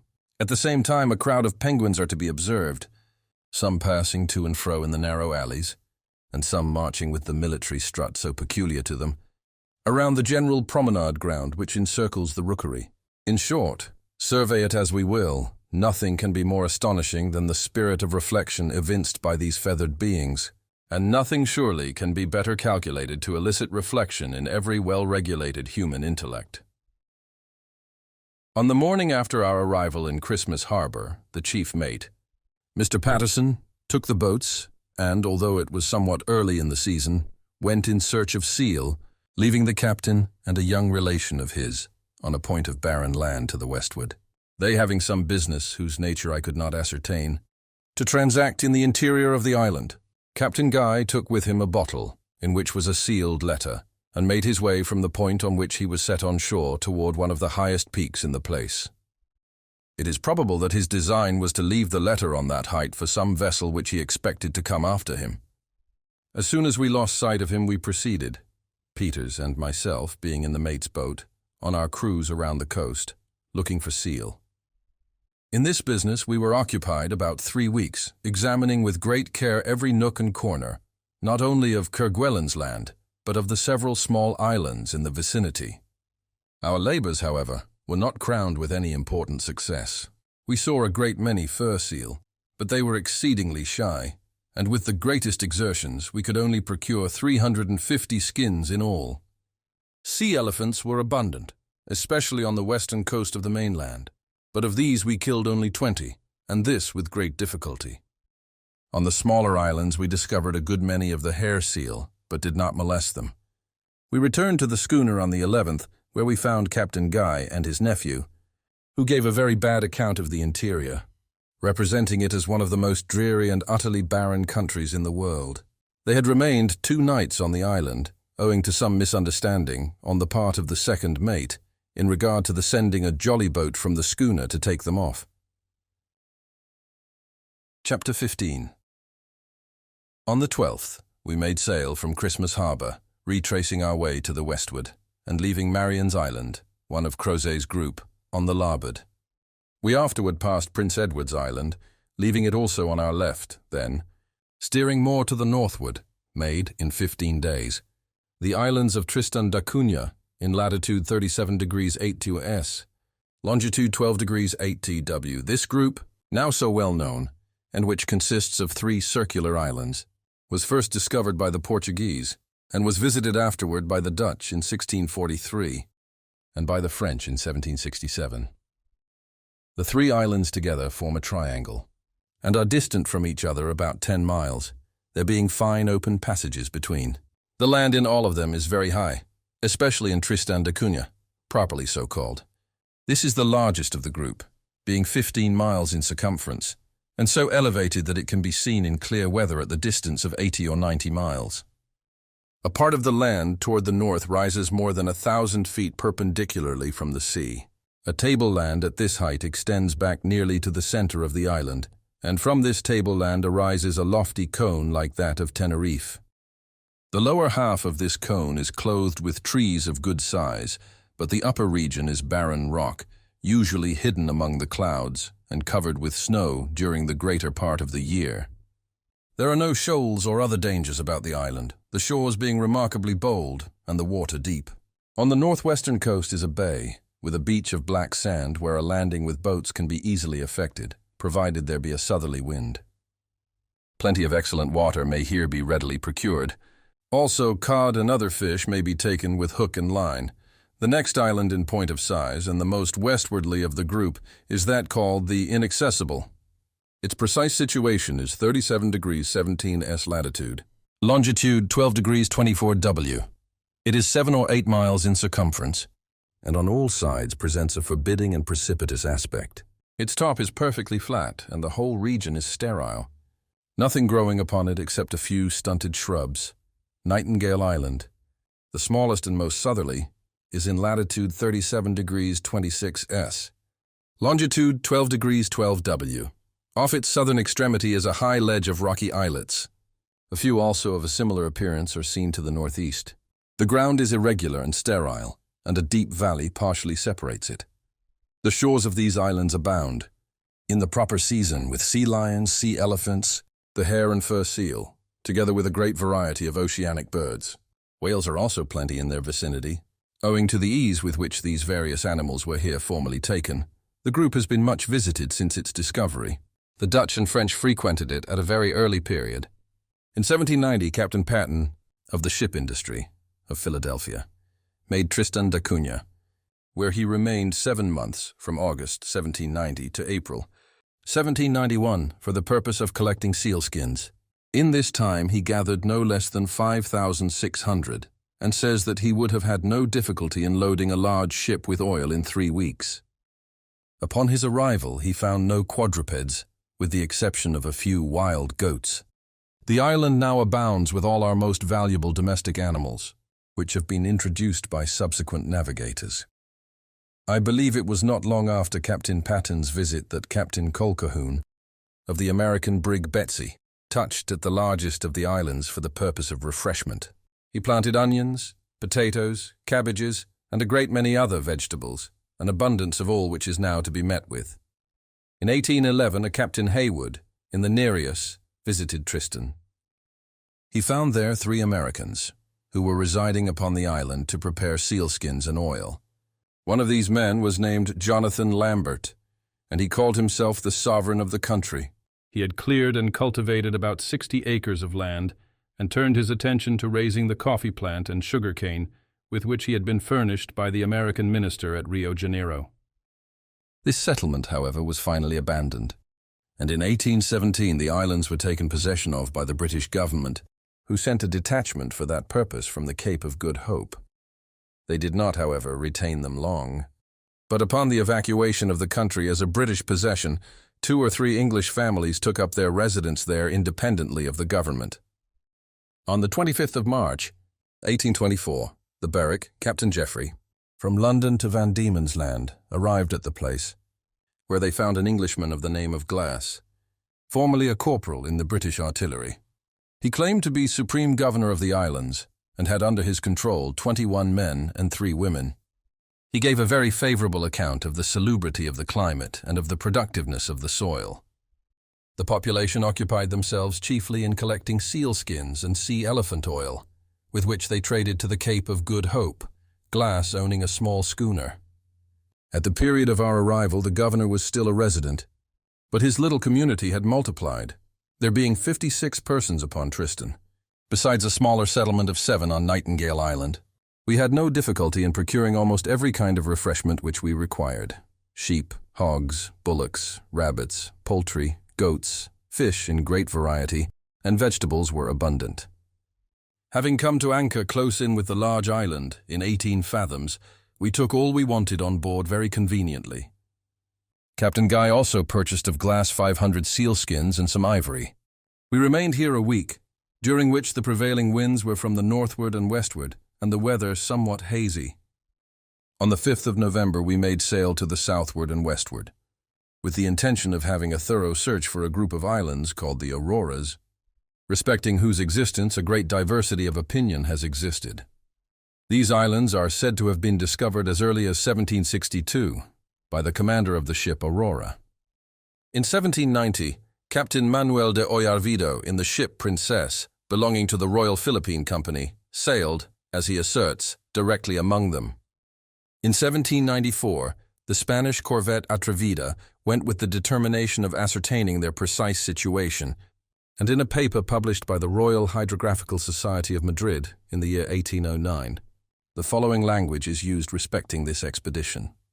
The corvette Atrevida practiced, in their immediate vicinity, from the 21st to the 27th of January, all the necessary observations, and measured by chronometers the difference of longitude between these islands and the port of Soledad in the Manillas. The islands are 3, they are very nearly in the same meridian. The center one is rather low, and the other 2 may be seen at 9 leagues distance. The observations made on board the Atrevida give the following results as the precise situation of each island. The most northern is in latitude 52 degrees 37 minutes 24 S, longitude 47 degrees 43 Zn 15 W. The middle one in latitude 53 degrees 2 E40 S, longitude 47 degrees 55 Z 15 W, and the most southern in latitude 53 degrees 15 22 S, longitude 47 degrees 57 15 W on the 27th of January, 1820, Captain James Weddell of the British Navy sailed from Staten Land also in search of the Auroras. He reports that, having made the most diligent search and passed not only immediately over the spots indicated by the commander of the Atrevida, but in every direction throughout the vicinity of these spots, he could discover no indication of land.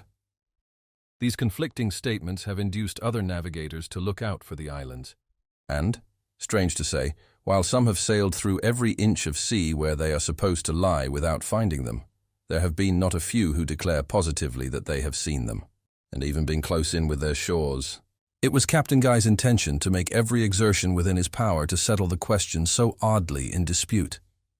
We kept on our course, between the south and west with variable weather, until the 20th of the month, when we found ourselves on the debated ground, being in latitude 53 degrees 15 S, longitude 47 degrees 58 W, that is to say, very nearly upon the spot indicated as the situation of the most southern of the group. Not perceiving any sign of land, we continued to the westward of the parallel of 53 degrees south, as far as the meridian of 50 degrees west. We then stood to the north as far as the parallel of 52 degrees south, when we turned to the eastward, and kept our parallel by double altitudes, morning and evening, and meridian altitudes of the planets and moon. Having thus gone eastwardly to the meridian of the western coast of Georgia, we kept that meridian until we were in the latitude from which we set out. We then took diagonal courses throughout the entire extent of sea circumscribed, keeping a lookout constantly at the masthead, and repeating our examination with the greatest care for a period of 3 weeks, during which the weather was remarkably pleasant and fair, with no haze whatsoever.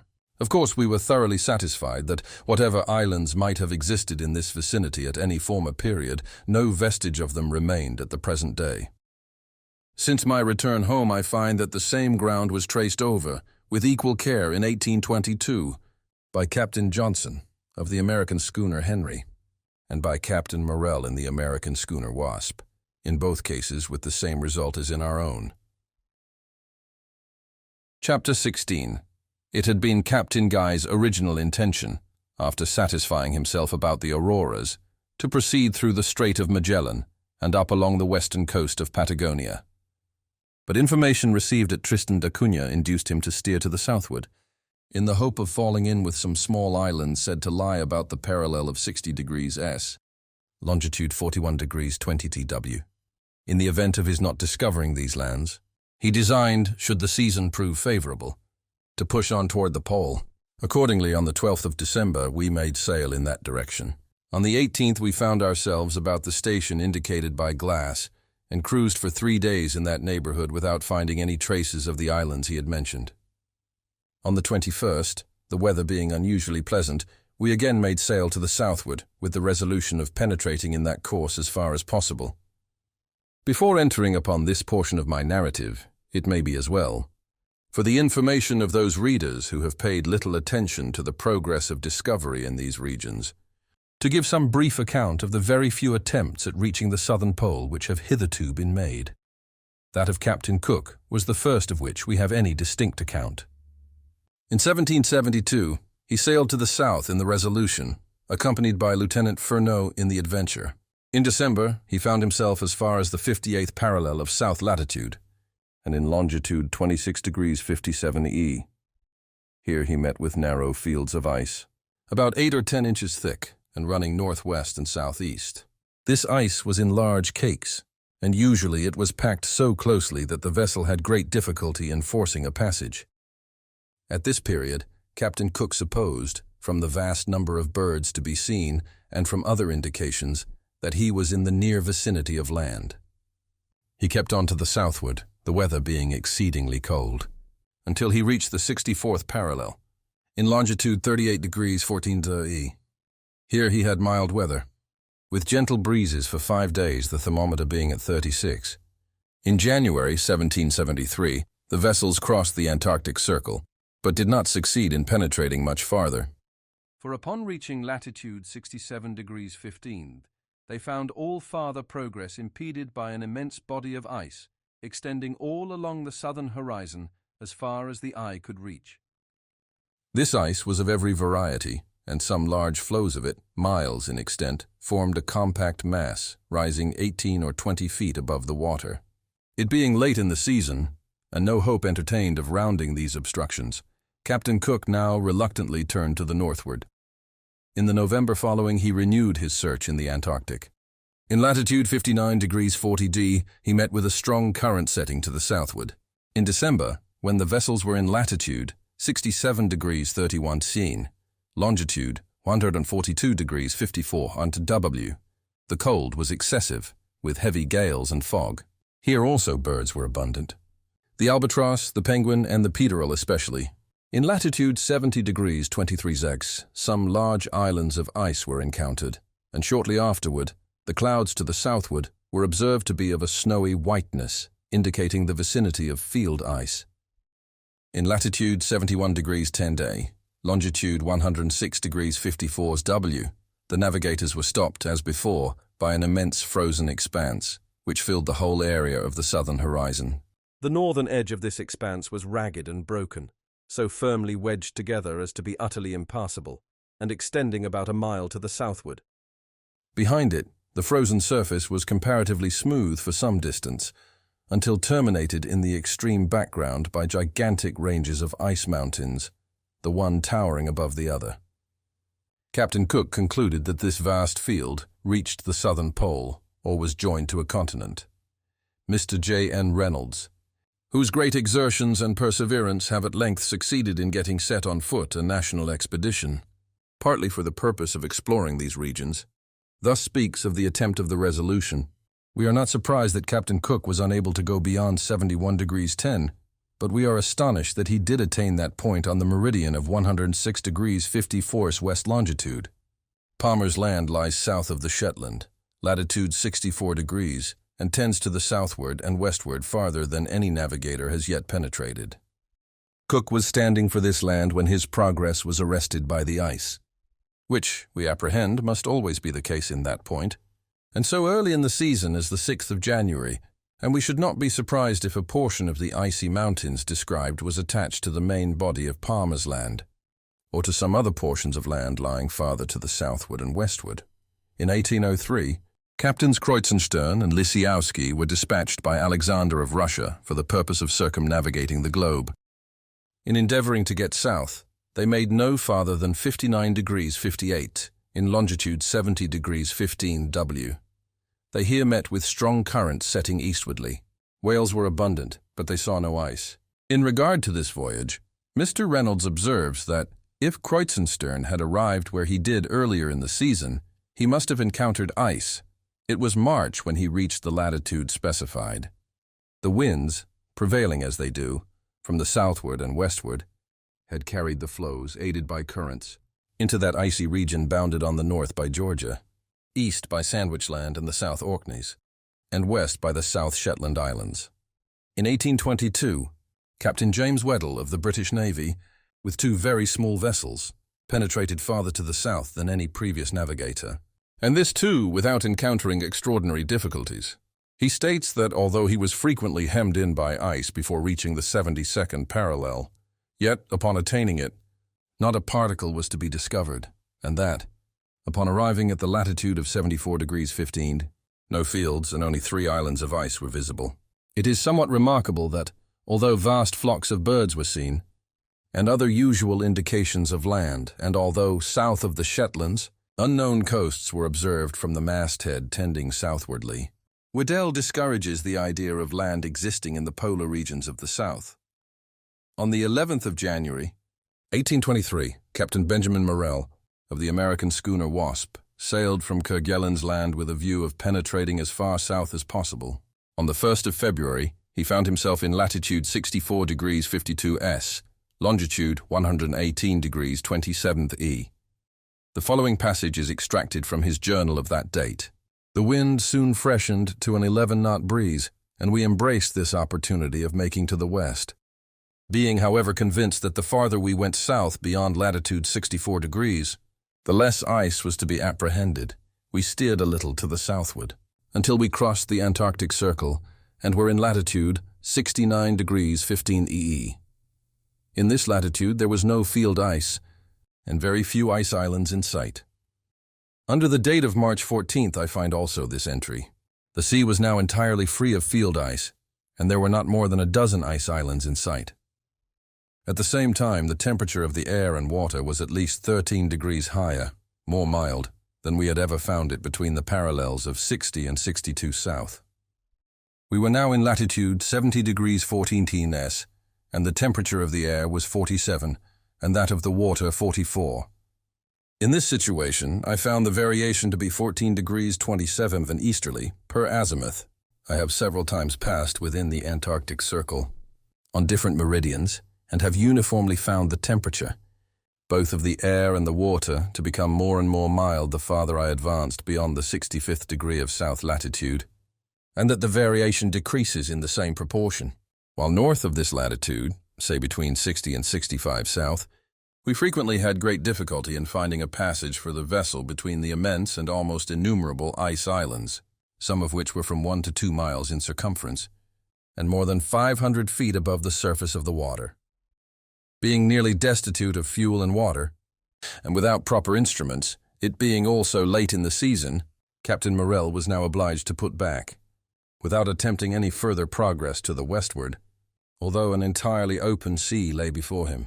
He expresses the opinion that, had not these overruling considerations obliged him to retreat, he could have penetrated, if not to the pole itself, at least to the 85th parallel. I have given his ideas respecting these matters somewhat at length, that the reader may have an opportunity of seeing how far they were borne out by my own subsequent experience. In 1831, Captain Briscoe, in the employ of the Messieurs Enderby, whale ship owners of London, sailed in the brig Lively for the South Seas, accompanied by the cutter Tula. On the 28th of February, being in latitude 66 degrees 30 ds, longitude 47 degrees 31 E, he descried land, and clearly discovered through the snow the black peaks of a range of mountains running east.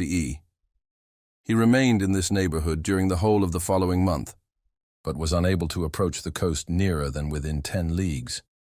Owing to the boisterous state of the weather, finding it impossible to make further discovery during this season, he returned northward to winter in Van Diemen's Land.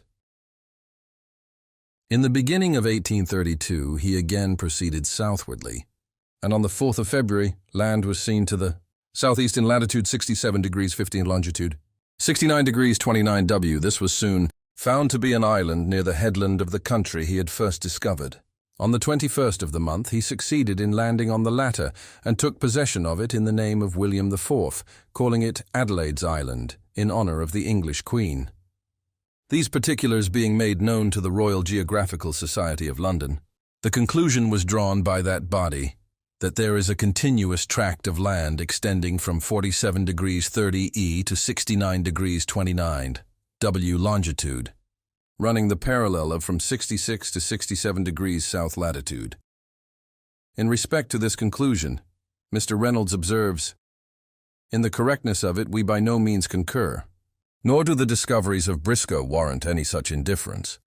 It was within these limits that Weddell proceeded south on a meridian to the east of Georgia, Sandwich Land and the South Orkney and Shetland Islands. My own experience will be found to testify most directly to the falsity of the conclusion arrived at by the Society. These are the principal attempts which have been made at penetrating to a high southern latitude, and it will now be seen that there remained, previous to the voyage of the Jane, nearly 300 degrees of longitude in which the Antarctic Circle had not been crossed at all. Of course, a wide field lay before us for discovery, and it was with feelings of most intense interest that I heard Captain Guy express his resolution of pushing boldly to the southward. Chapter 17. We kept our course southwardly for 4 days after giving up the search for Glass's Islands, without meeting with any ice at all. On the 26th at noon, we were in latitude 63 degrees 23 S, longitude 41 degrees 25 W. We now saw several large ice islands, and a floe of field ice, not, however, of any great extent. The winds generally blew from the southeast or the northeast, but were very light. Whenever we had a westerly wind, which was seldom, it was invariably attended with a rain squall.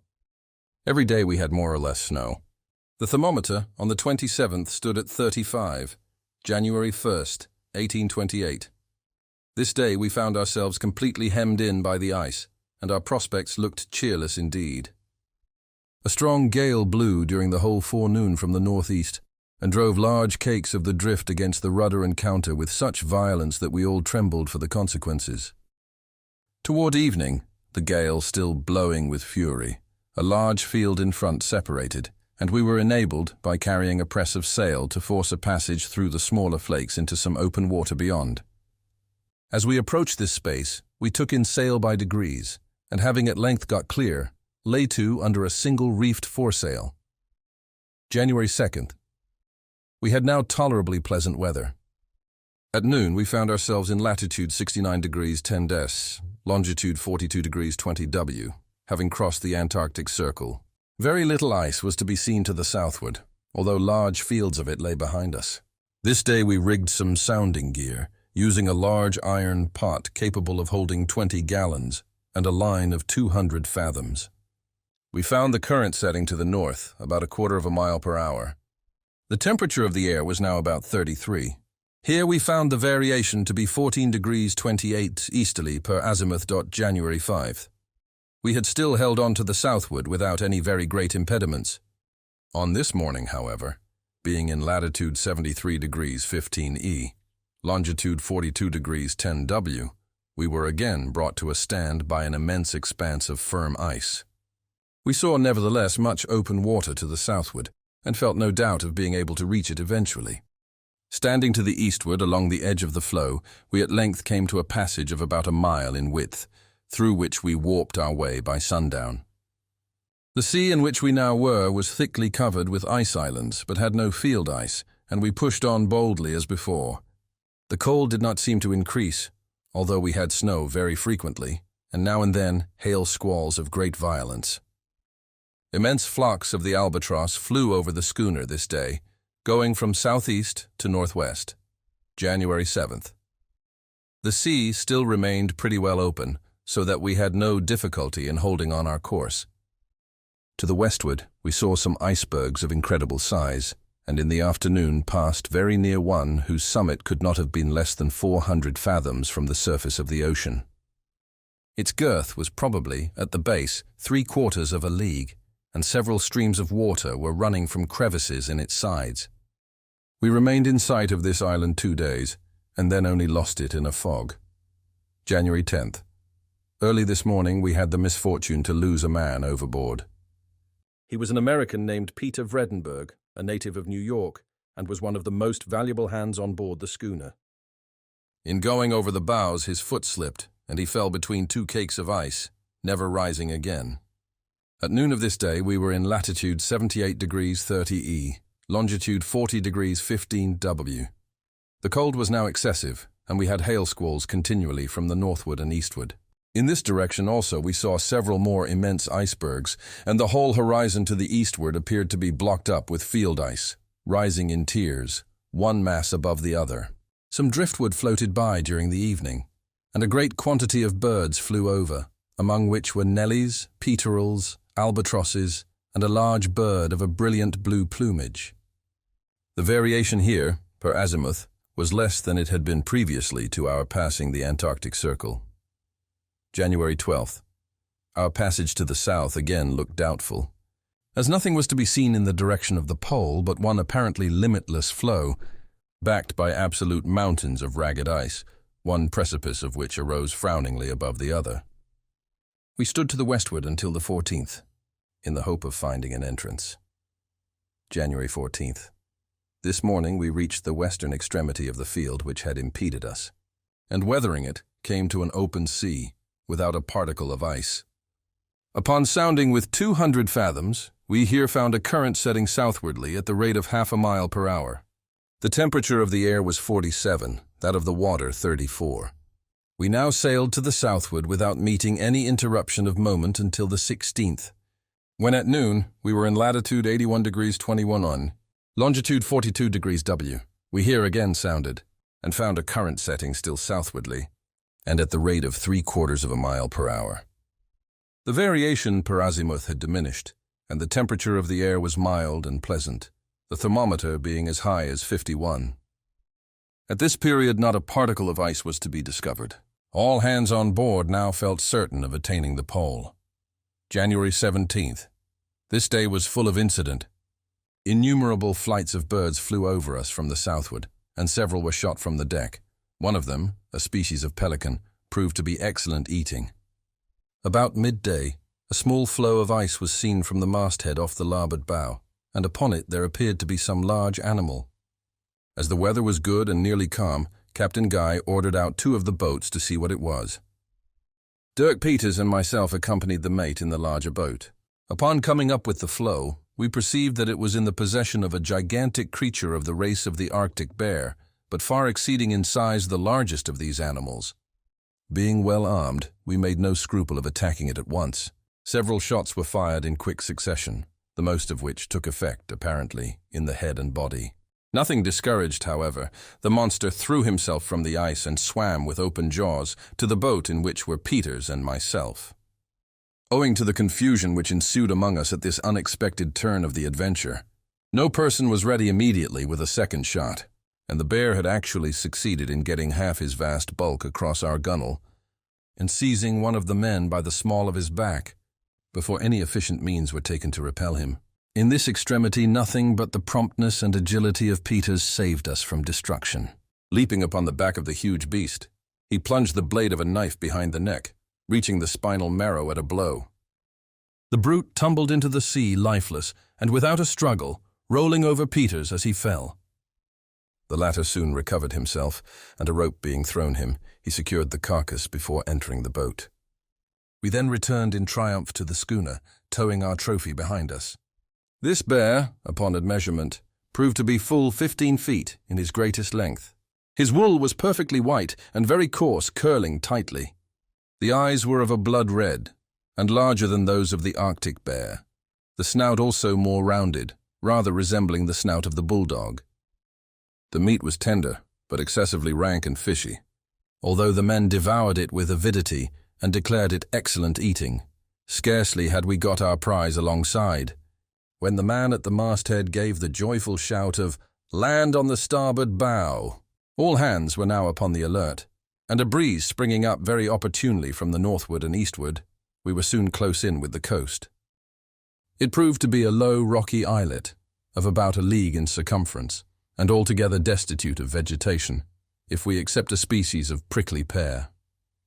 In approaching it from the northward, a singular ledge of rock is seen projecting into the sea, and bearing a strong resemblance to corded bales of cotton. Around this ledge to the westward is a small bay, at the bottom of which our boats effected a convenient landing. It did not take us long to explore every portion of the island, but with one exception, we found nothing worthy of our observation. In the southern extremity we picked up near the shore, half buried in a pile of loose stones, a piece of wood, which seemed to have formed the prow of a canoe.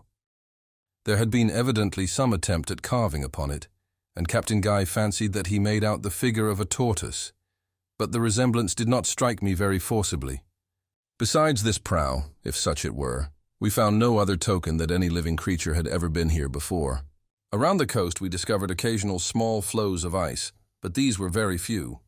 The exact situation of the islet, to which Captain Guy gave the name of Bennett's Islet, in honor of his partner in the ownership of the schooner, is 82 degrees 50 S latitude, 42 degrees 20 W longitude. We had now advanced to the southward more than 8 degrees farther than any previous navigators, and the sea still lay perfectly open before us.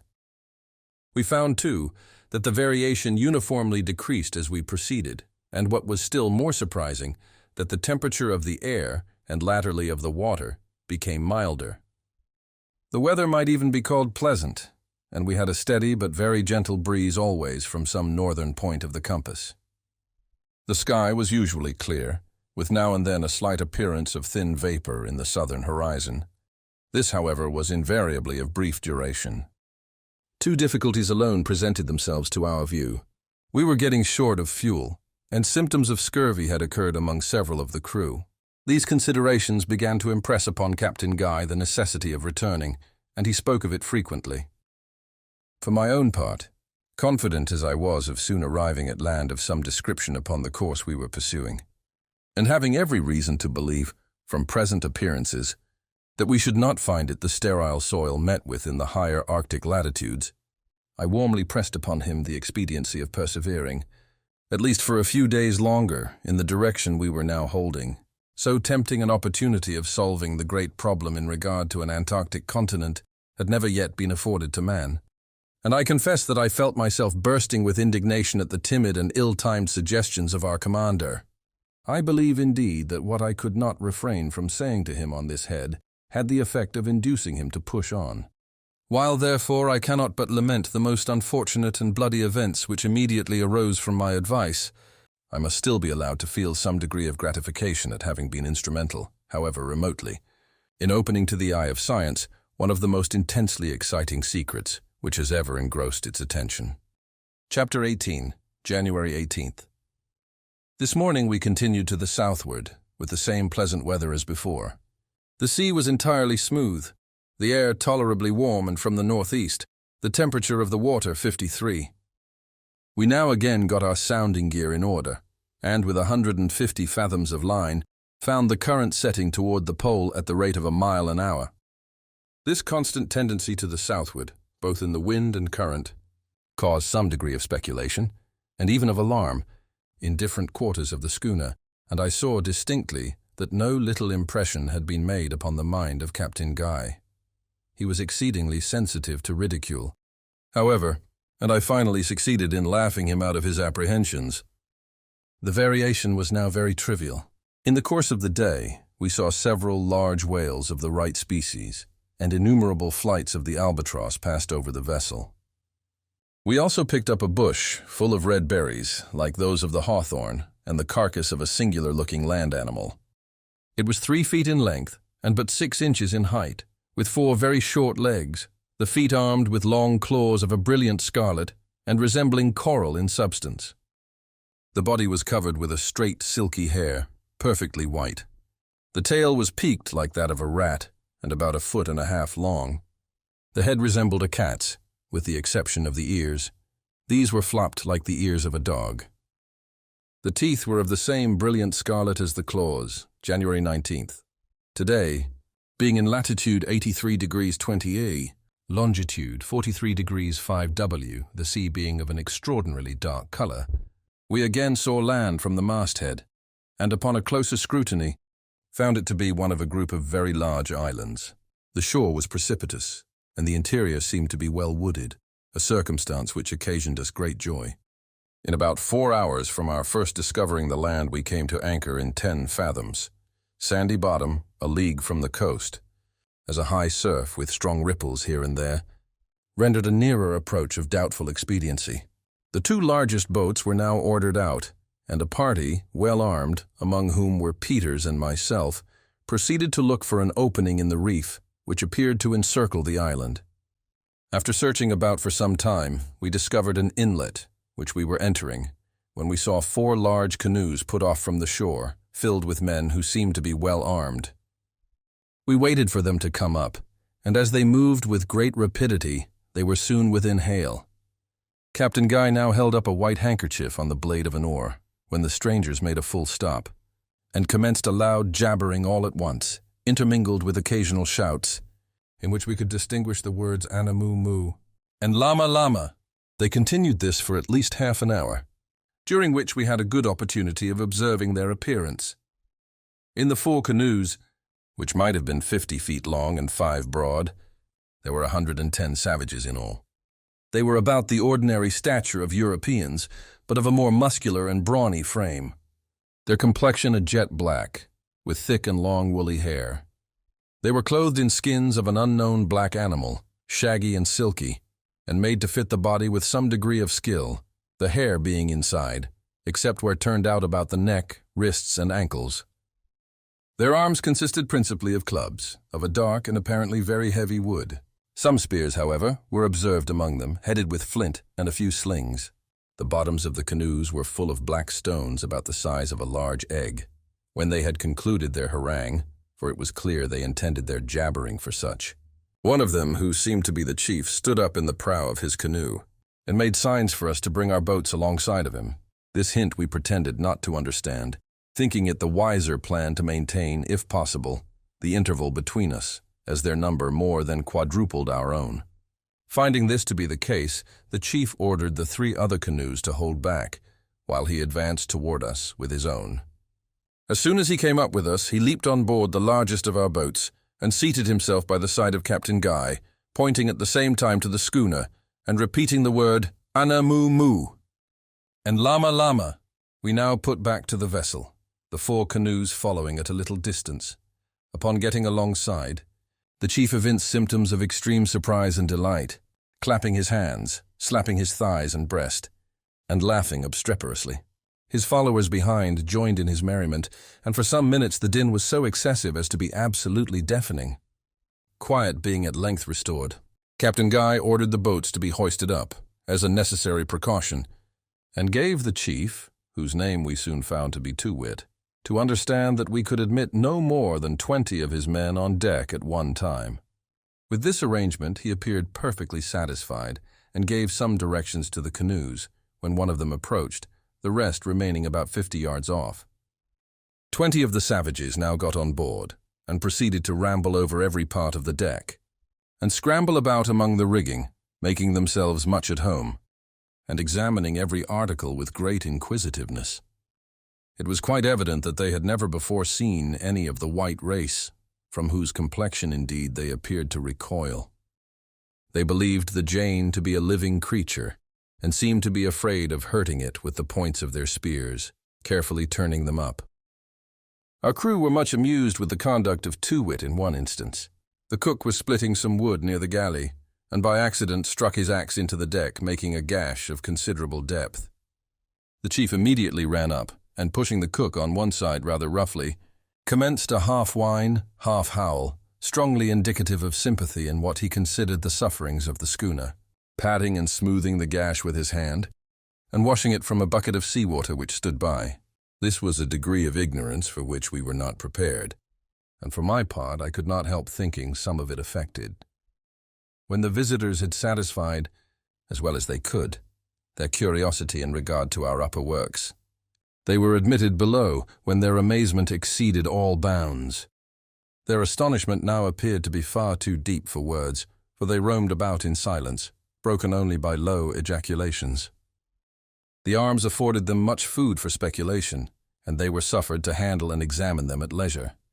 I do not believe that they had the least suspicion of their actual use, but rather took them for idols, seeing the care we had of them, and the attention with which we watched their movements while handling them.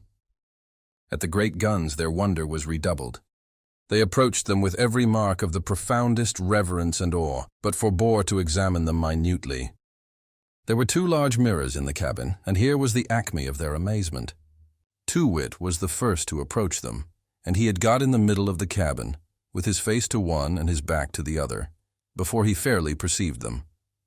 Upon raising his eyes and seeing his reflected self in the glass, I thought the savage would go mad. But upon turning short round to make a retreat, and beholding himself a second time in the opposite direction, I was afraid he would expire upon the spot. No persuasion could prevail upon him to take another look. Throwing himself upon the floor, with his face buried in his hands, he remained thus until we were obliged to drag him upon deck. The whole of the savages were admitted on board in this manner, 20 at a time, Too-Wit being suffered to remain during the entire period. We saw no disposition to thievery among them, nor did we miss a single article after their departure. Throughout the whole of their visit they evinced the most friendly manner. There were, however, some points in their demeanor which we found it impossible to understand. For example, we could not get them to approach several very harmless objects, such as the schooner's sails, an egg, an open book, or a pan of flour. We endeavored to ascertain if they had among them any articles which might be turned to account in the way of traffic, but found great difficulty in being comprehended. We made out, nevertheless, what greatly astonished us, that the islands abounded in the large tortoise of the Galapagos, one of which we saw in the canoe of Too-Wit. We saw also some biche de mer in the hands of one of the savages, who was greedily devouring it in its natural state. These anomalies, for they were such when considered in regard to the latitude, induced Captain Guy to wish for a thorough investigation of the country, in the hope of making a profitable speculation in his discovery. For my own part, anxious as I was to know something more of these islands, I was still more earnestly bent on prosecuting the voyage to the southward without delay. We had now fine weather, but there was no telling how long it would last. And being already in the 84th parallel, with an open sea before us, a current setting strongly to the southward, and the wind fair, I could not listen with any patience to a proposition of stopping longer than was absolutely necessary for the health of the crew and the taking on board a proper supply of fuel and fresh provisions. I represented to the captain that we might easily make this group on our return, and winter here in the event of being blocked up by the ice. He at length came into my views, for in some way, hardly known to myself, I had acquired much influence over him, and it was finally resolved that, even in the event of our finding Biche de Mer, we should only stay here a week to recruit and then push on to the southward while we might. Accordingly, we made every necessary preparation, and under the guidance of Too-Wit, got the Jane through the reef in safety, coming to anchor about a mile from the shore, in an excellent bay completely landlocked, on the southeastern coast of the main island, and in 10 fathoms of water, black sandy bottom. At the head of this bay there were 3 fine springs, we were told, of good water, and we saw abundance of wood in the vicinity. The 4 canoes followed us in, keeping, however, at a respectful distance. Too-Wit himself remained on board, and upon our dropping anchor invited us to accompany him on shore and visit his village in the interior. To this Captain Guy consented, and 10 savages being left on board as hostages, a party of us, 12 in all, got in readiness to attend the chief. We took care to be well armed, yet without evincing any distrust. The schooner had her guns run out, her boarding nettings up, and every other proper precaution was taken to guard against surprise. Directions were left with the chief mate to admit no person on board during our absence, and in the event of our not appearing in 12 hours, to send the cutter, with a swivel, around the island in search of us. At every step we took inland, the conviction forced itself upon us that we were in a country differing essentially from any hitherto visited by civilized men. We saw nothing with which we had been formerly conversant. The trees resembled no growth of either the torrid, the temperate, or the northern frigid zones, and were altogether unlike those of the lower southern latitudes we had already traversed. The very rocks were novel in their mass, their color, and their stratification, and the streams themselves, utterly incredible as it may appear, had so little in common with those of other climates that we were scrupulous of tasting them, and indeed had difficulty in bringing ourselves to believe that their qualities were purely those of nature.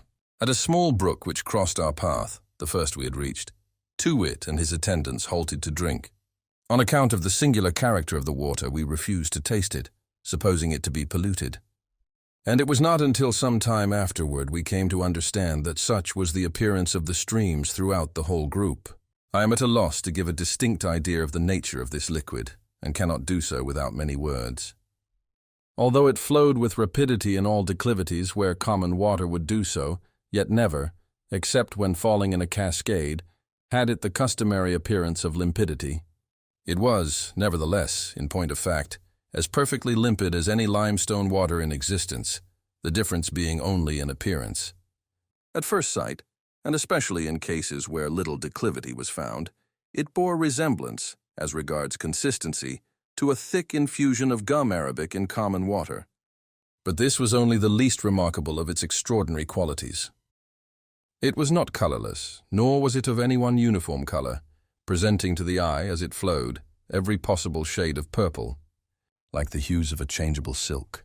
This variation in shade was produced in a manner which excited as profound astonishment in the minds of our party as the mirror had done in the case of Too-Wit. Upon collecting a basinful and allowing it to settle thoroughly, we perceived that the whole mass of liquid was made up of a number of distinct veins, each of a distinct hue, that these veins did not commingle, and that their cohesion was perfect in regard to their own particles among themselves, and imperfect in regard to neighboring veins. Upon passing the blade of a knife athwart the veins, the water closed over it immediately, as with us, and also in withdrawing it, all traces of the passage of the knife were instantly obliterated. If, however, the blade was passed down accurately between the 2 veins, a perfect separation was effected, which the power of cohesion did not immediately rectify. The phenomena of this water formed the first definite link in that vast chain of apparent miracles with which I was destined to be at length encircled. Chapter 19. We were nearly 3 hours in reaching the village, it being more than 9 miles in the interior, and the path lying through a rugged country. As we passed along, The party of Too-Wit, the whole 110 savages of the canoes, was momentarily strengthened by smaller detachments, of from 2 to 6 or 7, which joined us, as if by accident, at different turns of the road. There appeared so much of system in this that I could not help feeling distrust, and I spoke to Captain Guy of my apprehensions. It was now too late, however, to recede, and we concluded that our best security lay in evincing a perfect confidence in the good faith of Too-Wit. We accordingly went on, keeping a wary eye upon the maneuvers of the savages, and not permitting them to divide our numbers by pushing in between. In this way, passing through a precipitous ravine, we at length reached what we were told was the only collection of habitations upon the island. As we came in sight of them, the chief set up a shout, and frequently repeated the word clock-clock, which we supposed to be the name of the village, or perhaps the generic name for villages. The dwellings were of the most miserable description imaginable, and unlike those of even the lowest of the savage races with which mankind are acquainted, were of no uniform plan. Some of them, and these we found, belonged to the Wampoos or Yampoos, the great men of the land, consisted of a tree cut down at about 4 feet from the root, with a large black skin thrown over it, and hanging in loose folds upon the ground. Under this the savage nestled. Others were formed by means of rough limbs of trees, with the withered foliage upon them, made to recline at an angle of 45 degrees, against a bank of clay heaped up, without regular form, to the height of 5 or 6 feet. Others, again, were mere holes dug in the earth perpendicularly and covered over with similar branches, these being removed when the tenant was about to enter, and pulled on again when he had entered. A few were built among the forked limbs of trees as they stood, the upper limbs being partially cut through, so as to bend over upon the lower, thus forming thicker shelter from the weather. The greater number, however, consisted of small, shallow caverns, apparently scratched in the face of a precipitous ledge of dark stone, resembling fuller's earth, with which 3 sides of the village were bounded. At the door of each of these primitive caverns was a small rock, which the tenant carefully placed before the entrance upon leaving his residence. For what purpose I could not ascertain, as the stone itself was never of sufficient size to close up more than 1/3 of the opening. This village, if it were worthy of the name, lay in a valley of some depth, and could only be approached from the southward, the precipitous ledge of which I have already spoken, cutting off all access in other directions. Through the middle of the valley ran a brawling stream of the same magical-looking water which has been described. We saw several strange animals about the dwellings, all appearing to be thoroughly domesticated. The largest of these creatures resembled our common hog in the structure of the body and snout. The tail, however, was bushy, and the legs slender as those of the antelope. Its motion was exceedingly awkward and indecisive, and we never saw it attempt to run. We noticed also several animals very similar in appearance, but of a greater length of body, and covered with a black wool. There were a great variety of tame fowls running about, and these seemed to constitute the chief food of the natives. To our astonishment, we saw black albatross among these birds in a state of entire domestication, going to sea periodically for food, but always returning to the village as a home, and using the southern shore in the vicinity as a place of incubation. There they were, joined by their friends, the pelicans, as usual, but these latter never followed them to the dwellings of the savages. Among the other kinds of tame fowls were ducks, differing very little from the canvas back of our own country, black gannets, and a large bird not unlike the buzzard in appearance, but not carnivorous. Of fish there seemed to be a great abundance. We saw, during our visit, a quantity of dried salmon, rock cod, blue dolphins, mackerel, blackfish, skate, conger eels, elephant fish, mullets, soles, parrotfish, leather jackets, gurnards, hake, flounders, paracutas, and innumerable other varieties. We noticed, too, that most of them were similar to the fish about the group of Lord Auckland Islands, in a latitude as low as 51 degrees south. The Gallipago tortoise was also very plentiful. We saw but few wild animals, and none of a large size, or of a species with which we were familiar. 1 or 2 serpents of a formidable aspect crossed our path, but the natives paid them little attention, and we concluded that they were not venomous. As we approached the village with Too-Wit and his party, a vast crowd of the people rushed out to meet us with loud shouts, among which we could only distinguish the everlasting Anamoo Moo. and llama llama. We were much surprised at perceiving that, with one or two exceptions, these newcomers were entirely naked, and skins being used only by the men of the canoes. All the weapons of the country seemed also to be in the possession of the latter, for there was no appearance of any among the villagers. There were a great many women and children, the former not altogether wanting in what might be termed personal beauty. They were straight, tall, and well-formed, with a grace and freedom of carriage not to be found in civilized society. Their lips, however, like those of the men, were thick and clumsy, so that even when laughing, the teeth were never disclosed. Their hair was of a finer texture than that of the males.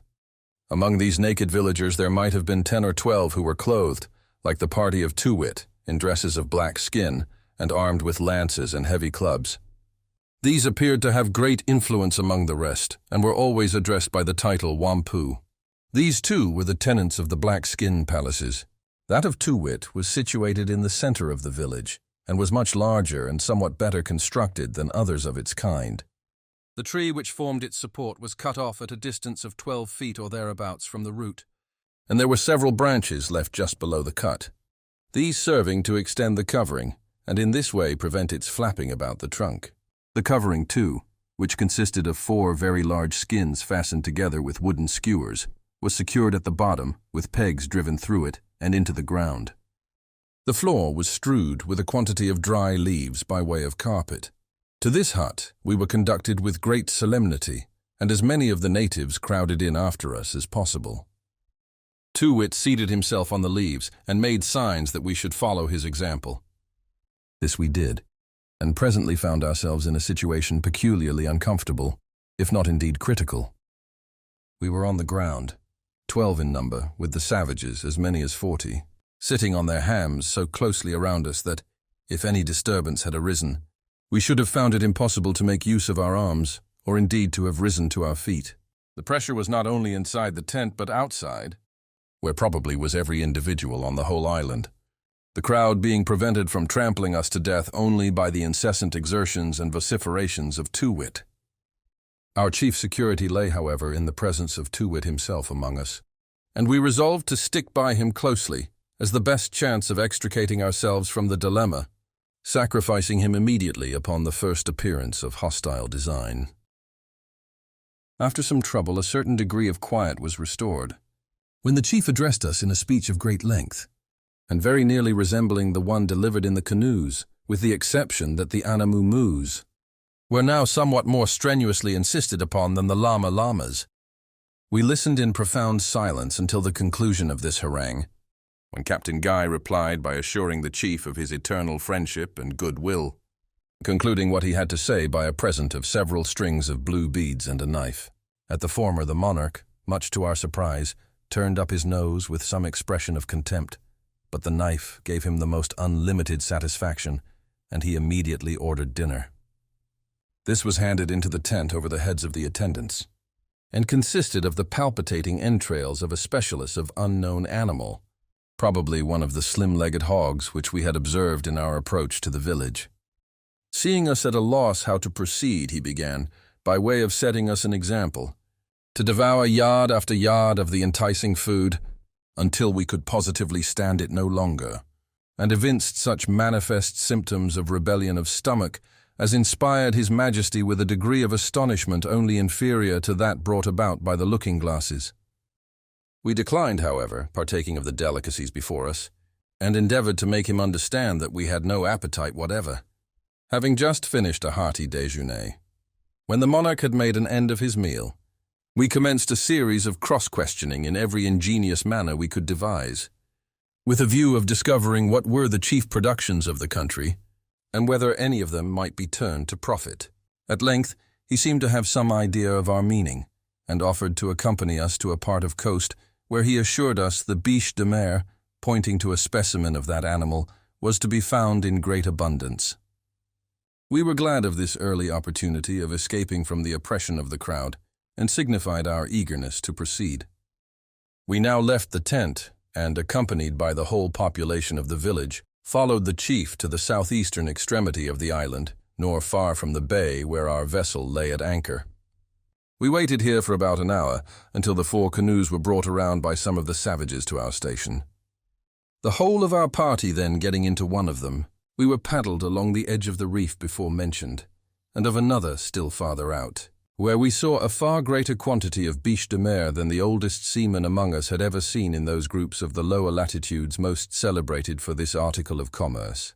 We stayed near these reefs only long enough to satisfy ourselves that we could easily load a dozen vessels with the animal if necessary, when we were taken alongside the schooner and parted with Too-wit, after obtaining from him a promise that he would bring us, in the course of 24 hours, as many of the canvas-back ducks and Gallipago tortoises as his canoes would hold. In the whole of this adventure we saw nothing in the demeanor of the natives calculated to create suspicion, with the single exception of the systematic manner in which their party was strengthened during our route from the schooner to the village.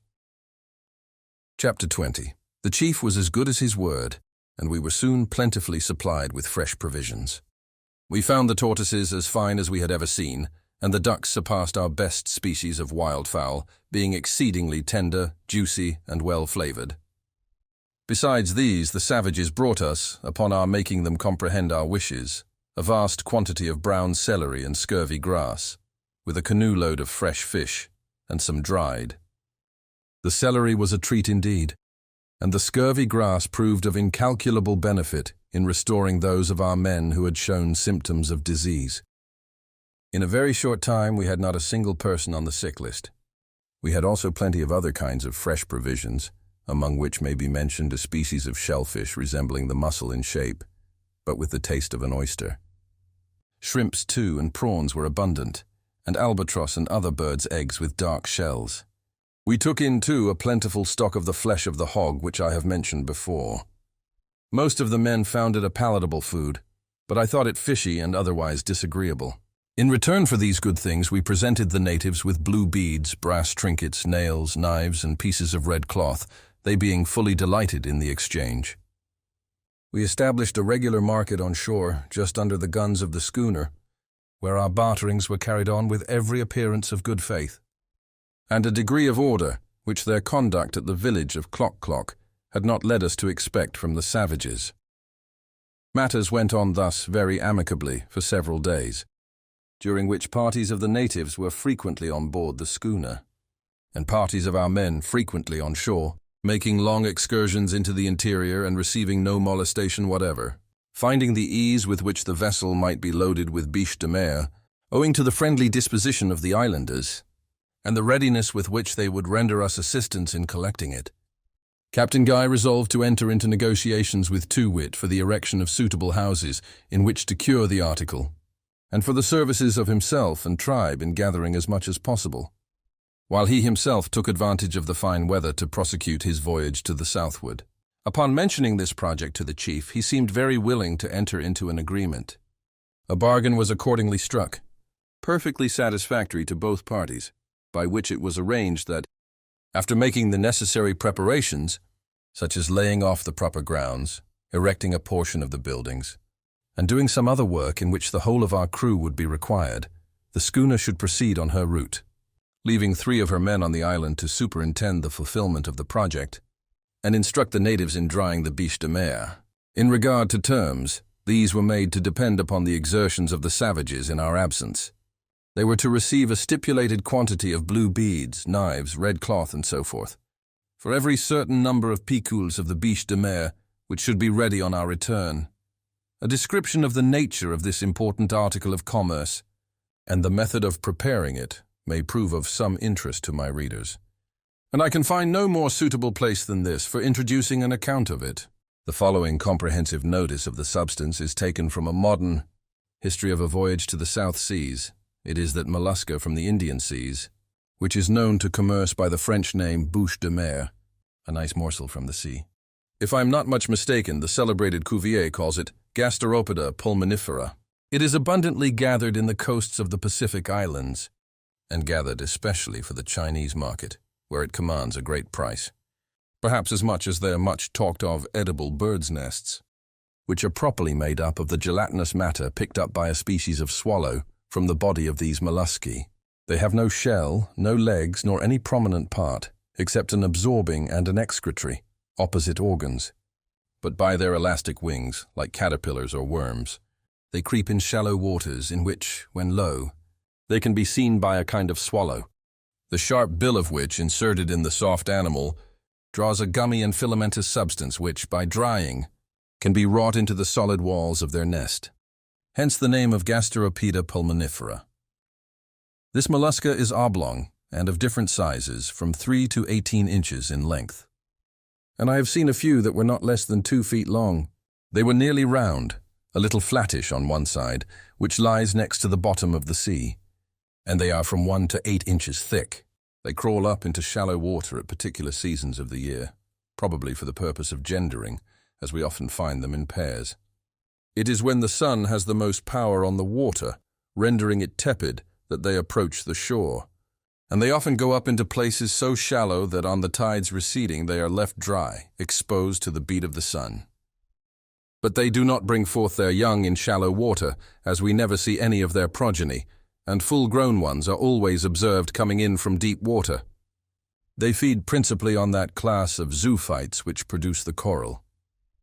The biche de mer is generally taken in 3 or 4 feet of water, after which they are brought on shore and split at one end with a knife, the incision being 1 inch or more, according to the size of the mollusca. Through this opening, the entrails are forced out by pressure, and they are much like those of any other small tenant of the deep. The article is then washed, and afterward boiled to a certain degree, which must not be too much or too little. They are then buried in the ground for 4 hours, then boiled again for a short time, after which they are dried, either by the fire or the sun. Those cured by the sun are worth the most, but where 1 picul, 133, 13 lbs, can be cured that way, I can cure 30 piculs by the fire. When once properly cured, they can be kept in a dry place for 2 or 3 years without any risk. But they should be examined once in every few months, say 4 times a year, to see if any dampness is likely to affect them. The Chinese, as before stated, consider biche de mer a very great luxury, believing that it wonderfully strengthens and nourishes the system, and renews the exhausted system of the immoderate voluptuary. The first quality commands a high price in Canton, being worth $90 a picul. The second quality, $75. The third, $50. The fourth, $30. The fifth, $20. The sixth, $12. The seventh, $8. And the eighth, $4. Small cargoes, however, will often bring more in Manila, Singapore, and Batavia. An agreement having been thus entered into, we proceeded immediately to land everything necessary for preparing the buildings and clearing the ground.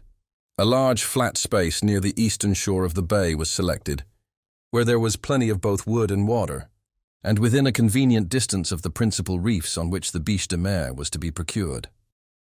We now all set to work in good earnest, and soon, to the great astonishment of the savages, had felled a sufficient number of trees for our purpose, getting them quickly in order for the framework of the houses, which in 2 or 3 days was so far under way that we could safely trust the rest of the work to the 3 men whom we intended to leave behind. These were John Carson, Alfred Harris, and Dowyer Peterson, all natives of London, I believe, who volunteered their services in this respect. By the last of the month we had everything in readiness for departure. We had agreed, however, to pay a formal visit of leave-taking to the village, and to it insisted so pertinaciously upon our keeping the promise that we did not think it advisable to run the risk of offending him by a final refusal. I believe that not one of us had at this time the slightest suspicion of the good faith of the savages. They had uniformly behaved with the greatest decorum, aiding us with alacrity in our work, offering us their commodities, frequently without price, and never, in any instance, pilfering a single article, although the high value they set upon the goods we had with us was evident by the extravagant demonstrations of joy always manifested upon our making them a present. The women especially were most obliging in every respect, and, upon the whole, we should have been the most suspicious of human beings had we entertained a single thought of perfidy on the part of a people who treated us so well. A very short while sufficed to prove that this apparent kindness of disposition was only the result of a deeply laid plan for our destruction, and that the islanders for whom we entertained such inordinate feelings of esteem were among the most barbarous, subtle, and bloodthirsty wretches that ever contaminated the face of the globe. It was on the 1st of February that we went on shore for the purpose of visiting the village. Although, as said before, we entertained not the slightest suspicion, still no proper precaution was neglected. 6 men were left in the schooner, with instructions to permit none of the savages to approach the vessel during our absence, under any pretense whatever, and to remain constantly on deck. The boarding nettings were up, the guns double-shotted with grape and canister, and the swivels loaded with canisters of musket balls. She lay, with her anchor apeak, about a mile from the shore, and no canoe could approach her in any direction without being distinctly seen and exposed to the full fire of our swivels immediately. The 6 men being left on board, our shore party consisted of 32 persons in all. We were armed to the teeth, having with us muskets, pistols, and cutlasses. Besides, each had a long kind of seaman's knife, somewhat resembling the Bowie knife now so much used throughout our western and southern country. 100 of the black-skin warriors met us at the landing for the purpose of accompanying us on our way. We noticed, however, with some surprise, that they were now entirely without arms, and upon questioning Too-Wit in relation to this circumstance, he merely answered that mati non we papa si, meaning that there was no need of arms where all were brothers. We took this in good part, and proceeded.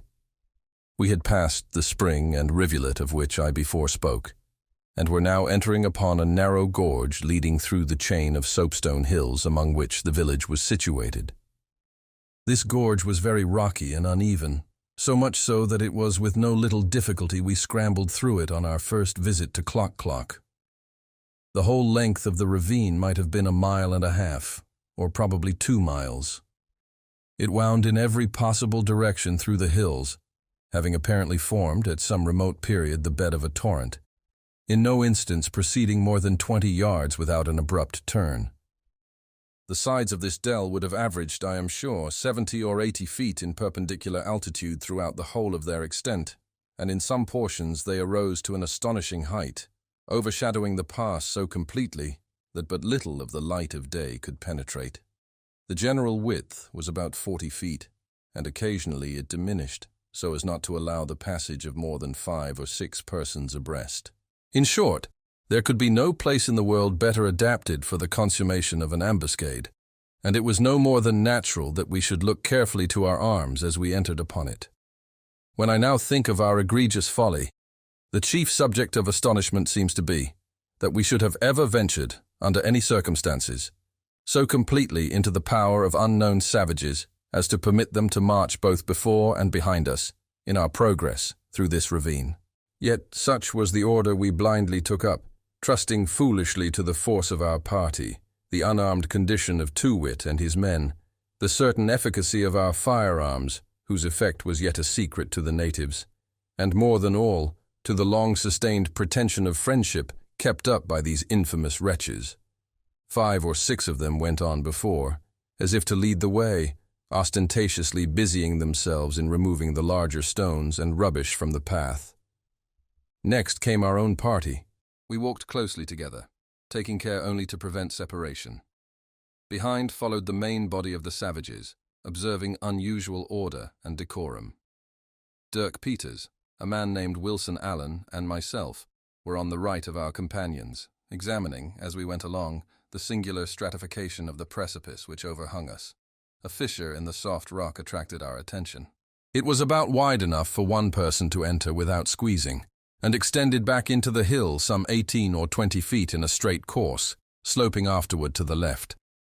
The height of the opening, as far as we could see into it from the main gorge, was perhaps 60 or 70 feet. There were 1 or 2 stunted shrubs growing from the crevices, bearing a species of filbert, which I felt some curiosity to examine, and pushed in briskly for that purpose, gathering 5 or 6 of the nuts at a grasp, and then hastily retreating. As I turned, I found that Peters and Allen had followed me. I desired them to go back, as there was not room for 2 persons to pass, saying they should have some of my nuts.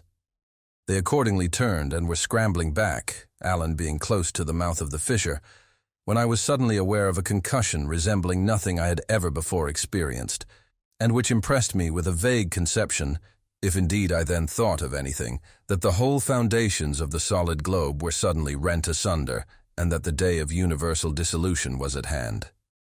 Chapter 21.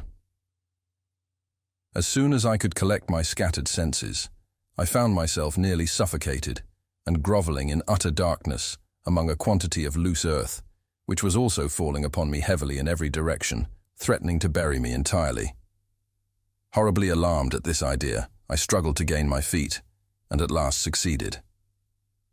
I then remained motionless for some moments, endeavoring to conceive what had happened to me and where I was. Presently I heard a deep groan just at my ear, and afterward the smothered voice of Peters calling to me for aid in the name of God. I scrambled 1 or 2 paces forward when I fell directly over the head and shoulders of my companion, who, I soon discovered, was buried in a loose mass of earth as far as his middle, and struggling desperately to free himself from the pressure. I tore the dirt from around him with all the energy I could command, and at length succeeded in getting him out. As soon as we sufficiently recovered from our fright and surprise to be capable of conversing rationally, we both came to the conclusion that the walls of the fissure in which we had ventured had, by some convulsion of nature, or probably from their own weight, caved in overhead, and that we were consequently lost forever, being thus entombed alive. For a long time we gave up supinely to the most intense agony and despair, such as cannot be adequately imagined by those who have never been in a similar position. I firmly believed that no incident ever occurring in the course of human events is more adapted to inspire the supremeness of mental and bodily distress than a case like our own, of living inhumation. The blackness of darkness which envelops the victim, the terrific oppression of lungs, the stifling fumes from the damp earth, unite with the ghastly considerations that we are beyond the remotest confines of hope, and that such is the allotted portion of the dead, to carry into the human heart a degree of appalling awe and horror not to be tolerated, never to be conceived. At length, Peters proposed that we should endeavor to ascertain precisely the extent of our calamity and grope about our prison, it being barely possible, he observed, that some opening might yet be left us for escape. I caught eagerly at this hope, and arousing myself to exertion, attempted to force my way through the loose earth. Hardly had I advanced a single step before a glimmer of light became perceptible, enough to convince me that, at all events, we should not immediately perish for want of air. We now took some degree of heart, and encouraged each other to hope for the best.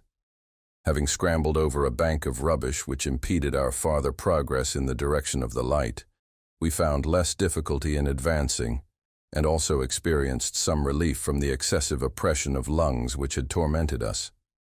Presently we were enabled to obtain a glimpse of the objects around, and discovered that we were near the extremity of the straight portion of the fissure, where it made a turn to the left.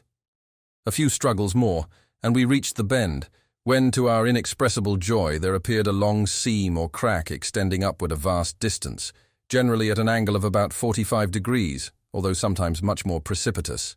We could not see through the whole extent of this opening, but as a good deal of light came down it, we had little doubt of finding at the top of it, if we could by any means reach the top, a clear passage into the open air. I now called to mind that 3 of us had entered the fissure from the main gorge, and that our companion Alan was still missing. We determined at once to retrace our steps and look for him. After a long search, and much danger from the farther caving in of the earth above us, Peters at length cried out to me that he had hold of our companion's foot, and that his whole body was deeply buried beneath the rubbish beyond the possibility of extricating him. I soon found that what he said was too true, and that, of course, life had been long extinct.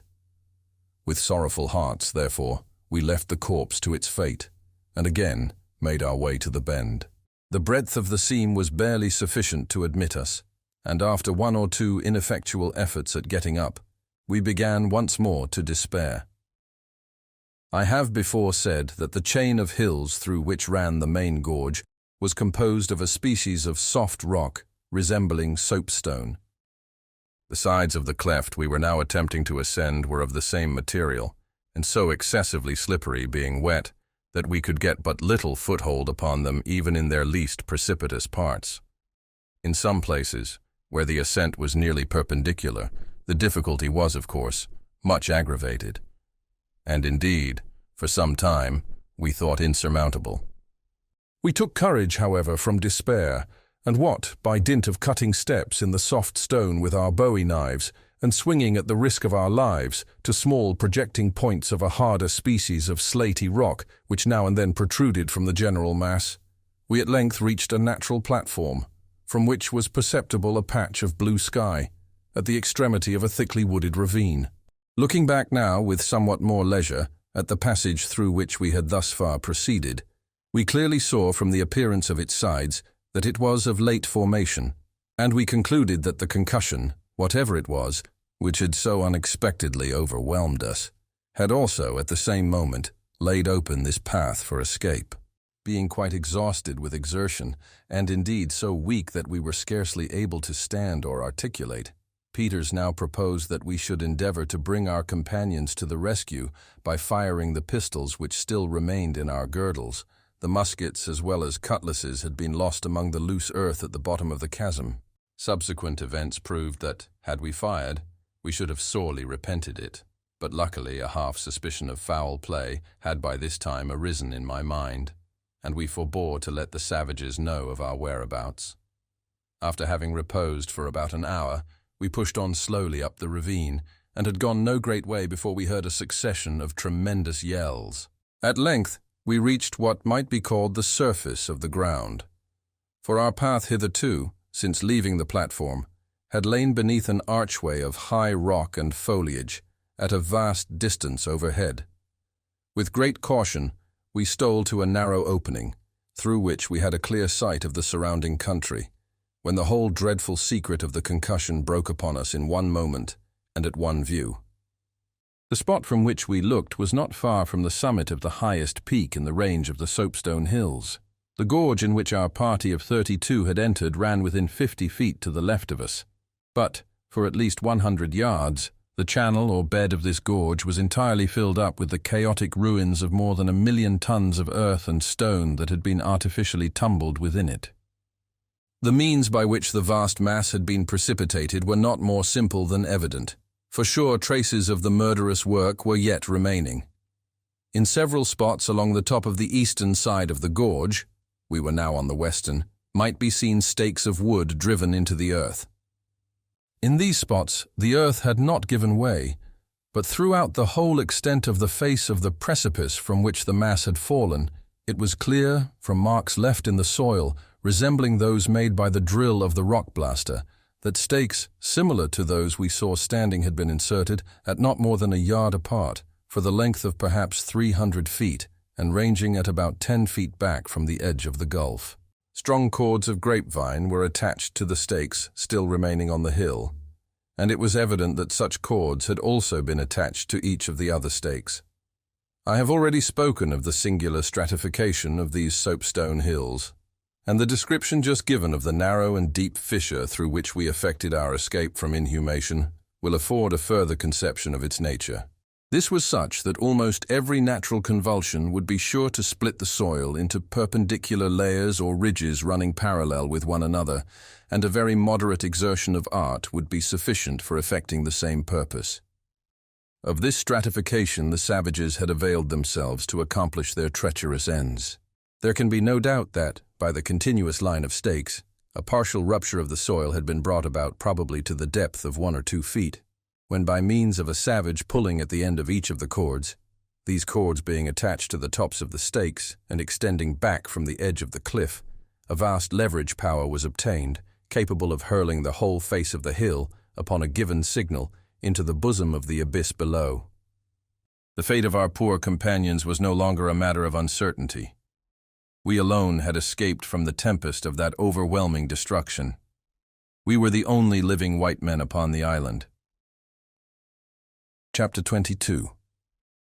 Our situation, as it now appeared, was scarcely less dreadful than when we had conceived ourselves entombed forever. We saw before us no prospect but that of being put to death by the savages, or of dragging out a miserable existence in captivity among them. We might, to be sure, conceal ourselves for a time from their observation among the fastnesses of the hills, and, as a final resort, in the chasm from which we had just issued. But we must either perish in the long polar winter through cold and famine, or be ultimately discovered in our efforts to obtain relief, The whole country around us seemed to be swarming with savages, crowds of whom, we now perceived, had come over from the islands to the southward, on flat rafts, doubtless with a view of lending their aid in the capture and plunder of the Jane. The vessel still lay calmly at anchor in the bay, those on board being apparently quite unconscious of any danger awaiting them. How we longed at that moment to be with them, either to aid in effecting their escape or to perish with them in attempting a defense. We saw no chance even of warning them of their danger without bringing immediate destruction upon our own heads, with but a remote hope of benefit to them. A pistol fired might suffice to apprise them that something wrong had occurred, but the report could not possibly inform them that their only prospect of safety lay in getting out of the harbour forthwith. It could not tell them that no principles of honour now bound them to remain, that their companions were no longer among the living. Upon hearing the discharge, they could not be more thoroughly prepared to meet the foe, who were now getting ready to attack, than they already were and always had been. No good, therefore, and infinite harm, would result from our firing, and after mature deliberation, we forbore. Our next thought was to attempt to rush toward the vessel, to seize one of the 4 canoes which lay at the head of the bay, and endeavor to force a passage on board. But the utter impossibility of succeeding in this desperate task soon became evident. The country, as I said before, was literally swarming with the natives, skulking among the bushes and recesses of the hills, so as not to be observed from the schooner.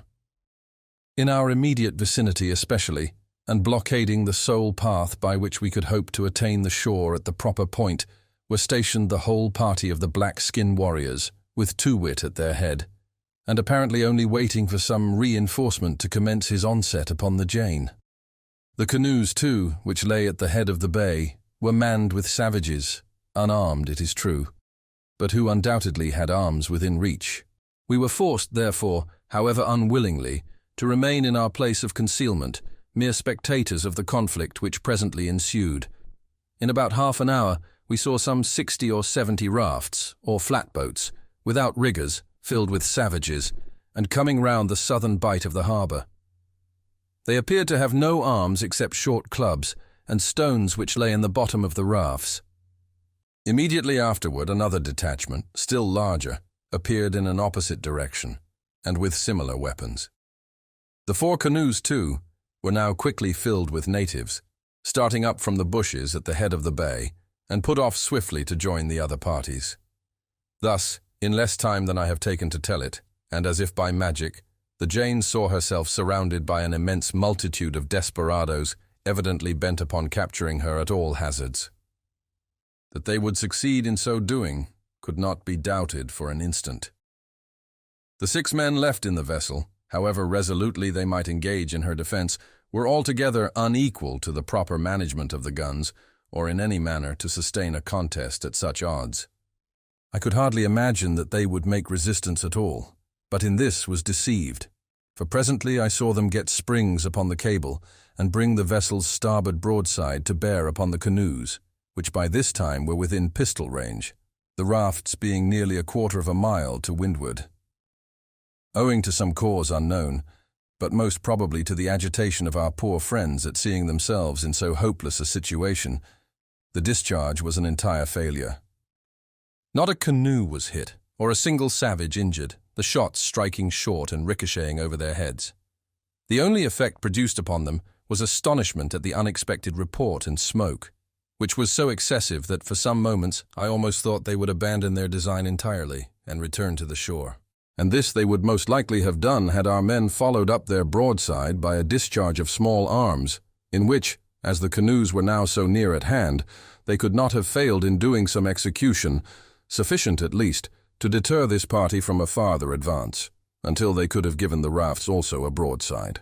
But, in place of this, they left the canoe party to recover from their panic, and by looking about them, to see that no injury had been sustained, while they flew to the larboard to get ready for the rafts.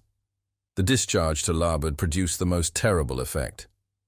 The star and double-headed shot of the large guns cut 7 or 8 of the rafts completely asunder, and killed perhaps 30 or 40 of the savages outright, while 100 of them at least were thrown into the water, the most of them dreadfully wounded.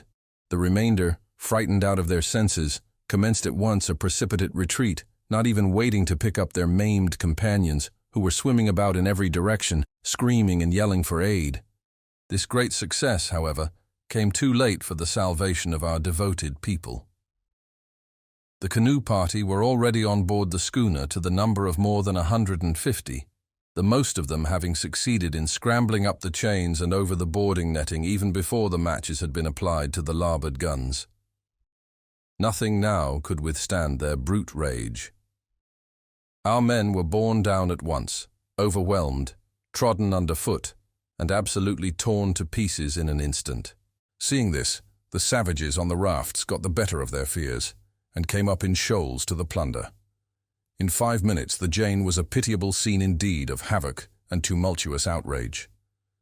The decks were split open and ripped up, the cordage, sails, and everything movable on deck demolished as if by magic, while, by dint of pushing at the stern, towing with the canoes, and hauling at the sides as they swam in thousands around the vessel, the wretches finally forced her on shore, the cable having been slipped, and delivered her over to the good offices of Too-wit, who, during the whole of the engagement, had maintained, like a skillful general, his post of security and reconnaissance among the hills, but, now that the victory was completed to his satisfaction, condescended to scamper down with his warriors of the black skin, and become a partaker in the spoils.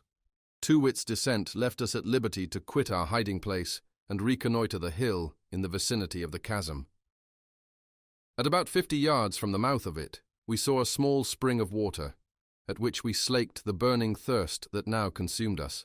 Not far from the spring, we discovered several of the filbert bushes which I mentioned before. Upon tasting the nuts, we found them palatable, and very nearly resembling in flavour the common English filbert. We collected our hats full immediately, deposited them within the ravine, and returned for more. While we were busily employed in gathering these, a rustling in the bushes alarmed us, and we were upon the point of stealing back to our covert, when a large black bird of the bittern species strugglingly and slowly arose above the shrubs. I was so much startled that I could do nothing, but Peters had sufficient presence of mind to run up to it before it could make its escape, and seize it by the neck. Its struggles and screams were tremendous, and we had thoughts of letting it go, lest the noise should alarm some of the savages who might be still lurking in the neighbourhood. A stab with a bowie knife, however, at length brought it to the ground, and we dragged it into the ravine, congratulating ourselves that, at all events, we had thus obtained a supply of food enough to last us for a week. We now went out again to look about us, and ventured a considerable distance down the southern declivity of the hill, but met with nothing else which could serve us for food. We therefore collected a quantity of dry wood and returned, seeing 1 or 2 large parties of the natives on their way to the village, laden with the plunder of the vessel, and who, we were apprehensive, might discover us in passing beneath the hill.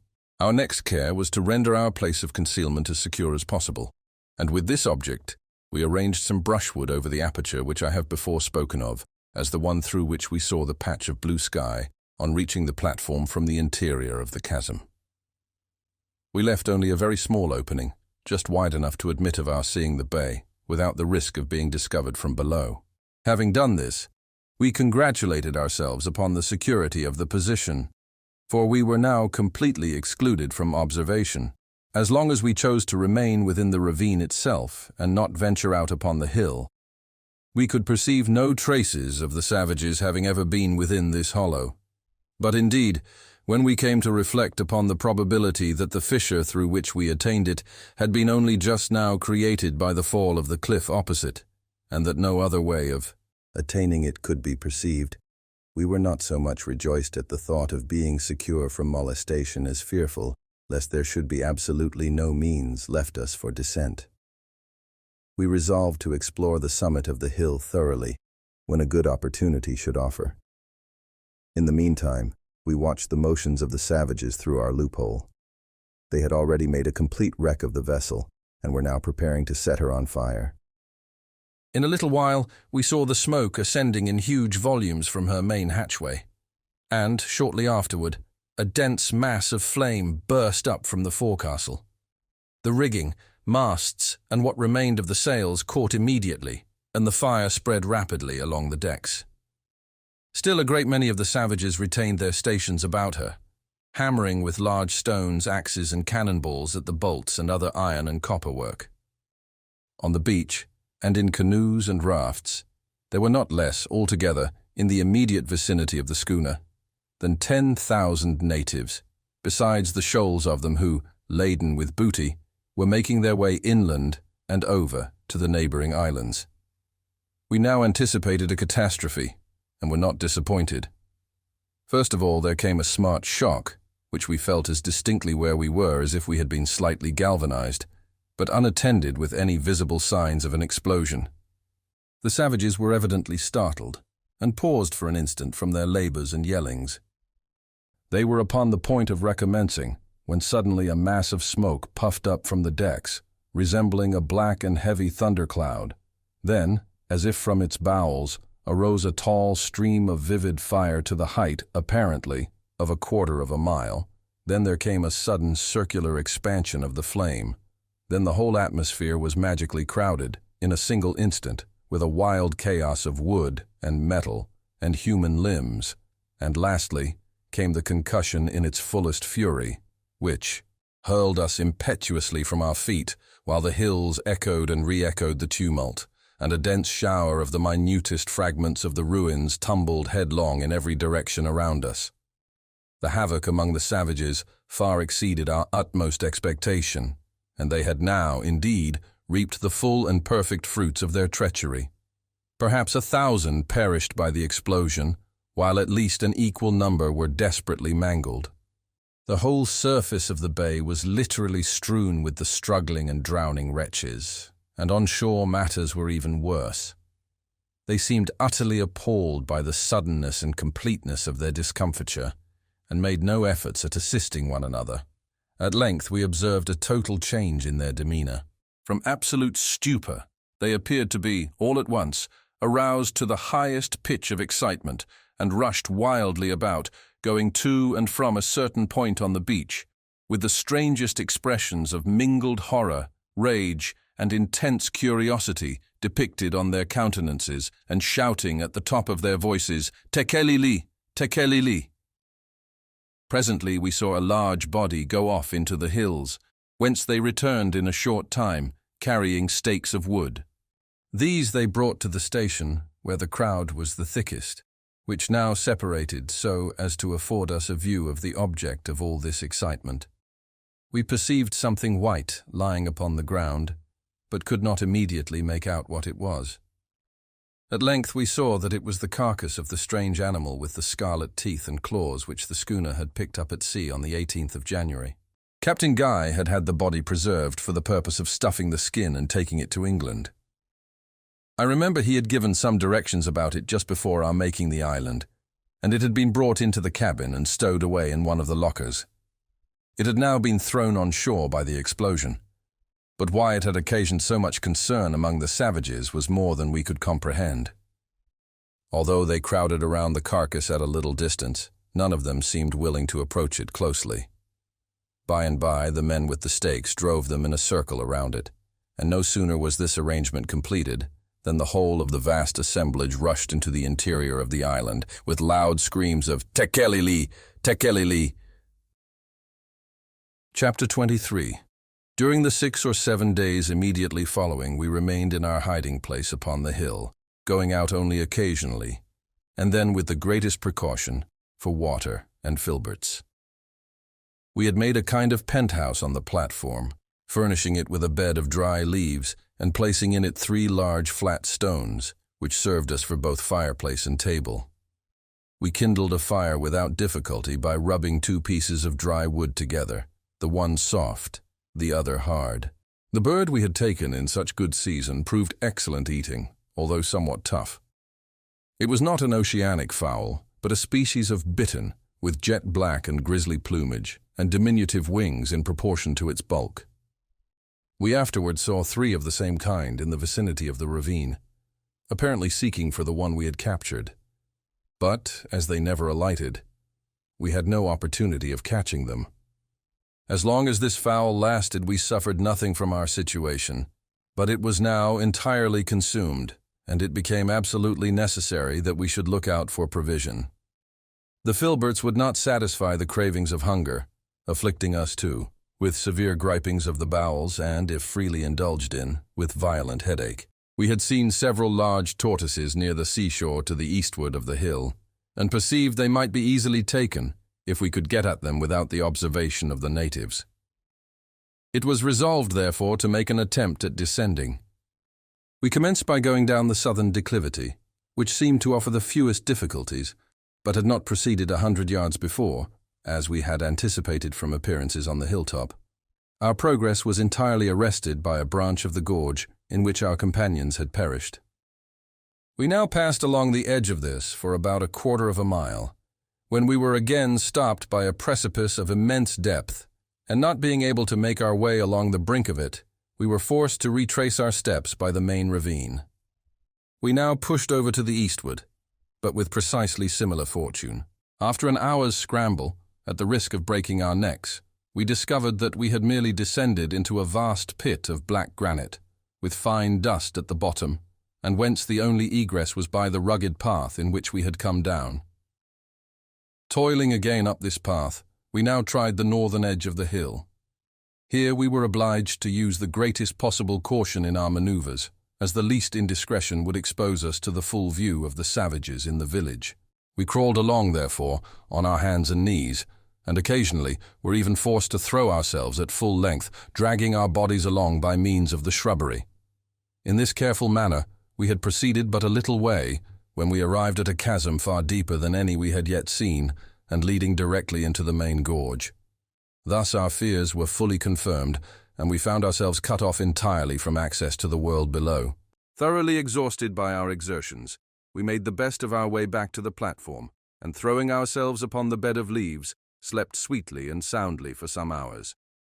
For several days after this fruitless search, we were occupied in exploring every part of the summit of the hill, in order to inform ourselves of its actual resources. We found that it would afford us no food, with the exception of the unwholesome filberts and a rank species of scurvy grass, which grew in a little patch of not more than 4 rods square, and would be soon exhausted. On the 15th of February, as near as I can remember, there was not a blade of this left, and the nuts were growing scarce. Our situation, therefore, could hardly be more lamentable. On the 16th we again went round the walls of our prison, in hope of finding some avenue of escape, but to no purpose. We also descended the chasm in which we had been overwhelmed, with the faint expectation of discovering through this channel some opening to the main ravine. Here, too, we were disappointed, although we found and brought up with us a musket. On the 17th we set out with the determination of examining more thoroughly the chasm of black granite into which we had made our way in the first search. We remembered that one of the fissures in the sides of this pit had been but partially looked into, and we were anxious to explore it, although with no expectation of discovering here any opening. We found no great difficulty in reaching the bottom of the hollow as before, and were now sufficiently calm to survey it with some attention. It was indeed one of the most singular-looking places imaginable, and we could scarcely bring ourselves to believe it altogether the work of nature. The pit, from its eastern to its western extremity, was about 500 yards in length, when all its windings were threaded. The distance from east to west in a straight line not being more, I should suppose having no means of accurate examination, than 40 or 50 yards. Upon first descending into the chasm, that is to say, for 100 feet downward from the summit of the hill, the sides of the abyss bore little resemblance to each other, and apparently had at no time been connected, the one surface being of the soapstone, and the other of marl, granulated with some metallic matter. The average breadth or interval between the two cliffs was probably here 60 feet, but there seemed to be no regularity of formation. Passing down, however, beyond the limit spoken of, the interval rapidly contracted, and the sides began to run parallel, although, for some distance farther, they were still dissimilar in their material and form of surface. Upon arriving within 50 feet of the bottom, a perfect regularity commenced. The sides were now entirely uniform in substance, in color, and in lateral direction. the material being a very black and shining granite, and the distance between the two sides, at all points facing each other, exactly 20 yards. The precise formation of the chasm will be best understood by means of a delineation taken upon the spot. For I had luckily with me a pocketbook and pencil, which I preserved with great care through a long series of subsequent adventure, and to which I am indebted for memoranda of many subjects which would otherwise have been crowded from my remembrance. This figure gives the general outlines of the chasm, without the minor cavities in the sides, of which there were several, each cavity having a corresponding protuberance opposite. The bottom of the gulf was covered to the depth of 3 or 4 inches with a powder almost impalpable, beneath which we found a continuation of the black granite. To the right, at the lower extremity, will be noticed the appearance of a small opening. This is the fissure alluded to above, and to examine which more minutely than before was the object of our second visit. We now pushed into it with vigor, cutting away a quantity of brambles which impeded us, and removing a vast heap of sharp flints somewhat resembling arrowheads in shape. We were encouraged to persevere, however, by perceiving some little light proceeding from the farther end. We at length squeezed our way for about 30 feet, and found that the aperture was a low and regularly formed arch, having a bottom of the same impalpable powder as that in the main chasm. A strong light now broke upon us, and turning a short bend, we found ourselves in another lofty chamber, similar to the one we had left in every respect, but longitudinal form. Its general figure is here given. The total length of this chasm, commencing at the opening A and proceeding round the curve B to the extremity D, is 550 yards. At C, we discovered a small aperture similar to the one through which we had issued from the other chasm, and this was choked up in the same manner with brambles and a quantity of the white arrowhead flints. We forced our way through it, finding it about 40 feet long, and emerged into a third chasm. This, too, was precisely like the first, except in its longitudinal shape, which was thus. We found the entire length of the third chasm 320 yards. At the point A was an opening about 6 feet wide and extending 15 feet into the rock, where it terminated in a bed of marl, there being no other chasm beyond as we had expected. We were about leaving this fissure, into which very little light was admitted, when Peters called my attention to a range of singular-looking indentures in the surface of the marl, forming the termination of the cul-de-sac. With a very slight exertion of the imagination, the left, or most northern of these indentures might have been taken for the intentional, although rude, representation of a human figure standing erect, with outstretched arm. The rest of them bore also some little resemblance to alphabetical characters, and Peters was willing, at all events, to adopt the idle opinion that they were really such. I convinced him of his error finally by directing his attention to the floor of the fissure, where, among the powder, we picked up, piece by piece, several large flakes of the marl, which had evidently been broken off by some convulsion from the surface where the indentures were found, and which had projecting points exactly fitting the indentures, thus proving them to have been the work of nature. After satisfying ourselves that these singular caverns afforded us no means of escape from our prison, we made our way back, dejected and dispirited, to the summit of the hill. Nothing worth mentioning occurred during the next 24 hours, except that, in examining the ground to the eastward of the third chasm, we found 2 triangular holes of great depth, and also with black granite sides. Into these holes we did not think it worth while to attempt descending, as they had the appearance of mere natural wells, without outlet. They were each about 20 yards in circumference, and their shape, as well as relative position in regard to the third chasm. Chapter 24. On the 20th of the month, finding it altogether impossible to subsist any longer upon the filberts, the use of which occasioned us the most excruciating torment, we resolved to make a desperate attempt at descending the southern declivity of the hill. The face of the precipice was here of the softest species of soapstone, although nearly perpendicular throughout its whole extent, a depth of 150 feet at the least, and in many places even overarching. After a long search, we discovered a narrow ledge about 20 feet below the brink of the gulf. Upon this, Peters contrived to leap, with what assistance I could render him by means of our pocket handkerchiefs tied together. With somewhat more difficulty, I also got down, and we then saw the possibility of descending the whole way by the process in which we had clambered up from the chasm when we had been buried by the fall of the hill. That is, by cutting steps in the face of the soapstone with our knives. The extreme hazard of the attempt can scarcely be conceived, but, as there was no other resource, we determined to undertake it.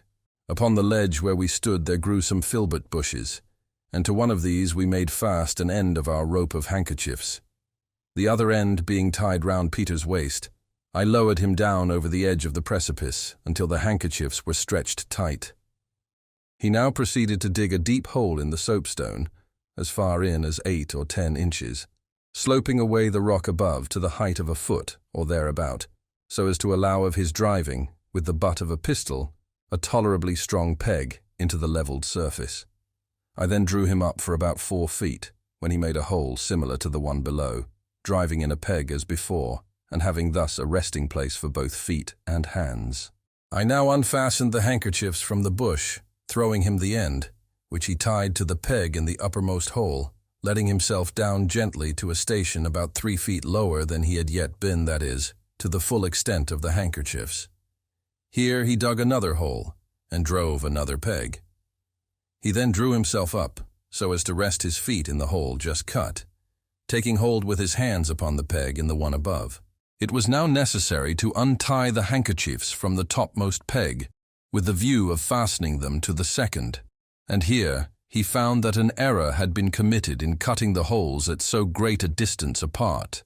However, after 1 or 2 unsuccessful and dangerous attempts at reaching the knot, having to hold on with his left hand while he labored to undo the fastening with his right, he at length cut the string, leaving 6 inches of it affixed to the peg.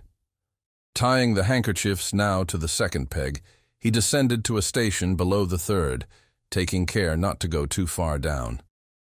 By these means which I should never have conceived of myself, and for which we were indebted altogether to Peter's ingenuity and resolution, my companion finally succeeded, with the occasional aid of projections in the cliff, in reaching the bottom without accident.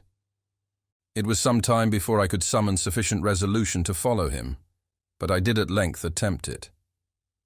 Peters had taken off his shirt before descending, and this, with my own, formed the rope necessary for the adventure.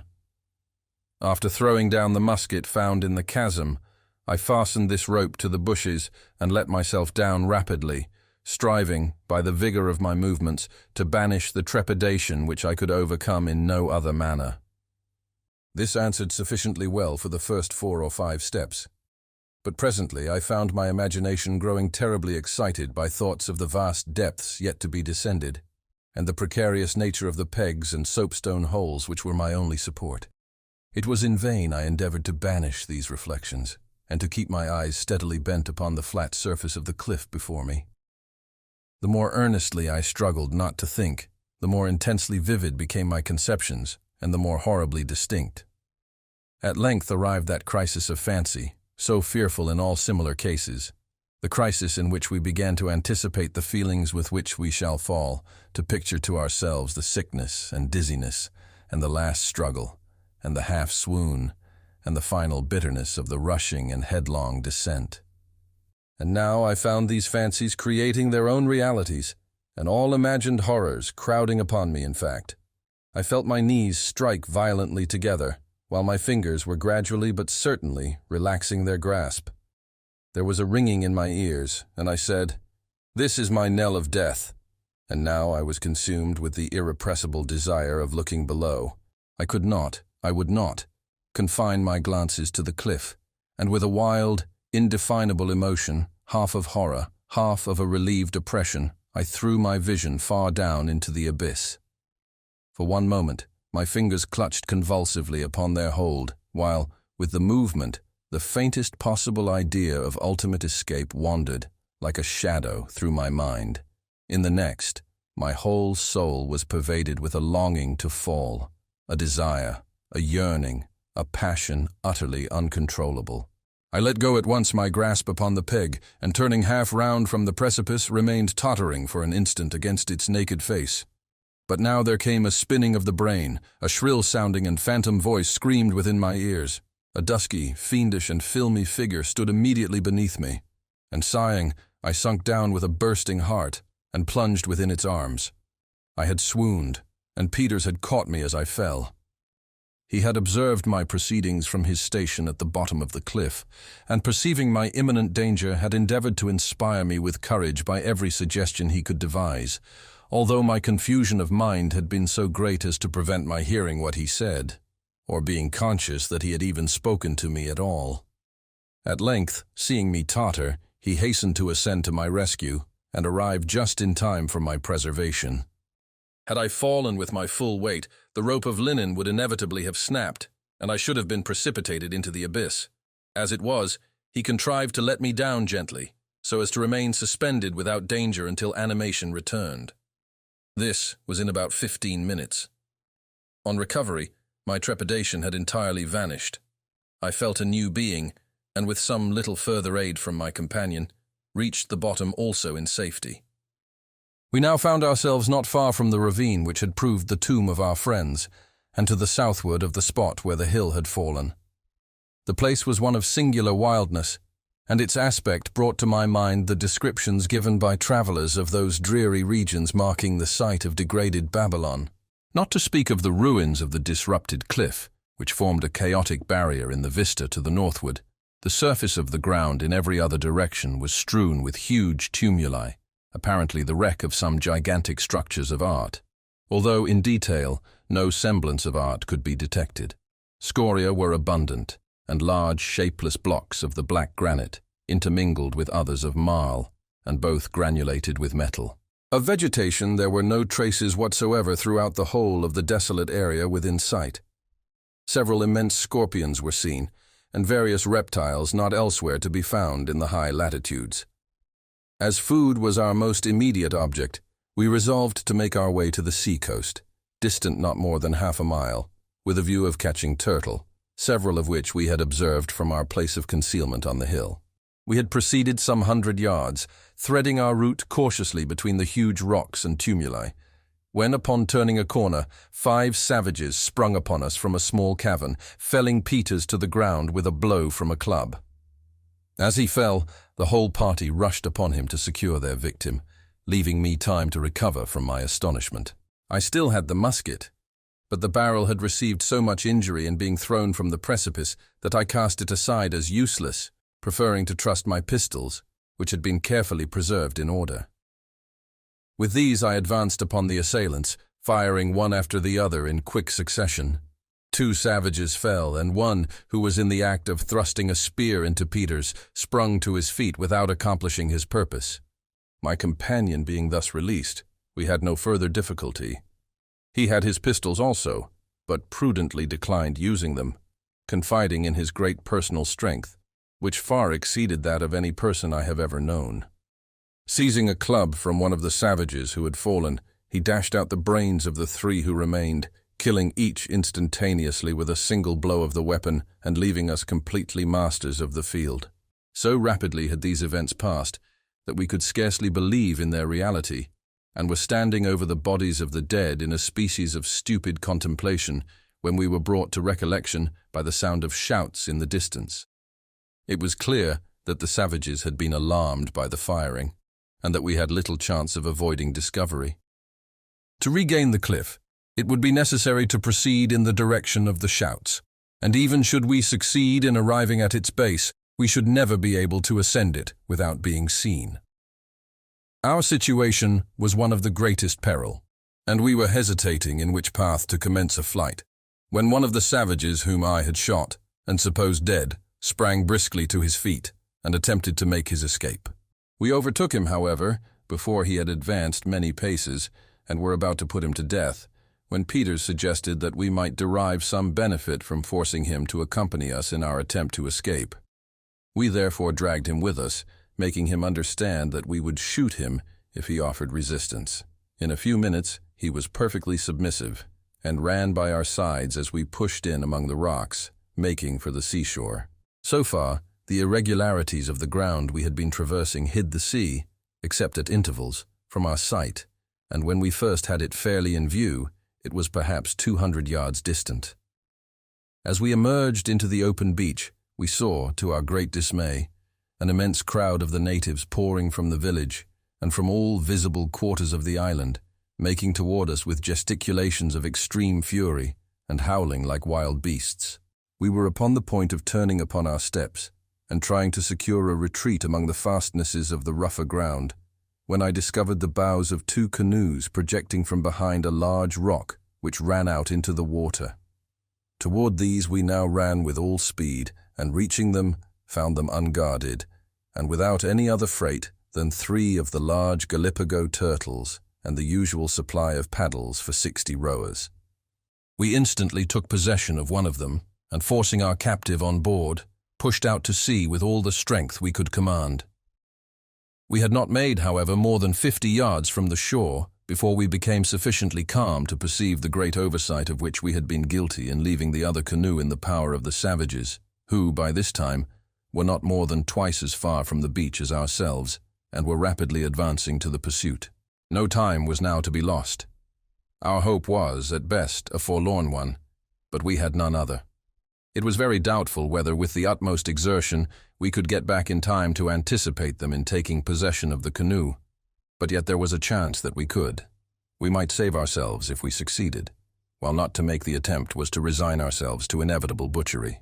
The canoe was modelled with the bow and stern alike, and in place of turning it around, we merely changed our position in paddling.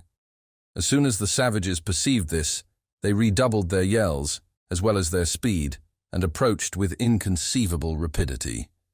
We pulled, however, with all the energy of desperation, and arrived at the contested point before more than one of the natives had attained it. This man paid dearly for his superior agility, Peters shooting him through the head with a pistol as he approached the shore. The foremost among the rest of his party were probably some 20 or 30 paces distant as we seized upon the canoe. We at first endeavored to pull her into the deep water, beyond the reach of the savages, but, finding her too firmly aground, and there being no time to spare, Peters, with 1 or 2 heavy strokes from the butt of the musket, succeeded in dashing out a large portion of the bow and of one side. We then pushed off. 2 of the natives by this time had got hold of our boat, obstinately refusing to let go, until we were forced to dispatch them with our knives. We were now clear off, and making great way out to sea. The main body of the savages, upon reaching the broken canoe, set up the most tremendous yell of rage and disappointment conceivable. In truth, from everything I could see of these wretches, they appeared to be the most wicked, hypocritical, vindictive, bloodthirsty, and altogether fiendish race of men upon the face of the globe. It is clear we should have had no mercy had we fallen into their hands. They made a mad attempt at following us in the fractured canoe, but, finding it useless, again vented their rage in a series of hideous vociferations and rushed up into the hills. We were thus relieved from immediate danger, but our situation was still sufficiently gloomy. We knew that 4 canoes of the kind we had were at one time in the possession of the savages, and were not aware of the fact, afterward ascertained from our captive, that 2 of these had been blown to pieces in the explosion of the Jane Guy. We calculated, therefore, upon being yet pursued as soon as our enemies could get round to the bay, distant about 3 miles, where the boats were usually laid up. Fearing this, we made every exertion to leave the island behind us, and went rapidly through the water, forcing the prisoner to take a paddle. In about half an hour, when we had gained probably 5 or 6 miles to the southward, a large fleet of the flat-bottomed canoes or rafts were seen to emerge from the bay, evidently with the design of pursuit. Presently they put back, despairing to overtake us. Chapter 25. We now found ourselves in the wide and desolate Antarctic Ocean, in a latitude exceeding 84 degrees, in a frail canoe, and with no provision but the 3 turtles. The long polar winter, too, could not be considered as far distant, and it became necessary that we should deliberate well upon the course to be pursued. There were 6 or 7 islands in sight belonging to the same group, and distant from each other about 5 or 6 leagues, but upon neither of these had we any intention to venture. In coming from the northward in the Jane Guy, we had been gradually leaving behind us the severest regions of ice. This, however little it may be in accordance with the generally received notions respecting the Antarctic, was a fact, Experience would not permit us to deny. To attempt, therefore, getting back would be folly, especially at so late a period of the season. Only one course seemed to be left open for hope. We resolved to steer boldly to the southward, where there was at least a probability of discovering other lands, and more than a probability of finding a still milder climate. So far, we had found the Antarctic, like the Arctic Ocean, peculiarly free from violent storms or immoderately rough water, but our canoe was at best of frail structure, although large, and we set busily to work with a view of rendering her as safe as the limited means in our possession would admit. The body of the boat was of no better material than bark, the bark of a tree unknown. The ribs were of a tough osier, well adapted to the purpose for which it was used. We had 50 feet room from stem to stern, from 4 to 6 in breadth, and in depth throughout 4 feet and a half, the boats thus differing vastly in shape from those of any other inhabitants of the Southern Ocean with whom civilized nations are acquainted. We never did believe them, the workmanship of the ignorant islanders who owned them, and some days after this period discovered by questioning our captive that they were in fact made by the natives of a group to the southwest of the country where we found them, having fallen accidentally into the hands of our barbarians. What we could do for the security of our boat was very little indeed. Several wide rents were discovered near both ends, and these we contrived to patch up with pieces of woolen jacket. With the help of the superfluous paddles, of which there were a great many, we erected a kind of framework about the bow, so as to break the force of any seas which might threaten to fill us in that quarter. We also set up 2 paddle blades for masts, placing them opposite each other, one by each gunwale, thus saving the necessity of a yard. To these masts we attached a sail made of our shirts, doing this with some difficulty, as here we could get no assistance from our prisoner whatever, although he had been willing enough to labor in all the other operations. The sight of the linen seemed to affect him in a very singular manner. He could not be prevailed upon to touch it or go near it, shuddering when we attempted to force him, and shrieking out, "Tekeli li." Having completed our arrangements in regard to the security of the canoe, we now set sail to the south-southeast for the present, with the view of weathering the most southerly of the group in sight. This being done, we turned the bow full to the southward. The weather could by no means be considered disagreeable. We had a prevailing and very gentle wind from the northward, a smooth sea, and continual daylight. No ice whatever was to be seen, nor did I ever see one particle of this after leaving the parallel of Bennet's Islet. Indeed, the temperature of the water was here far too warm for its existence in any quantity. Having killed the largest of our tortoises, and obtained from him not only food but a copious supply of water, we continued on our course without any incident of moment, for perhaps 7 or 8 days, during which period we must have proceeded a vast distance to the southward, as the wind blew constantly with us, and a very strong current set continually in the direction we were pursuing. March 1st. Many unusual phenomena now indicated that we were entering upon a region of novelty and wonder. A high range of light gray vapor appeared constantly in the southern horizon, flaring up occasionally in lofty streaks, now darting from east to west, now from west to east, and again presenting a level and uniform summit. In short, having all the wild variations of the aurora borealis. The average height of this vapor, as apparent from our station, was about 25 degrees. The temperature of the sea seemed to be increasing momentarily, and there was a very perceptible alteration in its color. March 2nd. Today, by repeated questioning of our captive, we came to the knowledge of many particulars in regard to the island of the massacre, its inhabitants and customs, but with these, how can I now detain the reader? I may say, however, that we learned there were 8 islands in the group, that they were governed by a common king, named Salemunor Salomun, who resided in one of the smallest of the islands, that the black skins forming the dress of the warriors came from an animal of huge size to be found only in a valley near the court of the king, that the inhabitants of the group fabricated no other boats than the flat-bottomed rafts, the 4 canoes being all of the kind in their possession, and these having been obtained by mere accident from some large island in the southwest, that his own name was Nunu, that he had no knowledge of Bennet's Islet, and that the appellation of the island he had left was Tsalal. The commencement of the words Tsalamon and Tsalal was given with a prolonged hissing sound, which we found it impossible to imitate, even after repeated endeavors, and which was precisely the same with the note of the black bittern we had eaten up on the summit of the hill. March 3rd.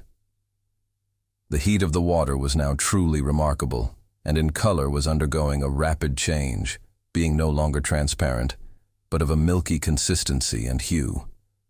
In our immediate vicinity it was usually smooth, never so rough as to endanger the canoe. But we were frequently surprised at perceiving, to our right and left at different distances, sudden and extensive agitations of the surface. These, we at length noticed, were always preceded by wild flickerings in the region of vapor to the southward. March 4th. Today, with the view of widening our sail, the breeze from the northward dying away perceptibly, I took from my coat pocket a white handkerchief. Nunu was seated at my elbow, and the linen accidentally flaring in his face, he became violently affected with convulsions. These were succeeded by drowsiness and stupor, and low murmurings of tekelili, tekelili. March 5th. The wind had entirely ceased, but it was evident that we were still hurrying on to the southward, under the influence of a powerful current. And now, indeed, it would seem reasonable that we should experience some alarm at the turn events were taking, but we felt none. The countenance of Peters indicated nothing of this nature, although it wore at times an expression I could not fathom.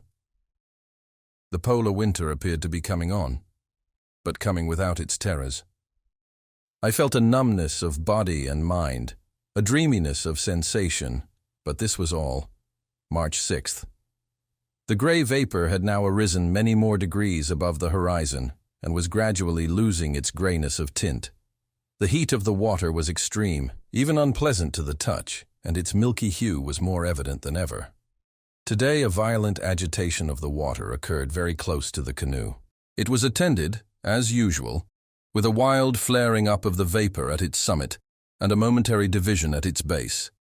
A fine white powder, resembling ashes, but certainly not such, fell over the canoe and over a large surface of the water as the flickering died away among the vapor and the commotion subsided in the sea. Nunu now threw himself on his face in the bottom of the boat, and no persuasions could induce him to arise. March 7th. This day we questioned Nunu concerning the motives of his countrymen in destroying our companions, but he appeared to be too utterly overcome by terror to afford us any rational reply. He still obstinately lay in the bottom of the boat, and upon reiterating the questions as to the motive, made use only of idiotic gesticulations, such as raising with his forefinger the upper lip, and displaying the teeth which lay beneath it. These were black. We had never before seen the teeth of an inhabitant of Tsalal. March 8th. Today there floated by us one of the white animals whose appearance upon the beach at Tsalal had occasioned so wild a commotion among the savages. I would have picked it up, but there came over me a sudden listlessness, and I forbore. The heat of the water still increased, and the hand could no longer be endured within it. Peters spoke little, and I knew not what to think of his apathy. Nunu breathed, and no more. March 9th. The whole ashy material fell now continually around us, and in vast quantities. The range of vapor to the southward had arisen prodigiously in the horizon, and began to assume more distinctness of form.